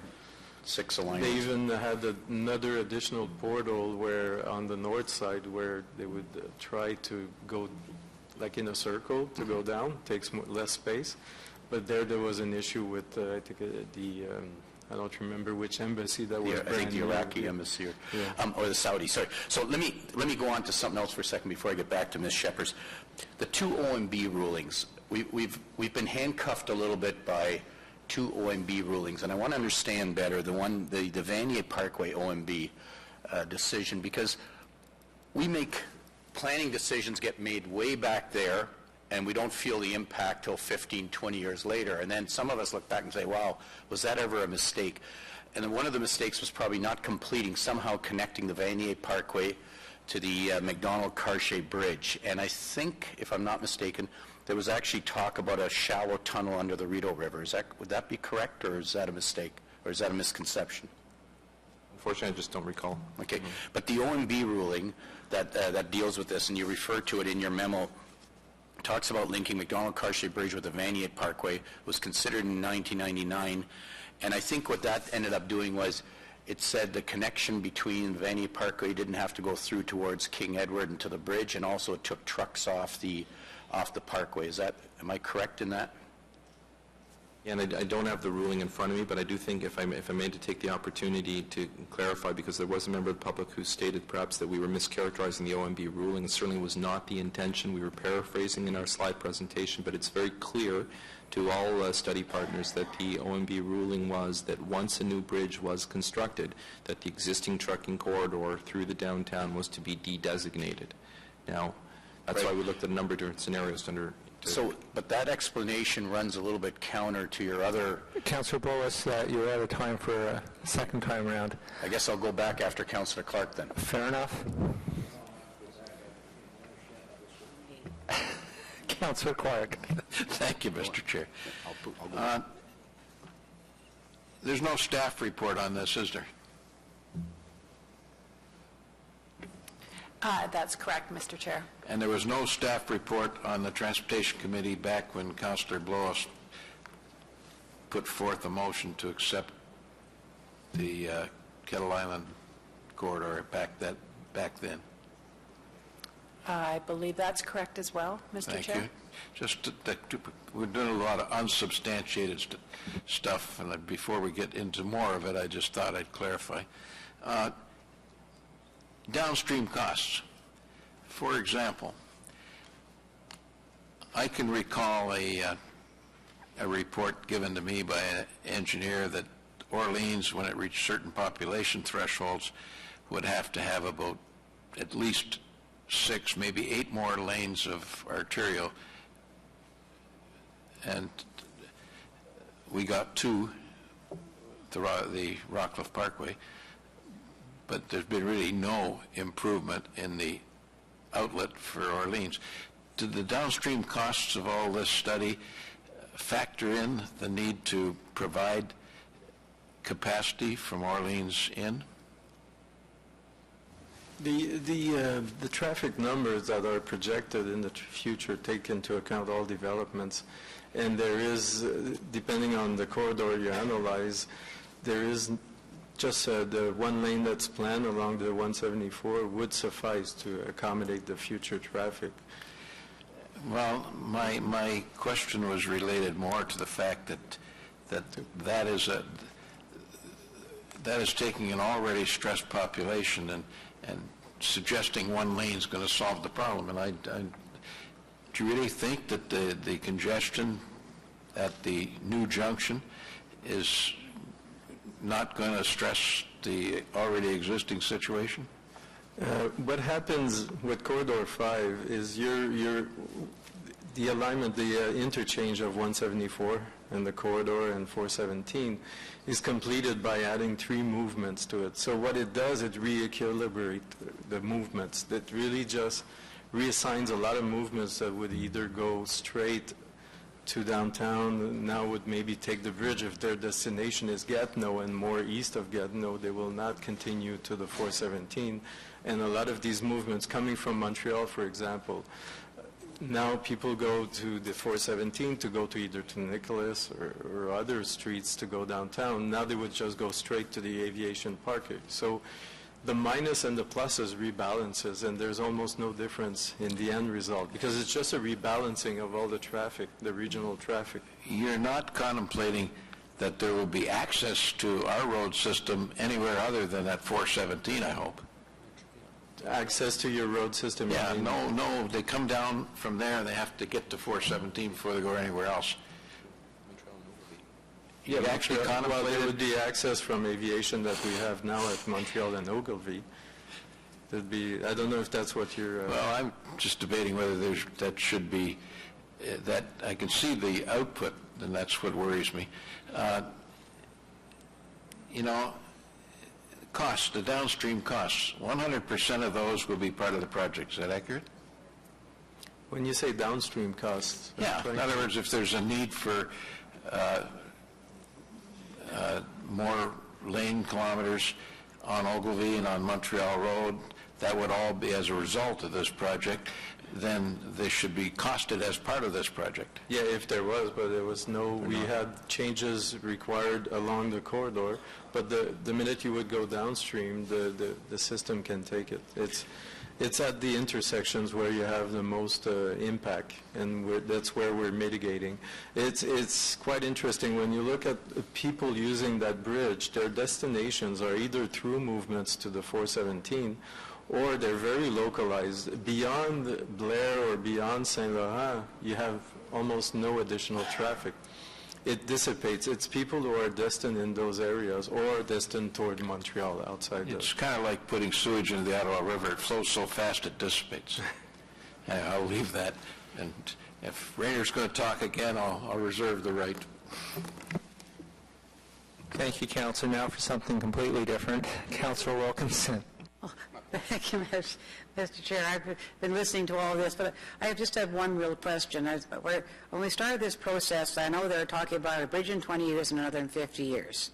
So this is I call it the 20-year bridge. I know we have to, well in advance of a bridge, make a decision, or any major route of where it's going to go so you can protect the land, but is there any idea of when this bridge might actually be built? And because until that happens, you're not going to do final design, and things can change over time. It's absolutely true. There is no development project identified at this point, but it's absolutely correct to note that the longer the development scenario awaits, the more revisiting there will have to be of certain details. So is it one of the principles of this work, then, is it to identify a corridor and to preserve it so that sometime maybe something might happen there? Yes, that's one way to put it. Okay. I think the public needs to know this because there's a lot of fear about it coming right away. This will give an opportunity, maybe if technology is improved, that we might be able to use a different sense of technology and not have to build it quite the way it is now. But there is also a move that we'd rather have money for transit earlier and put the bridge later, and that's a discussion I think we'll have in the fall. Thanks. Thank you, Mr. Mayor. Sure. Councillor, and once again, Councillor Boris. And I think this will be my last time, as much as I belabor the same issue. Back to the OMB ruling in 1999, have seen a couple of different spins on it, so I see we're now bringing Mr. Mark to the table here. He's on deck. Do you want to give us your interpretation and what it means to truck traffic on King Edward? Mr. Chair, I believe I've been monitoring the debate here from my office, and so I have heard some of the things that have been said. Mr. Chair, I think it has been accurately reflected what the OMB said. The OMB said that when the bridge is constructed, King Edward would be de-designated as a truck route. They were asked by the appellants to include a provision in the regional official plan, as it then was, to ban trucks, and the Ontario Municipal Board said that it saw that as an arbitrary decision and would not go that far. So back to you on this side of the table, and I think you gave an indication earlier when I'm looking at the trucking numbers as you show them going across the various corridors, what it would mean for each corridor and then what it means for existing bridges. Are you still of the view then that this is one way of sharing the pain between different corridors? Yeah, I think McDonald-Cartier would still be, sorry to jump in, but I think that's a fair characterization. As we said from the beginning, this is not intended as a panacea to take problems or issues off any other corridor entirely. This is one solution in a basket of solutions that's required. And clearly, to Andre's earlier point, given the state of local deliveries and current usage, it's reasonable to anticipate that would continue. Okay, thank you. Ms. Shepherds, I'm not sure if you've had the opportunity to clarify. Thank you, Mr. Chair. You were asking about how that corridor was represented in the official plan, and I don't have as far back as you were asking how far back it was when it was included in the official plan. What I can confirm for you is that the 2003 did include the Kettle Island corridor. The 2008 was speaking to the study underway, so it wasn't as specific. Okay, thank you. Yeah. So, and Tim Mark is telling me he has more details he can provide. Yeah, so it was the question of the Kettle Island corridor that was appealed in the 1997 regional official plan and its deletion, and the OMB order of 1999 reinstated that as text, not as something on a schedule, Mr. Chair, but as text within the official plan that corridor was to be preserved. Right. Okay, thank you for that. Mr. Chair, maybe I can just wrap up with, instead of questions now, if I can make a couple of comments and then maybe sit back and listen to Councillor Clark make his comments. I want to say I do appreciate the work that you've had to do here, and I do believe there's no perfect solution here. There are better choices, lesser choices. My personal opinion is that of the scope that you were given and the terms of reference, you've probably come up with the best choice. It's probably the lesser of three evils. I still think that there's something missing. And so, Mr. Chair, since you're going to be doing a wrap-up at the end with some motion that tries to give some direction to the consultants or to the study, I would certainly urge that in the next stage, before you come back in the fall of in the EA study report, when you come back in the fall of 2013, that something more detailed has been done on a downtown tunnel. And I'm not saying extend the study. I'm not saying go back to the well for another $6 million, since I was critical of that in the first place. But certainly I think there needs to be a bit of a better comparison, or a more current comparison of the cost perspective and what's an effective solution for a downtown. I think some of the residents have brought up some good examples. I think I referred to some examples that should give us pause before we move on. So if you can capture that in your directions, Mr. Chair, then I think we can at least move forward. Thank you. I think that I can. I'm going to table it shortly, and we can get some feedback from the committee members.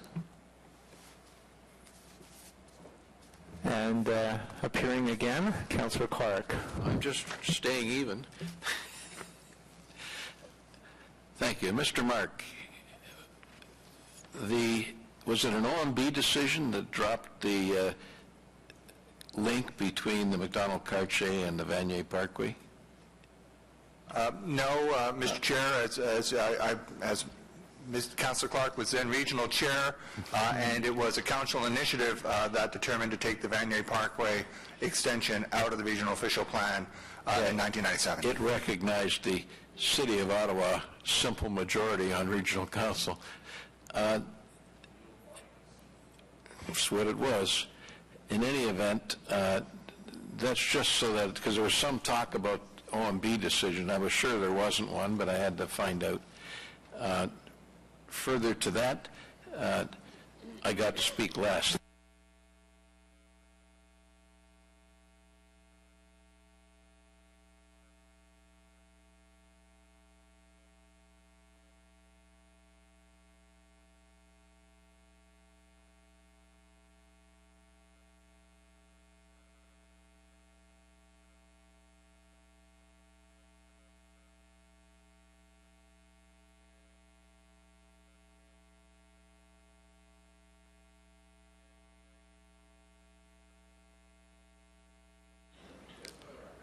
Yeah, can you give Councillor Boyles his mic back, please?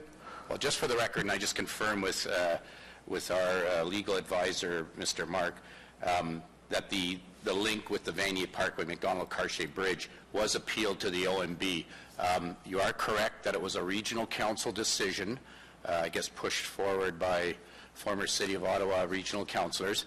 It was appealed to the OMB, and the OMB, as you've indicated in your memo, maintained that decision. So, thank you.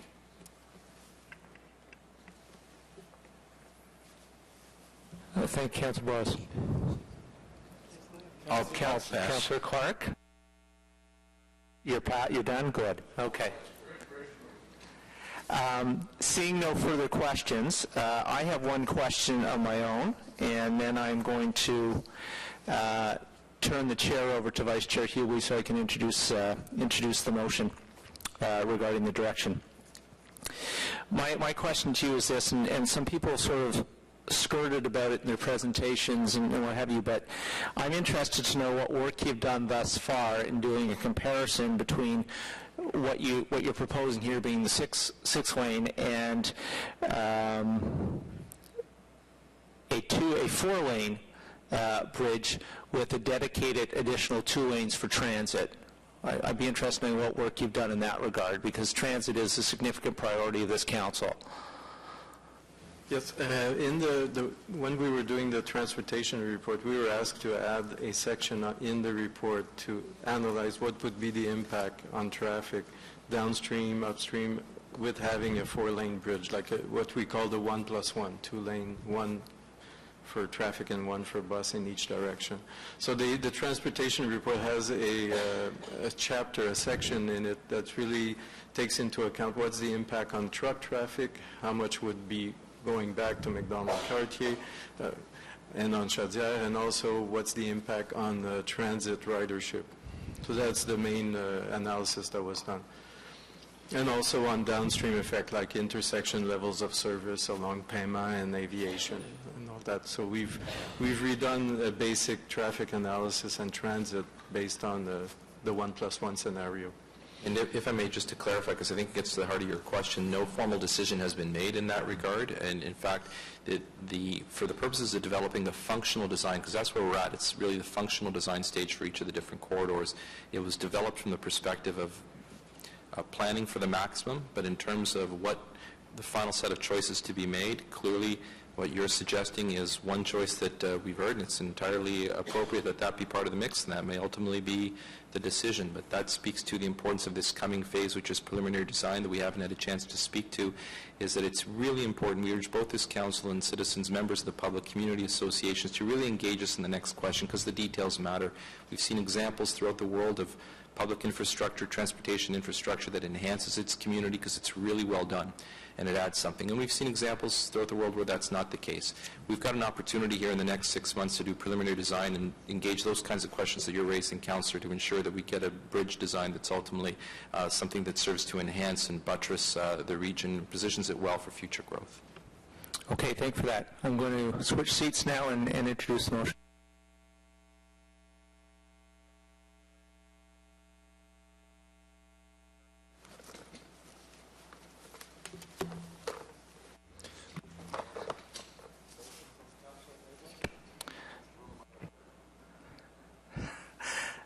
Thank you, Councillor Bloss.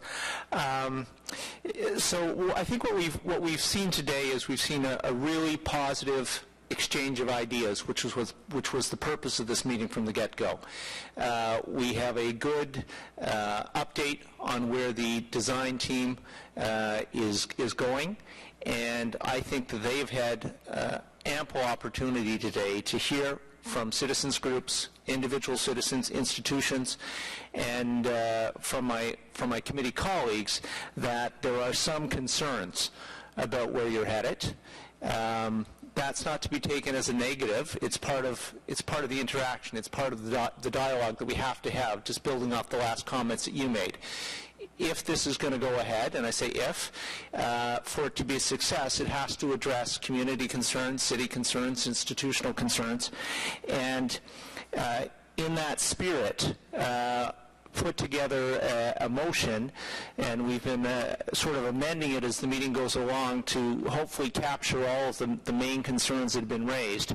And I'm not going to go through all the whereases, but in the second or third whereas, it speaks to being significant discussion around community interests, including the number of lanes on the bridge, tunneling options, impact on green space, impact on city infrastructure, transit connectivity, and identified truck routes, as well as tunneling options. Sorry, I missed that one, Councillor Bloss. So these are all things that have come up again and again in our discussions this morning, and I suspect that many of them are not new to you, though the way that they were presented by community members may in fact be new. We heard from a lot of different perspectives, from an environmental perspective to a community perspective to an individual perspective.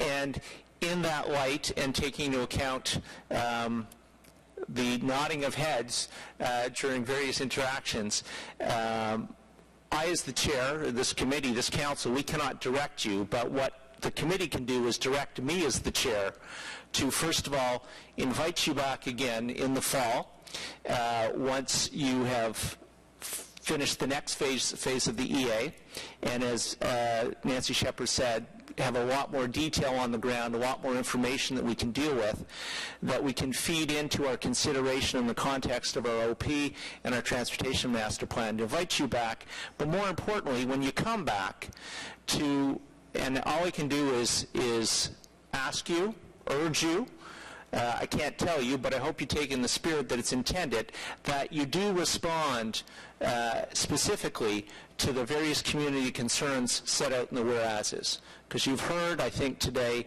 that they are significant to this committee, they're significant to this city, and they're significant, more importantly, to the residents of the city. So it would be much appreciated by this committee, I think by all the people who have sat all day. They've been here since 9:30 this morning to make their presentation and to answer questions and to see what the outcome is going to be. I think it would be very helpful if we could have that buy-in from the team that when you come back to us in the fall, it doesn't mean you're going to agree with everything we said, but that you've looked at it, that you provide a cogent response to it, to the concerns that people have taken the time out of their workday and otherwise to come down here and make. So that's why I'm putting this motion forward. We'd like to continue this free flow of information, this good dialogue that we have, and in order to do that, I think you have to build on what you've heard today from the community. And so I'm asking my colleagues to vote on this and to give me the direction to ask you to do those things. And I think what might be helpful, before I turn it over to my colleagues, for their discussion, if any, and to the vote, if we could have some indication, whether again it be a collegial nodding of the head, whether the team is open. You've seen the motion now, you've seen its wording, you've seen the concerns, whether the team is open to that approach. And I'm seeing 4 nodding heads. I think it's 4. So that's the introduction of the motion. I'll turn it over to Vice Chair Hubley to take let anybody else speak on the matter, and then I'll do wrap up if necessary. Councillor Fleury. This is wrap up on the document and on this motion. Is that correct? Okay. So I'd like to start by saying I think today is a very important day, and although we as a community might not agree on the same outcome, we've made significant progress because we all agree on the issue that there is an issue and that trucks in the downtown aren't adequate and that the solution's needed sooner rather than later. So I think that's in itself for our community, might not be for the study itself, but for our council and for the communities we represent, that's an important step. I think part of the issue in this overall discussion is that it took so long from day one when a problem was recognized and we went into studies, into analysis, and things were taken off, understandably, that the start date to the end point to the end point of that period to which we are today was too long. Il y a eu énormément, beaucoup trop de temps à analyser, à étudier. Puis ce qu'on réalise, c'est qu'à la fin de compte, oui, on est tous d'accord à avoir une solution. On ne sait pas si un jour ça va être un pont, on ne sait pas si un jour, de ce qu'on entend, ça pourrait être un tunnel, mais ce qui est important de reconnaître, c'est de dire des études comme ça là, qui prennent du temps puis qui vont peut-être aboutir à rien sans l'approbation d'autres niveaux de gouvernement, ça devient de plus en plus difficile. On est dans une génération où on veut des choses hier. Alors, avoir des choses dans 30 ans, c'est difficile. When we work on official plans, transportation master plan, we can understand the importance of having that longer-term vision. I think in issues like this, it demonstrates how we're boggled down in process. It takes way too much time to come up with solutions, which then brings in other factors, other variations, other issues, and other solutions, really. So, I'm semi-happy to see that we all agree that there's a solution, there's an issue related to trucks. I'm worried about the next steps and what that means, and I have to say that I'm worried that if Kettle remains on the table and that provincial governments on this side and on the other side would not fund the project based on area representation. So I have to say that I'm a little worried on where the next steps are and if ever we're going to see an implementation. And let me highlight again that we're hearing from all the communities, even the ones that aren't directly affected, that the trucks in the downtown aren't a solution. And I'll finish on this. We need the assistance of the study group, but also of our staff to do this. We need to stop playing behind OMB hearings, official plans, intents, because here's the core of the issue. We leave options on the table that around this table would not be approved. We wouldn't designate a truck route at Chaudière. If we have another corridor at Kettle, we wouldn't allow interprovincial trucks on King Edward. So we need the assistance of the study group to remove those options based on the discussion around this table. And if that can't be done, then we, as council, need to put it in a transportation master plan, because it's a catch-22 that's happening here. On one hand, you're saying, well, you know, we're using this option because you could potentially have impacts elsewhere. And we're saying at council, no, we wouldn't allow that. So why are you studying and wasting your time and saying, you know, 30% of the trucks would remain on here and 40 would remain on the other one? It's clear around this table. Centertown Councillor, I wouldn't want it, and it's clear that if ever we'd have a solution, it would need to resolve the issue of trucks in the downtown. Not partly, but fully. Thank you.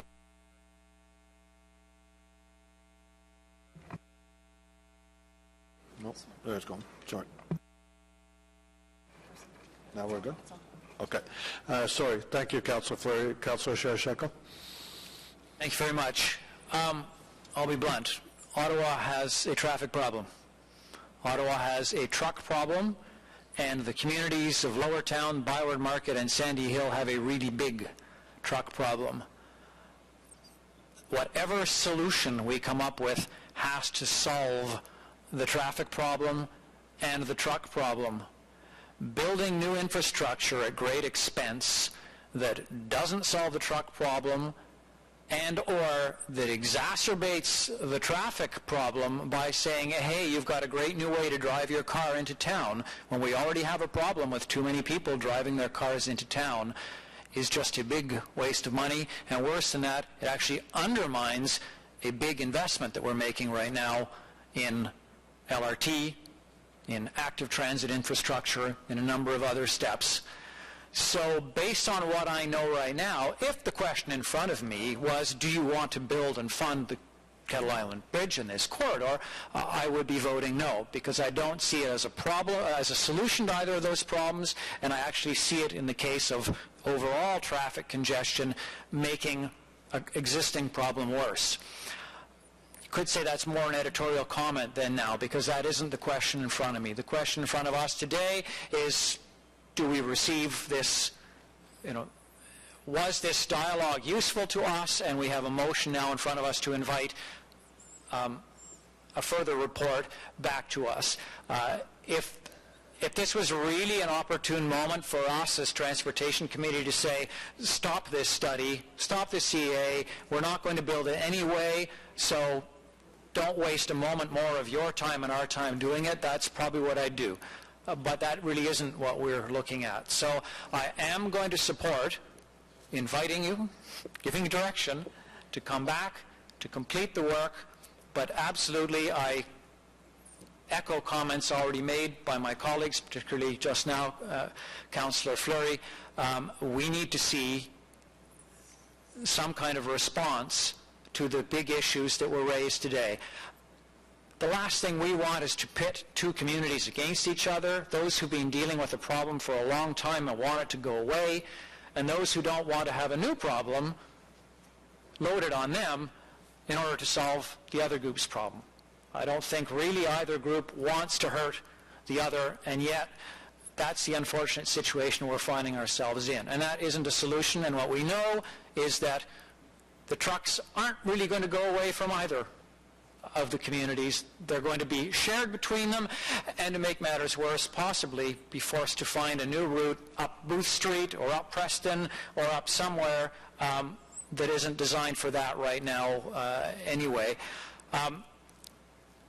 I think it's absolutely essential that we keep on the table, maybe put back on the table, the tunnel option, so we have a better understanding of, is it technically feasible, what kind of money would we be talking about.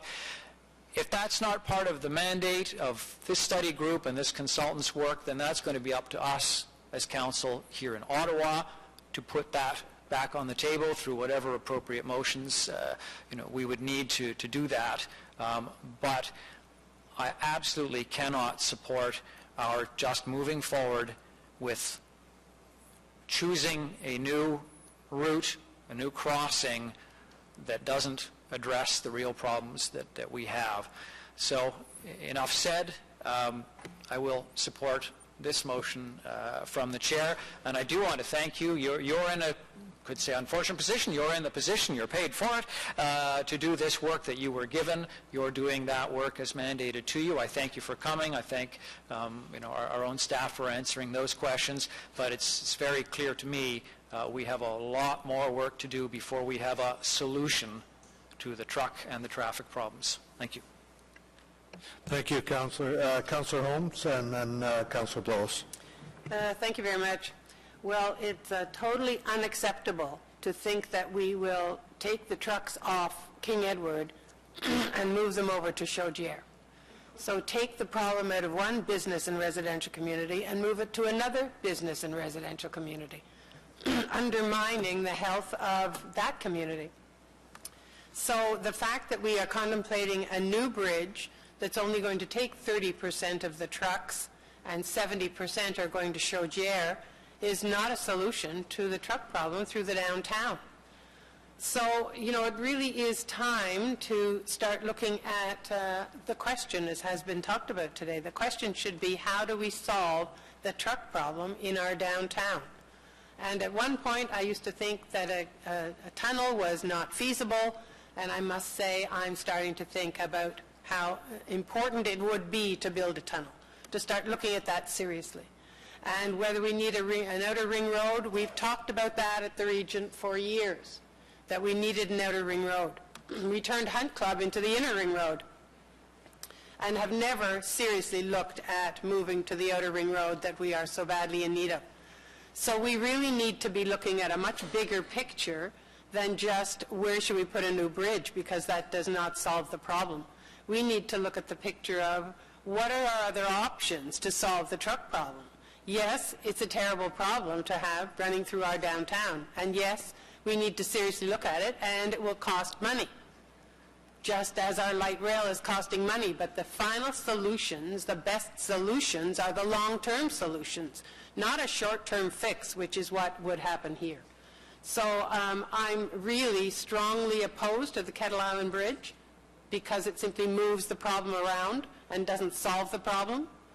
And I'm seriously looking at why we're not looking at a tunnel with or without an outer ring road. The tunnel that would move from the Quebec side or just the Ontario side down to the 417 seems to me to be a solution that we should seriously start looking at. It reminds me of the LRT that we fought for so many years against thinking of a tunnel through the downtown. But in the end, that really was the only solution for the long-term betterment of the transportation network. And I think we have to start making that kind of thinking on this particular topic. So to invite them back, looking at least the matters that have been brought forward today is a positive step, but it's still going to be looking at the Kettle Island Bridge and how we can ameliorate the construction of that bridge, not how we actually solve this problem in a much more long-term fashion. Thanks. Thank you, Councillor Holmes. Councillor Blows, followed by Councillor Clark. Thank you.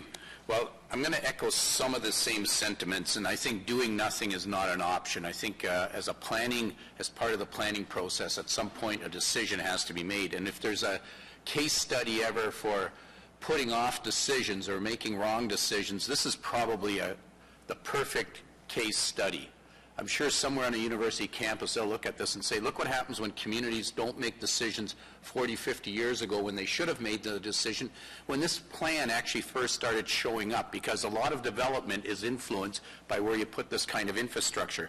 So at some point you have to move forward. But the other thing that came out throughout this study is what happens when you make short-term decisions, such as cutting off the end of the Vanier Parkway. Why would you build this huge, long parkway to connect to a bridge and take away the last couple of 100 feet so it doesn't connect? And then you tell all the trucks they can only go in one place, they can't use the Vanier Parkway. Those are decisions that previous councils have made, and we keep repeating those kinds of mistakes. I do want to thank you guys, though. You've been very patient with me at all the public meetings, the NCC meetings. When I've gone off track, you've brought me back on track and shown me the information that I should have been reading, not the other information that I was thinking I was in the know on. The motion, I am pleased to see this motion come forward. My only concern is, and you refer to the tunneling options, which I guess I've harped about long enough. I just wish there was a little more meat to the tunneling option, and I hope that even if the wording isn't as strong as I'd like to see it, that you're taking away with it what I said about taking another look to analyze what would a tunnel option do versus this. I know you've got some preconceived ideas, we all do in this regard, but just when you're coming back here, give us something a little more current, a little more up to date, and I understand this is what you did was you analyzed or you reviewed everything that went on previously, but I think it needs a little more than that. So if you're able to take that out of that motion, I can leave here today thinking we've taken a step forward. So I don't know, I see one nodding that might be nodding off because you've heard me too much today, but if there is some agreement there, I can support this motion. So. Thank you, Councillor Blows. Councillor Clark. Well, at the risk of singing on the same page as the choir, especially since, according to the last speaker, I agree that decision taken back to not link was a bad one. I also think that it's important that we understand that, we started out with a problem. The problem existed all through, I don't know how long, ever since I've been around here, which is a long time, the problem of truck traffic through the core. It is not being solved by this exercise. It is, we look at that, instead of defining the problem, what we want to do about it, we've said, well, let's predetermine that we'll build an expressway, and and then the problem is now how and where to put it. Well, that's, the logic to that just seems to defy gravity. In other words, it's not flying.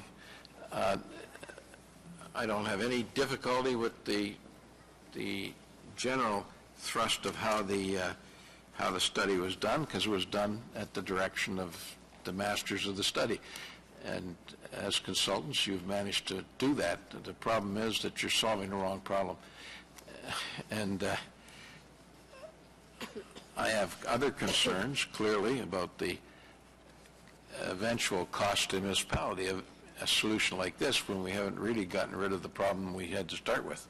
So that, to me, is the critical issue we need to try to get dealt with. I do not believe we can ask the study to expand into a tunnel study. I think we have to tack that from a fresh outlook. We need to define the problem as truck traffic on King Edward and define the possible solutions, one of which Sustainable Solutions is putting forward as a tunnel from the McDonald-Cartier Bridge down to 417.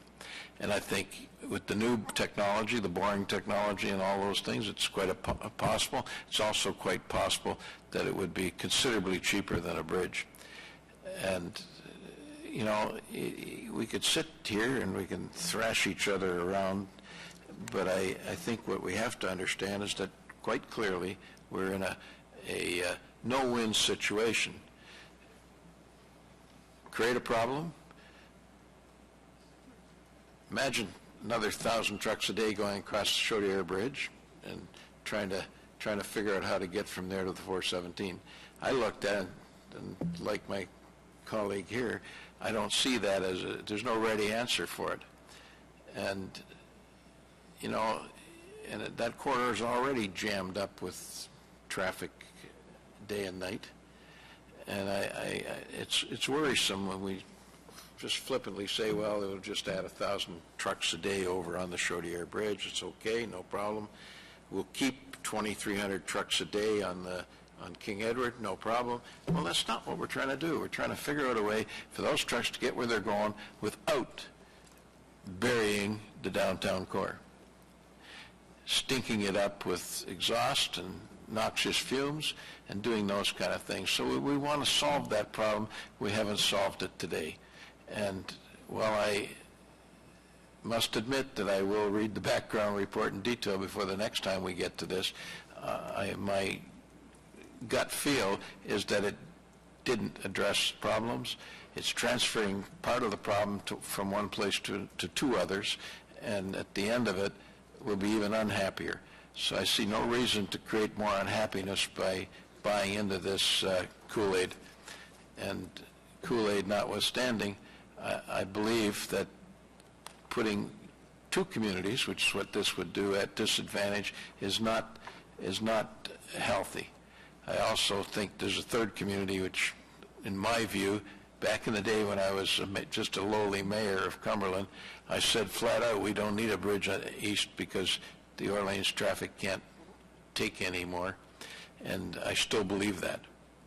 And I believe that people in Orleans would believe it too if we tried to explain to them how extra 20 minutes a day because we've got this new input at the split.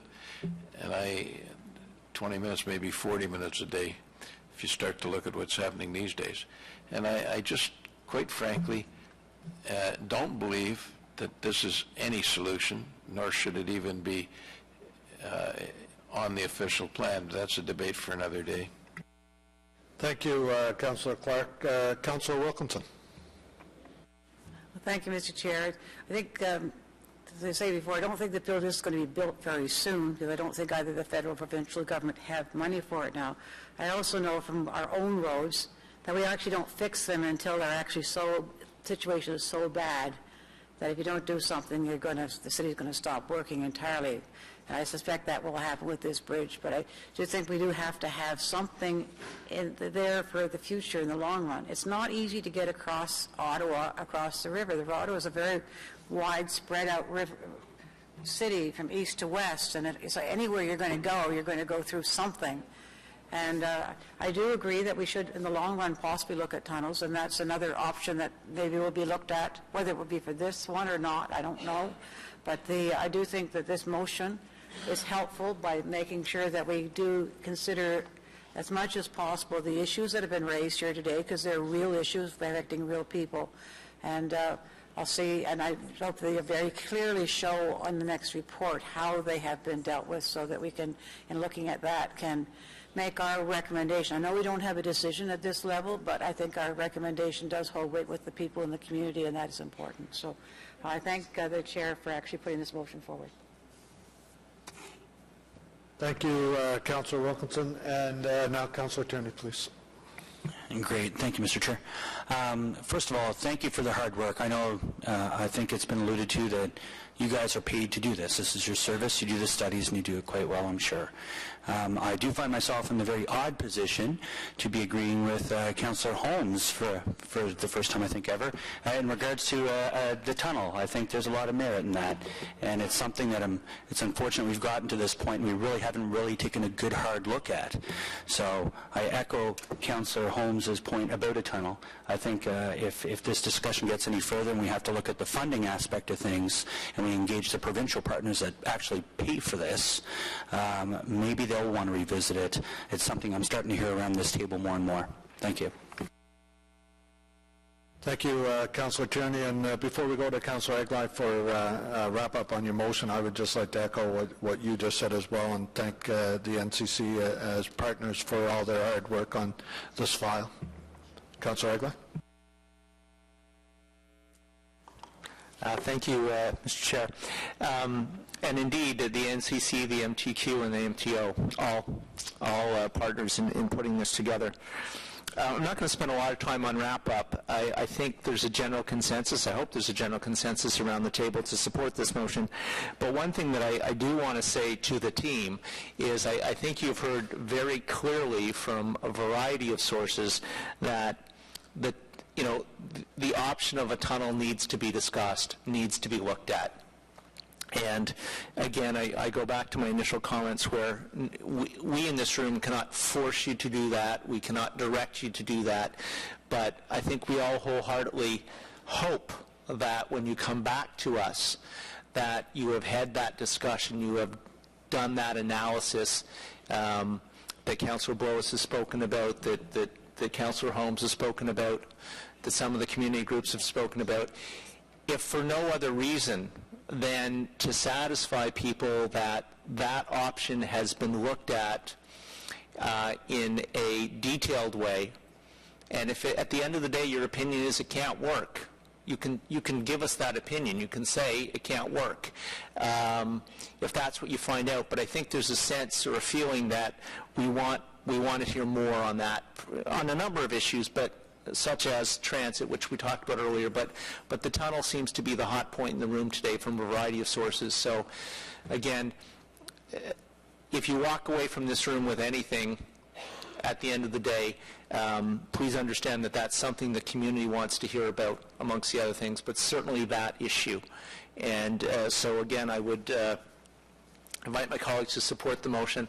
I get the real sense that the team is here in good faith. They've answered our questions. They've spent the time. They've been more than patient with us. And, so my hope is that you carry away that sense of cooperation, that sense of communication, and you come back to us in the fall and you do answer some of these questions that we posed to you and put on the table. Thank you. Okay, thank you, Councillor Eglai. So on Councillor Eglai's motion, carried? Carried. Good, thank you.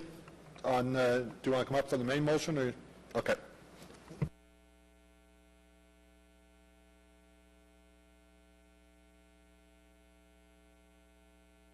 So once again, thank you so much for coming out here today and answering our questions, making the presentation.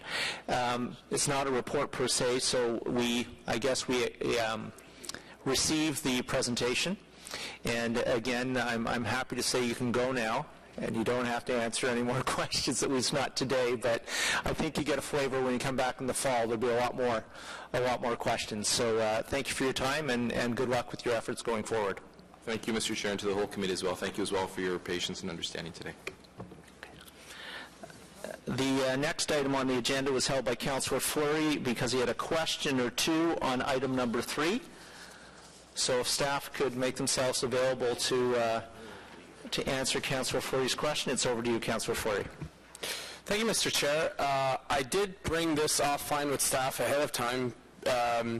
The core of the issue to me was because the report seems like a very interesting report to make sure that we follow a priority and where we're at, but it wasn't clear in terms of items per item. So I've written a direction, and I'm getting that I'm getting confirmation from staff that this will be done, is that in order to increase the ease of interpretation, the balanced scorecard results from both council and the public, I'm requesting that the results be reformatted for all the future reports, including this one at its printing, to have, or at its official posting, to have the explanation for the performance measure immediately below the respective measure. As I said, I've spoken to staff and they're supportive of that, and that would fulfill my question elements. Thank you, Mr. Chair. And thank you. So the next item that was that we have is we don't have a presentation. Oh, sorry. I'd like to ask a question on the balanced scorecard too, if possible. Absolutely. Okay. The report said that the Transportation Committee. Let me just get it back up here. We had only met 56% of our objectives. I'd like to get a staff comment on that.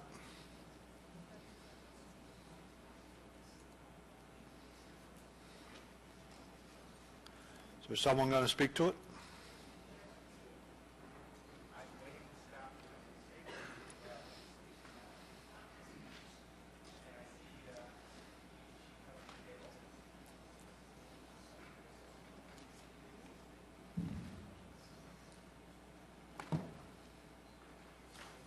Is Tia able to shed some light on Councillor's question? So, Councillor, you're asking about the 56%? Yes, I'm just trying to get the page number here. I believe it was page number 8. Yes. For Transportation Committee, it says that we've only met 56% of our objectives. Yes.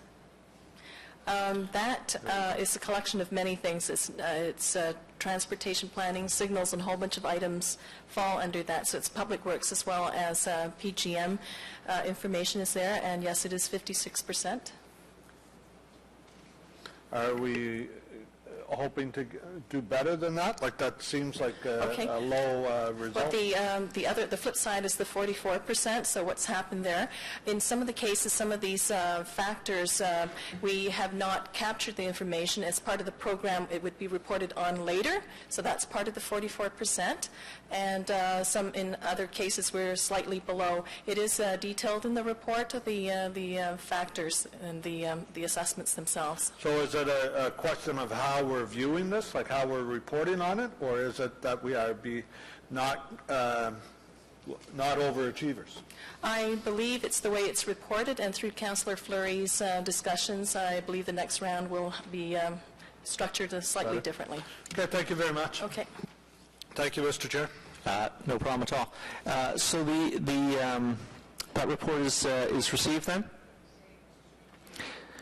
The next item then is item number 7, outdoor patio encroachments on Elgin Street. We do not have a staff presentation on that, but we do have a number of delegations. And is Mr. Bill Brown in the room? If you come forward and do your presentation, please.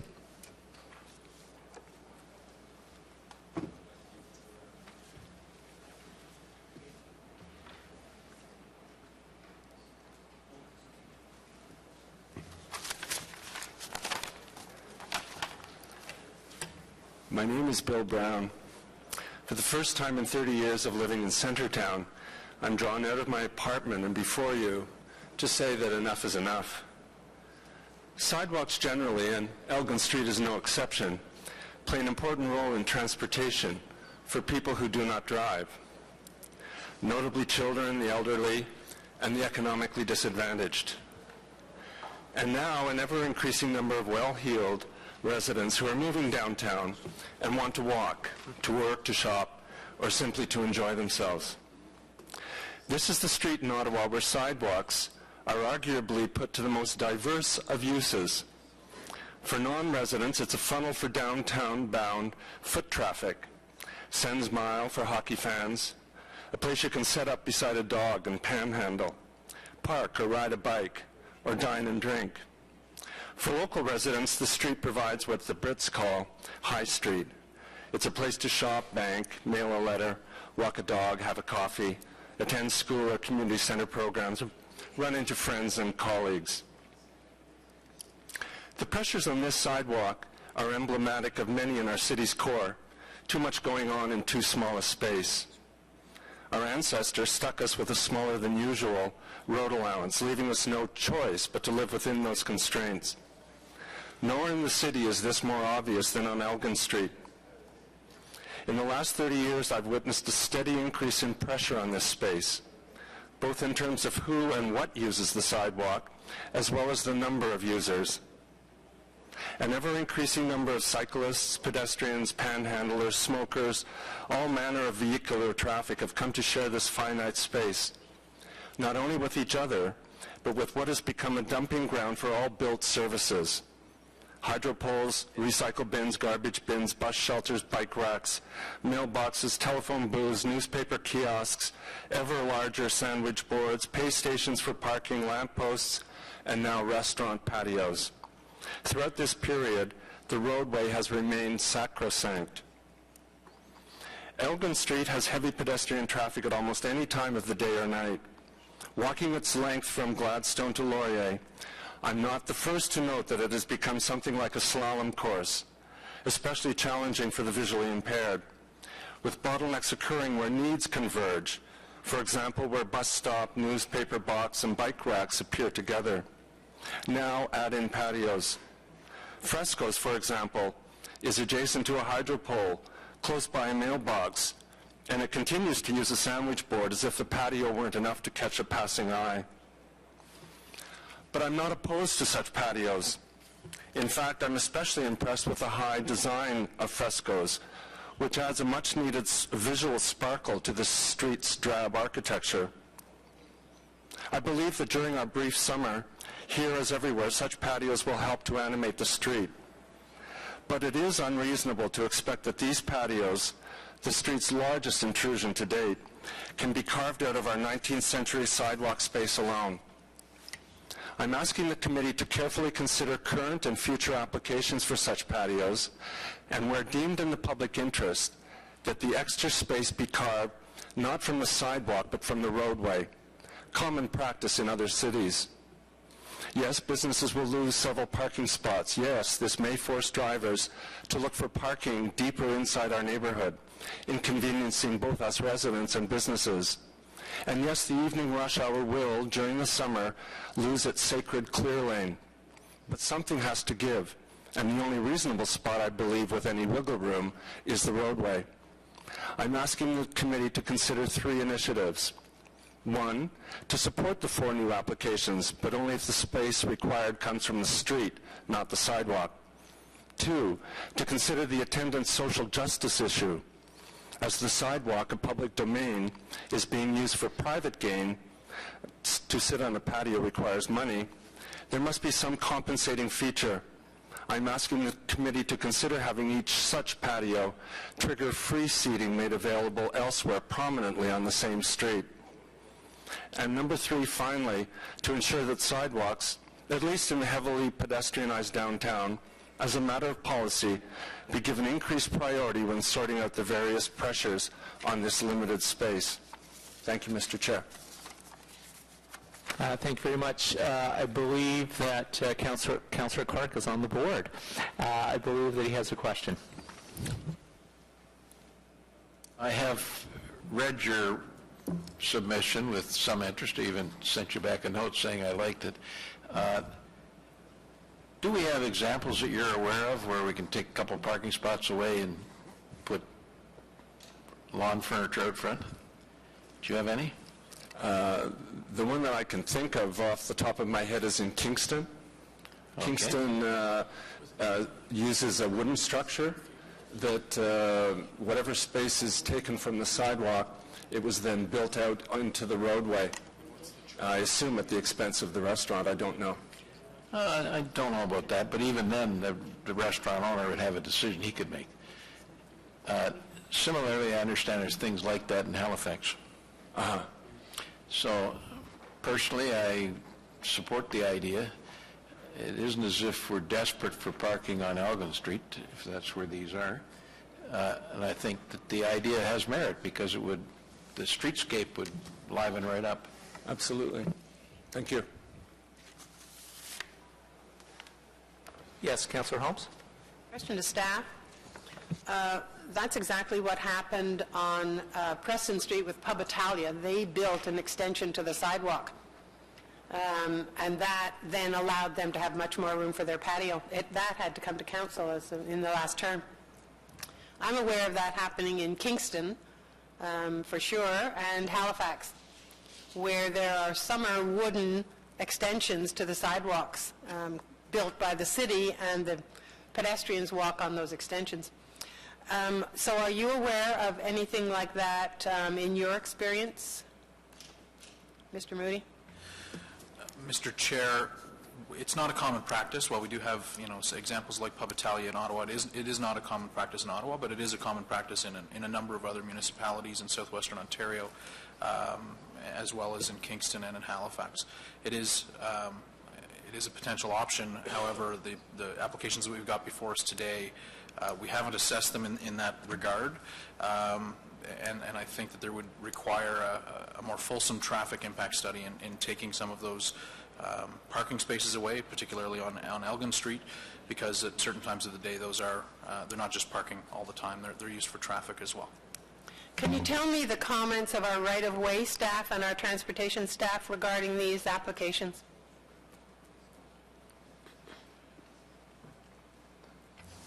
There were some comments provided from staff indicating that a 2-meter retained sidewalk width would be preferable.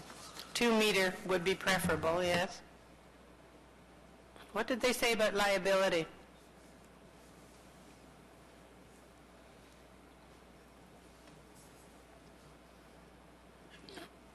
Mr. Chair, I think there is a concern that with the reduced sidewalk, that the city is placed in a position of liability for having pedestrians step onto a potentially dangerous situation by stepping onto the road. So we have comments from our transportation staff about the increased liability to the city of pedestrians. It's a bus lane that they would be stepping out into if they're forced out into the street. That's why I think it's advisable to have this 2-year look at the situation, so that we can see, should we be taking a couple of parking spaces and extending the sidewalk? Is it okay? Like, has this 2 years gone by without any accidents, and we don't think we really have that liability situation? But I think we do need that time to look at it, Mr. Chair, and make sure that our staff can assure themselves that we haven't increased our liability. Thanks. Thank you very much, Councillor. Councillor Cherchenko. Yes, thank you. I'll have a few questions for staff as well, but my prelude or my preface to that is more and more I'm visiting other cities, seeing pictures from other cities and hearing stories where they're, in a sense... Councillor Cherchenko, sorry to interrupt. Is this a question for the delegation? No, to staff. I said to staff. We're still in delegations at this point. Okay. I take your point absolutely. I will. Yeah, it makes more sense just to wait then for staff. Just the people have been waiting patiently, and Councillor Holmes' questions sort of flowed from the delegation. Are there any further questions for? Looks like there's not questions for delegation. So I'll call the next delegation up, which is Genia Dix.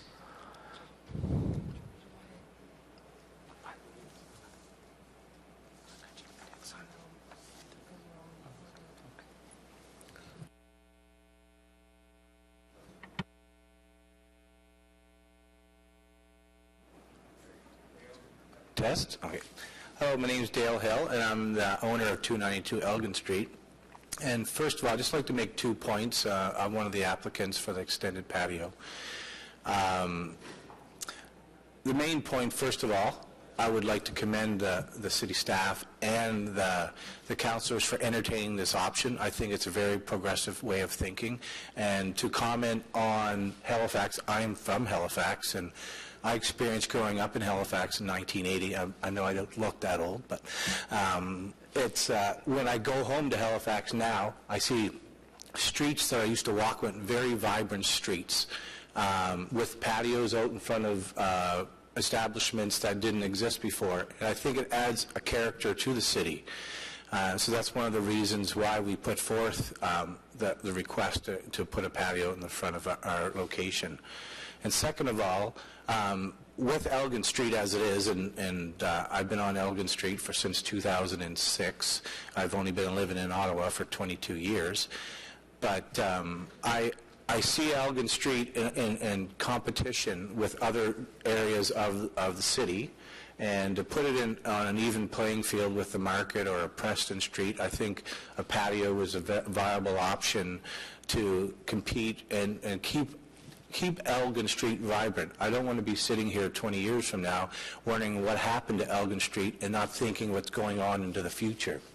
So I think, and this is where I commend the city staff and the councillors for entertaining this.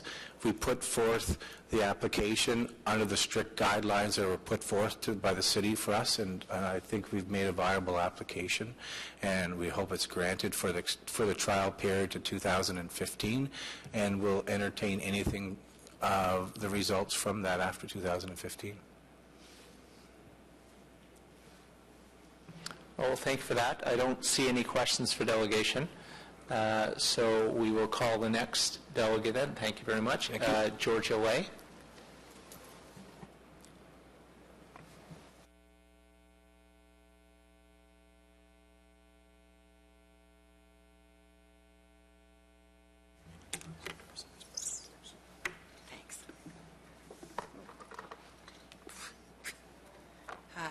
Am I sitting close enough?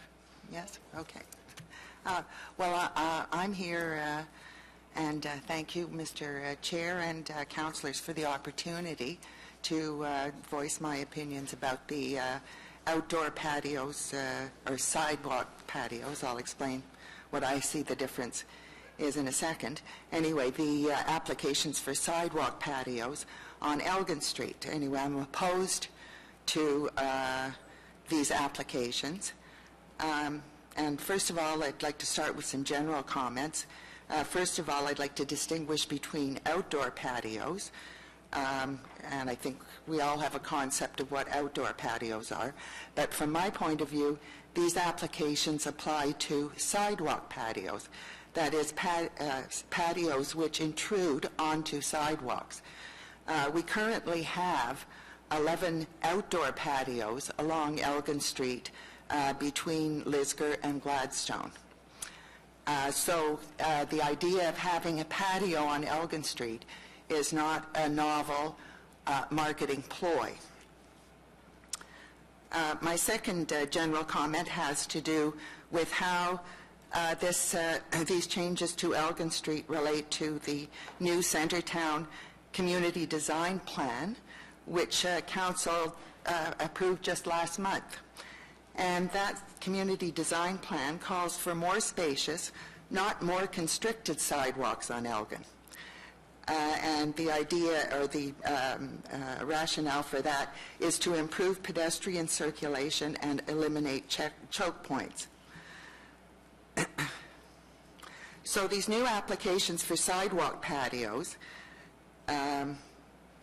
fly in the face of how Elgin Street should be developed according to our own community design plan. And the plans that were attached to the staff document for the 4 applications, the 4 new sidewalk patios, show them taking up almost 50% of the paved area between the edges of the buildings in which the businesses are located and the curb. So this isn't just taking up a foot or two of sidewalk space. This is taking up 50% of the paved area which is available to pedestrians. The second general comment I have to make is the safety issue. It endangers pedestrians when they have to step off the curb into the roadway to circumnavigate a patio because of the volume of pedestrian traffic or because patrons of the restaurant are standing outside the patio to smoke. I am a smoker myself. I'm not down on smokers. It's just that they create a choke point on the sidewalk. And I have seen pedestrians step off the curb into the roadway firsthand at Woody's pub on Elgin Street.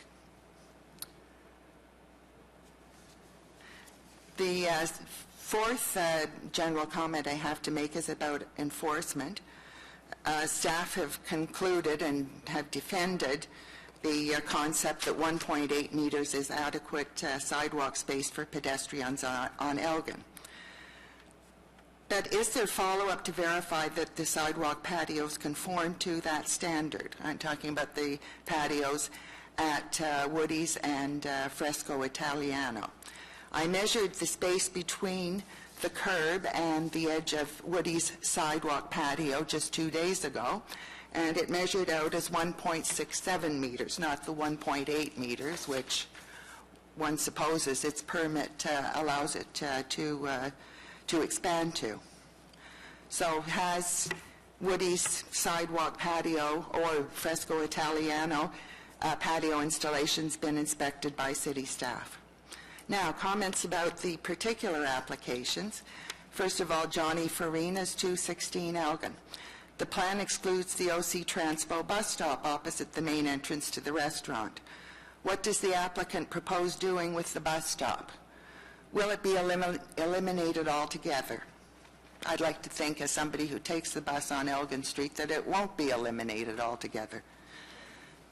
Second comment about Hooley's Pub, 292 Elgin, and Mr. Dix was just here talking about his plans. Hooley's Pub already has an outdoor patio which seats 25 to 30 people in the alley between its building and Sugar Mountain. What is the justification for an additional patio in the pedestrian realm? And thirdly, Town Restaurant, the application... Ms. Wade, could you please wrap up? Yes, I will. Thank you. I'll wrap up with my recommendations. Okay, first of all, I recommend that the approval of the 4 new patio applications be deferred pending a review of existing sidewalk patios. I'm talking about Woody's and Fresco Italiano at the end of the 2013 patio season. So no new applications be approved until the existing sidewalk patios be evaluated. And that review encompass the elements spelled out in the staff report, that is pedestrian counts, incidents of pedestrians stepping off the curb, patios causing congestion and pooling. And I would add to that collecting some hard facts about the economic benefits that these sidewalk patios provide their owners, because that is the justification for allowing them in the first place. And I'd like to be convinced that there is some economic benefit to doing it. Thank you. Thank you. Are there any questions for the delegation? Thank you very much. And our last delegation on this is Matthew Bickford. Mr. Bickford could come forward, please.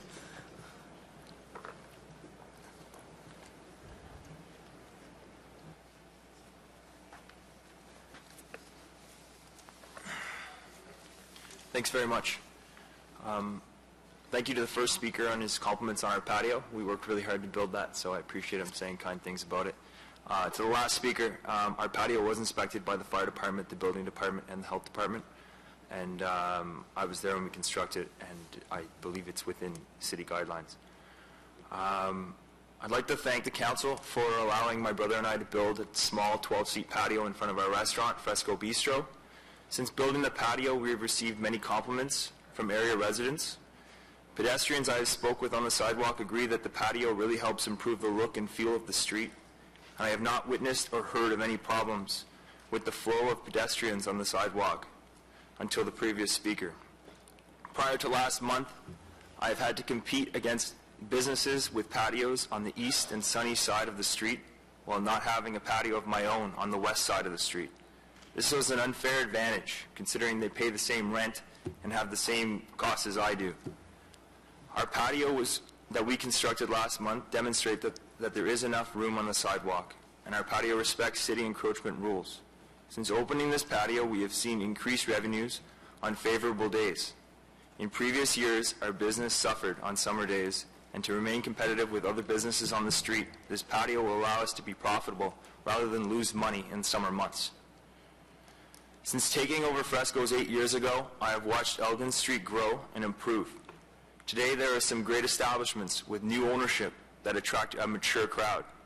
Elgin Street has many responsible business owners who care very much about the street, the community, and their business. We do care about the image of the street, and we do not want anything to bring a negative representation or reputation to the street. Fresco has provided a patio that respects city rules, provides great visual appeal to the street. I will continue to work with the city to ensure my patio respects community and sidewalk space. I am positive that other business owners on the street would do the same.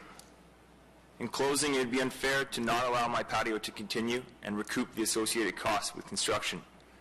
It would also be unfair to not allow others to construct patios where there is room to do so. The patio at Fresco Bistro is a great example that patios can work on our side of the street.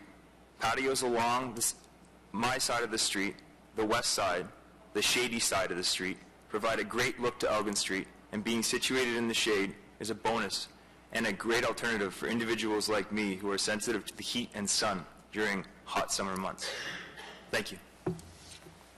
Thank you. Any questions for the delegation? Any questions for staff? Councillor Holmes.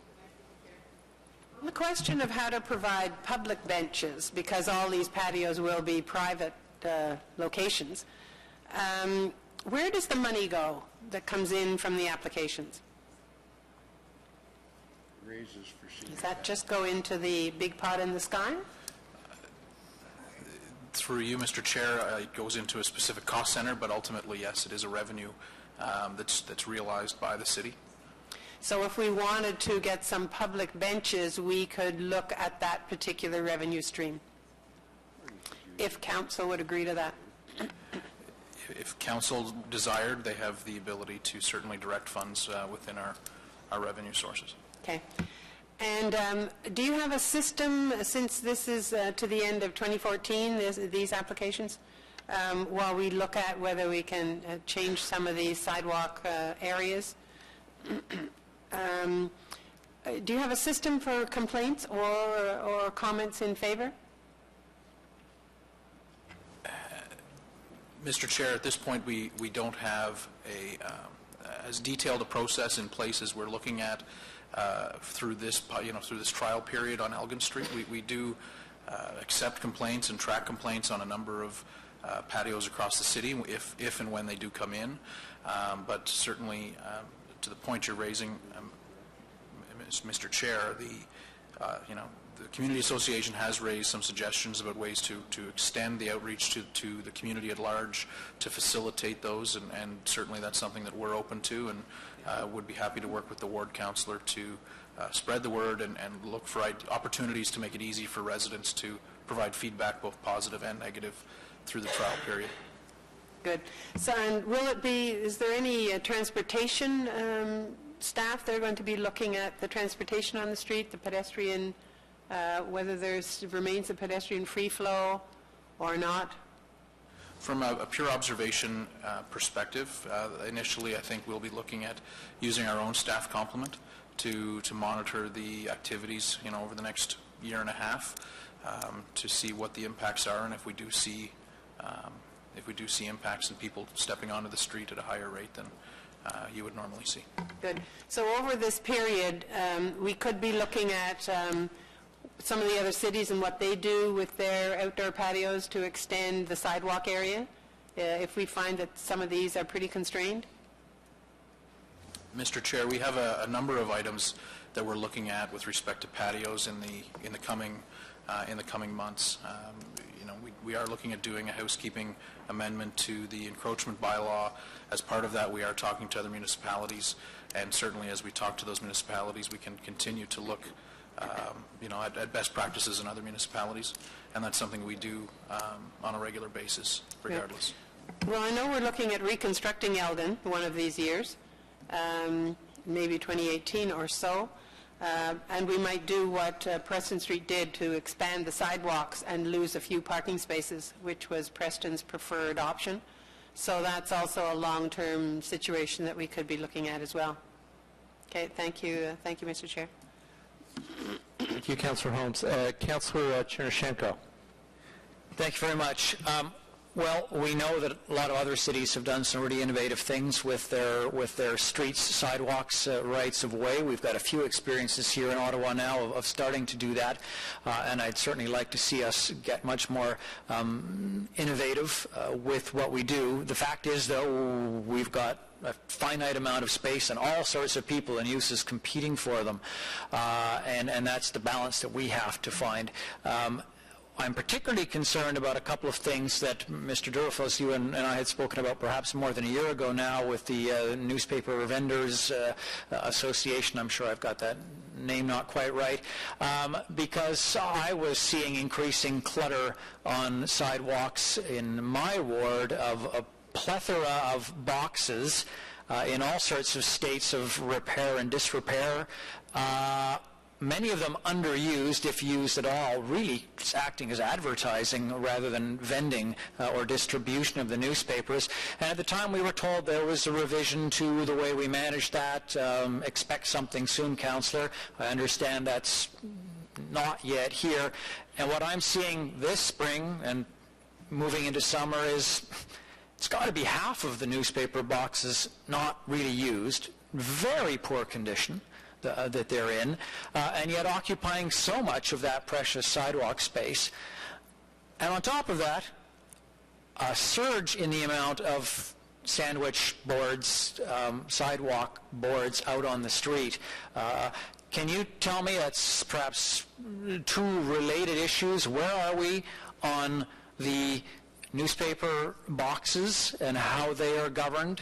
And then I'd like to know about the sandwich boards, advertisements, how effectively that's being governed, whether we feel like everything that's out there has got a permit, and whether we might need to be more strict given this lack of space? Mr. Chair, it was our intention as staff to have gang boxes for the newspapers as part of the integrated street furniture program. As you are aware, unfortunately, that program never really materialized, never got off the ground. That program is being revised and repackaged. However, it is my understanding that the gang boxes, the newspaper gang boxes, will most likely not be part of that program.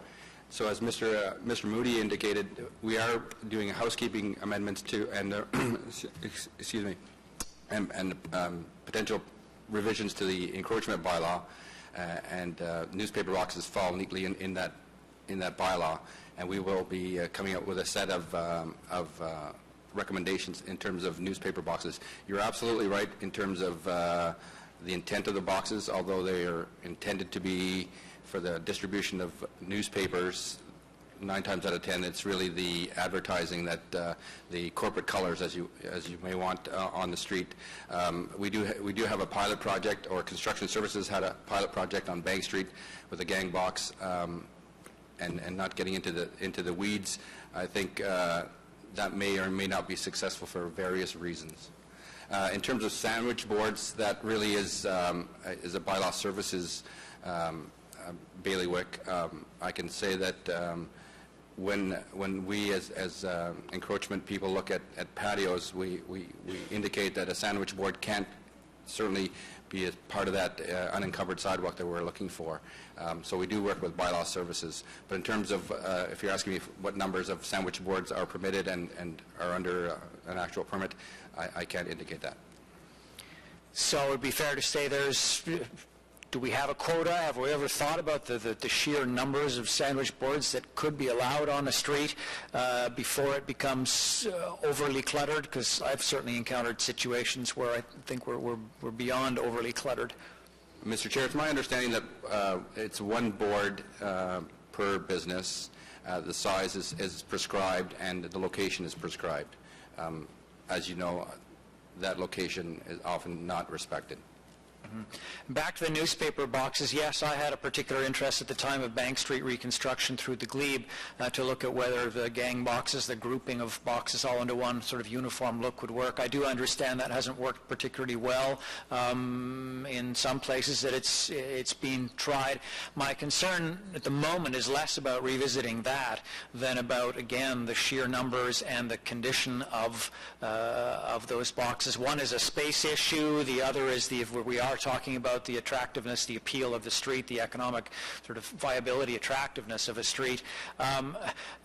There was a retort to my efforts from the industry that somehow this was, an attack on freedom of expression, which I could categorize as utter nonsense, that it was about the appearance of the street and the freedom to move.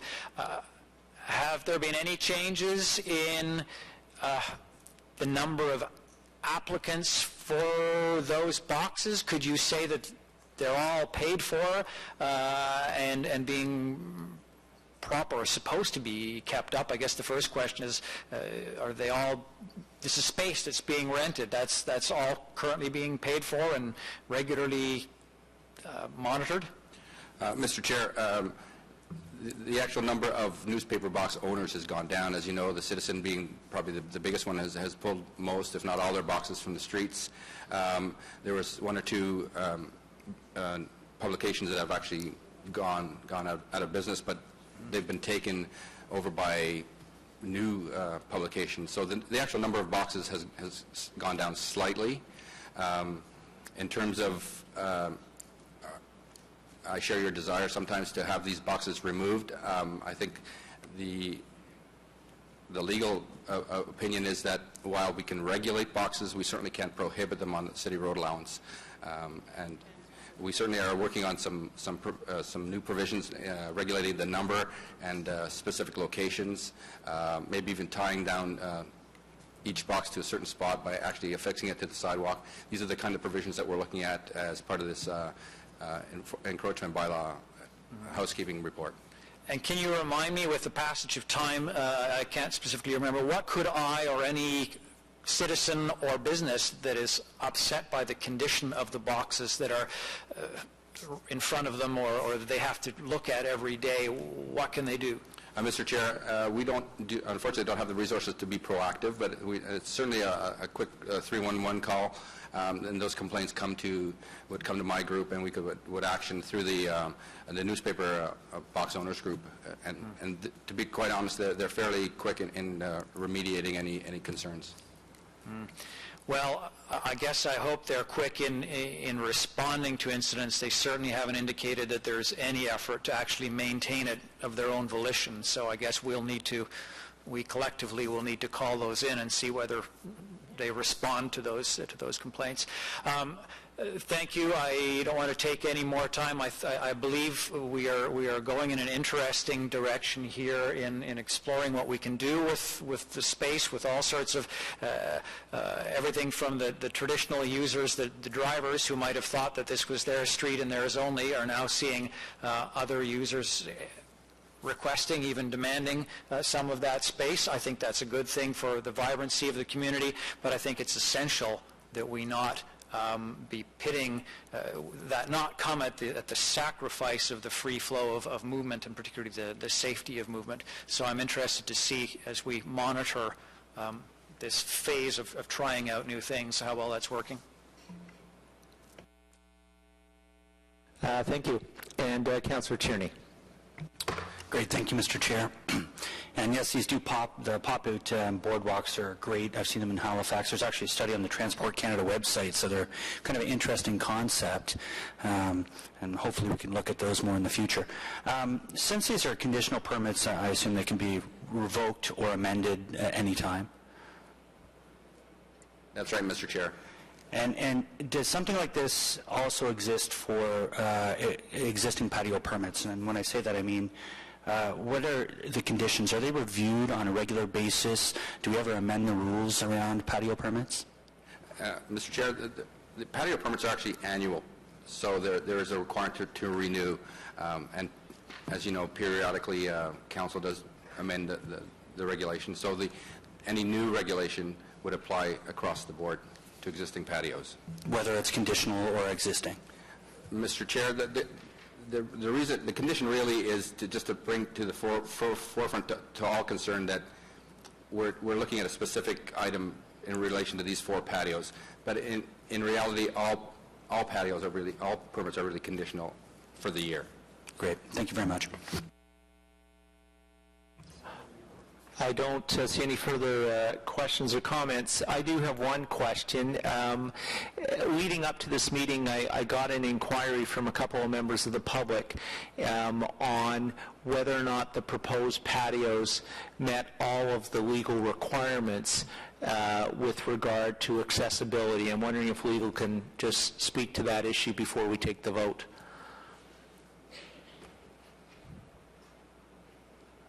Mr. Chair, the 4 patios in question are actually at grade, so there's no grade change. So it's my understanding that they meet the accessibility.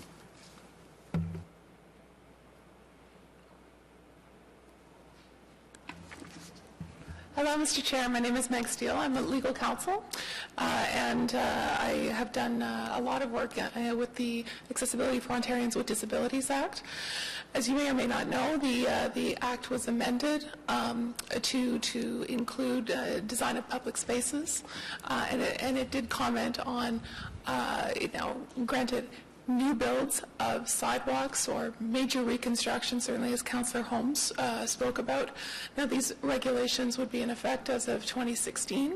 However, it's important to note that what the Act specifies for accessibility purposes is a clearance, an unencumbered clearance of 1.5 meters, which I understand that the city's own accessibility design guidelines, we suggest 1.8, which goes beyond what the legislation provides. So I don't have concerns from an accessibility standpoint as to whether or not this unencumbered space is consistent with the proposed legislation. Thank you very much. Thanks. So if there's no further comments or questions, I'm going to call the vote. All those in favor? Carried. We have one last operational item, and that's Councillor Hubel would like to add an additional item. Motion. It will require a waiver of the rules, so I'll ask first of all whether perhaps Councillor Hubel can speak briefly to what his motion is, and then we can have a vote on whether to waive the rules and deal with the motion. Yeah, I could start. Thank you, Mr. Chair. I'll start with the motion to waive the rules. Be it resolved that the Transportation Committee waive the rules of procedure to approve the addition of the following item for consideration by the committee at today's meeting, pursuant to subsection 84, bracket 3 of the procedure bylaw, being bylaw number 2006/462, to allow council to send a petition to the Minister of Transportation of Ontario in advance of the AMO meetings this summer in August to be held here in Ottawa, where this issue can be brought forward for discussion. And basically what I'm asking for in the motion, I can get right to the therefore be it resolved. It's that City Council approve the City of Ottawa petition to the Minister to amend the Highway Traffic Act to permit municipalities to erect non-singleized pedestrian crossings through the use of signs and pavement markings to define the crossing within the roadway and to provide priority to pedestrians at these non-singleized pedestrian crossings. Be happy to answer any questions. On waiver? Carried. On the motion? Carried. Thank you very much, colleagues. Any notice the motions for consideration at the next meeting? No, seeing none. Any inquiries? Other business? Somebody move for adjournment? Councillor Schenko? Okay, we are adjourned. Well, call the vote. We're adjourned.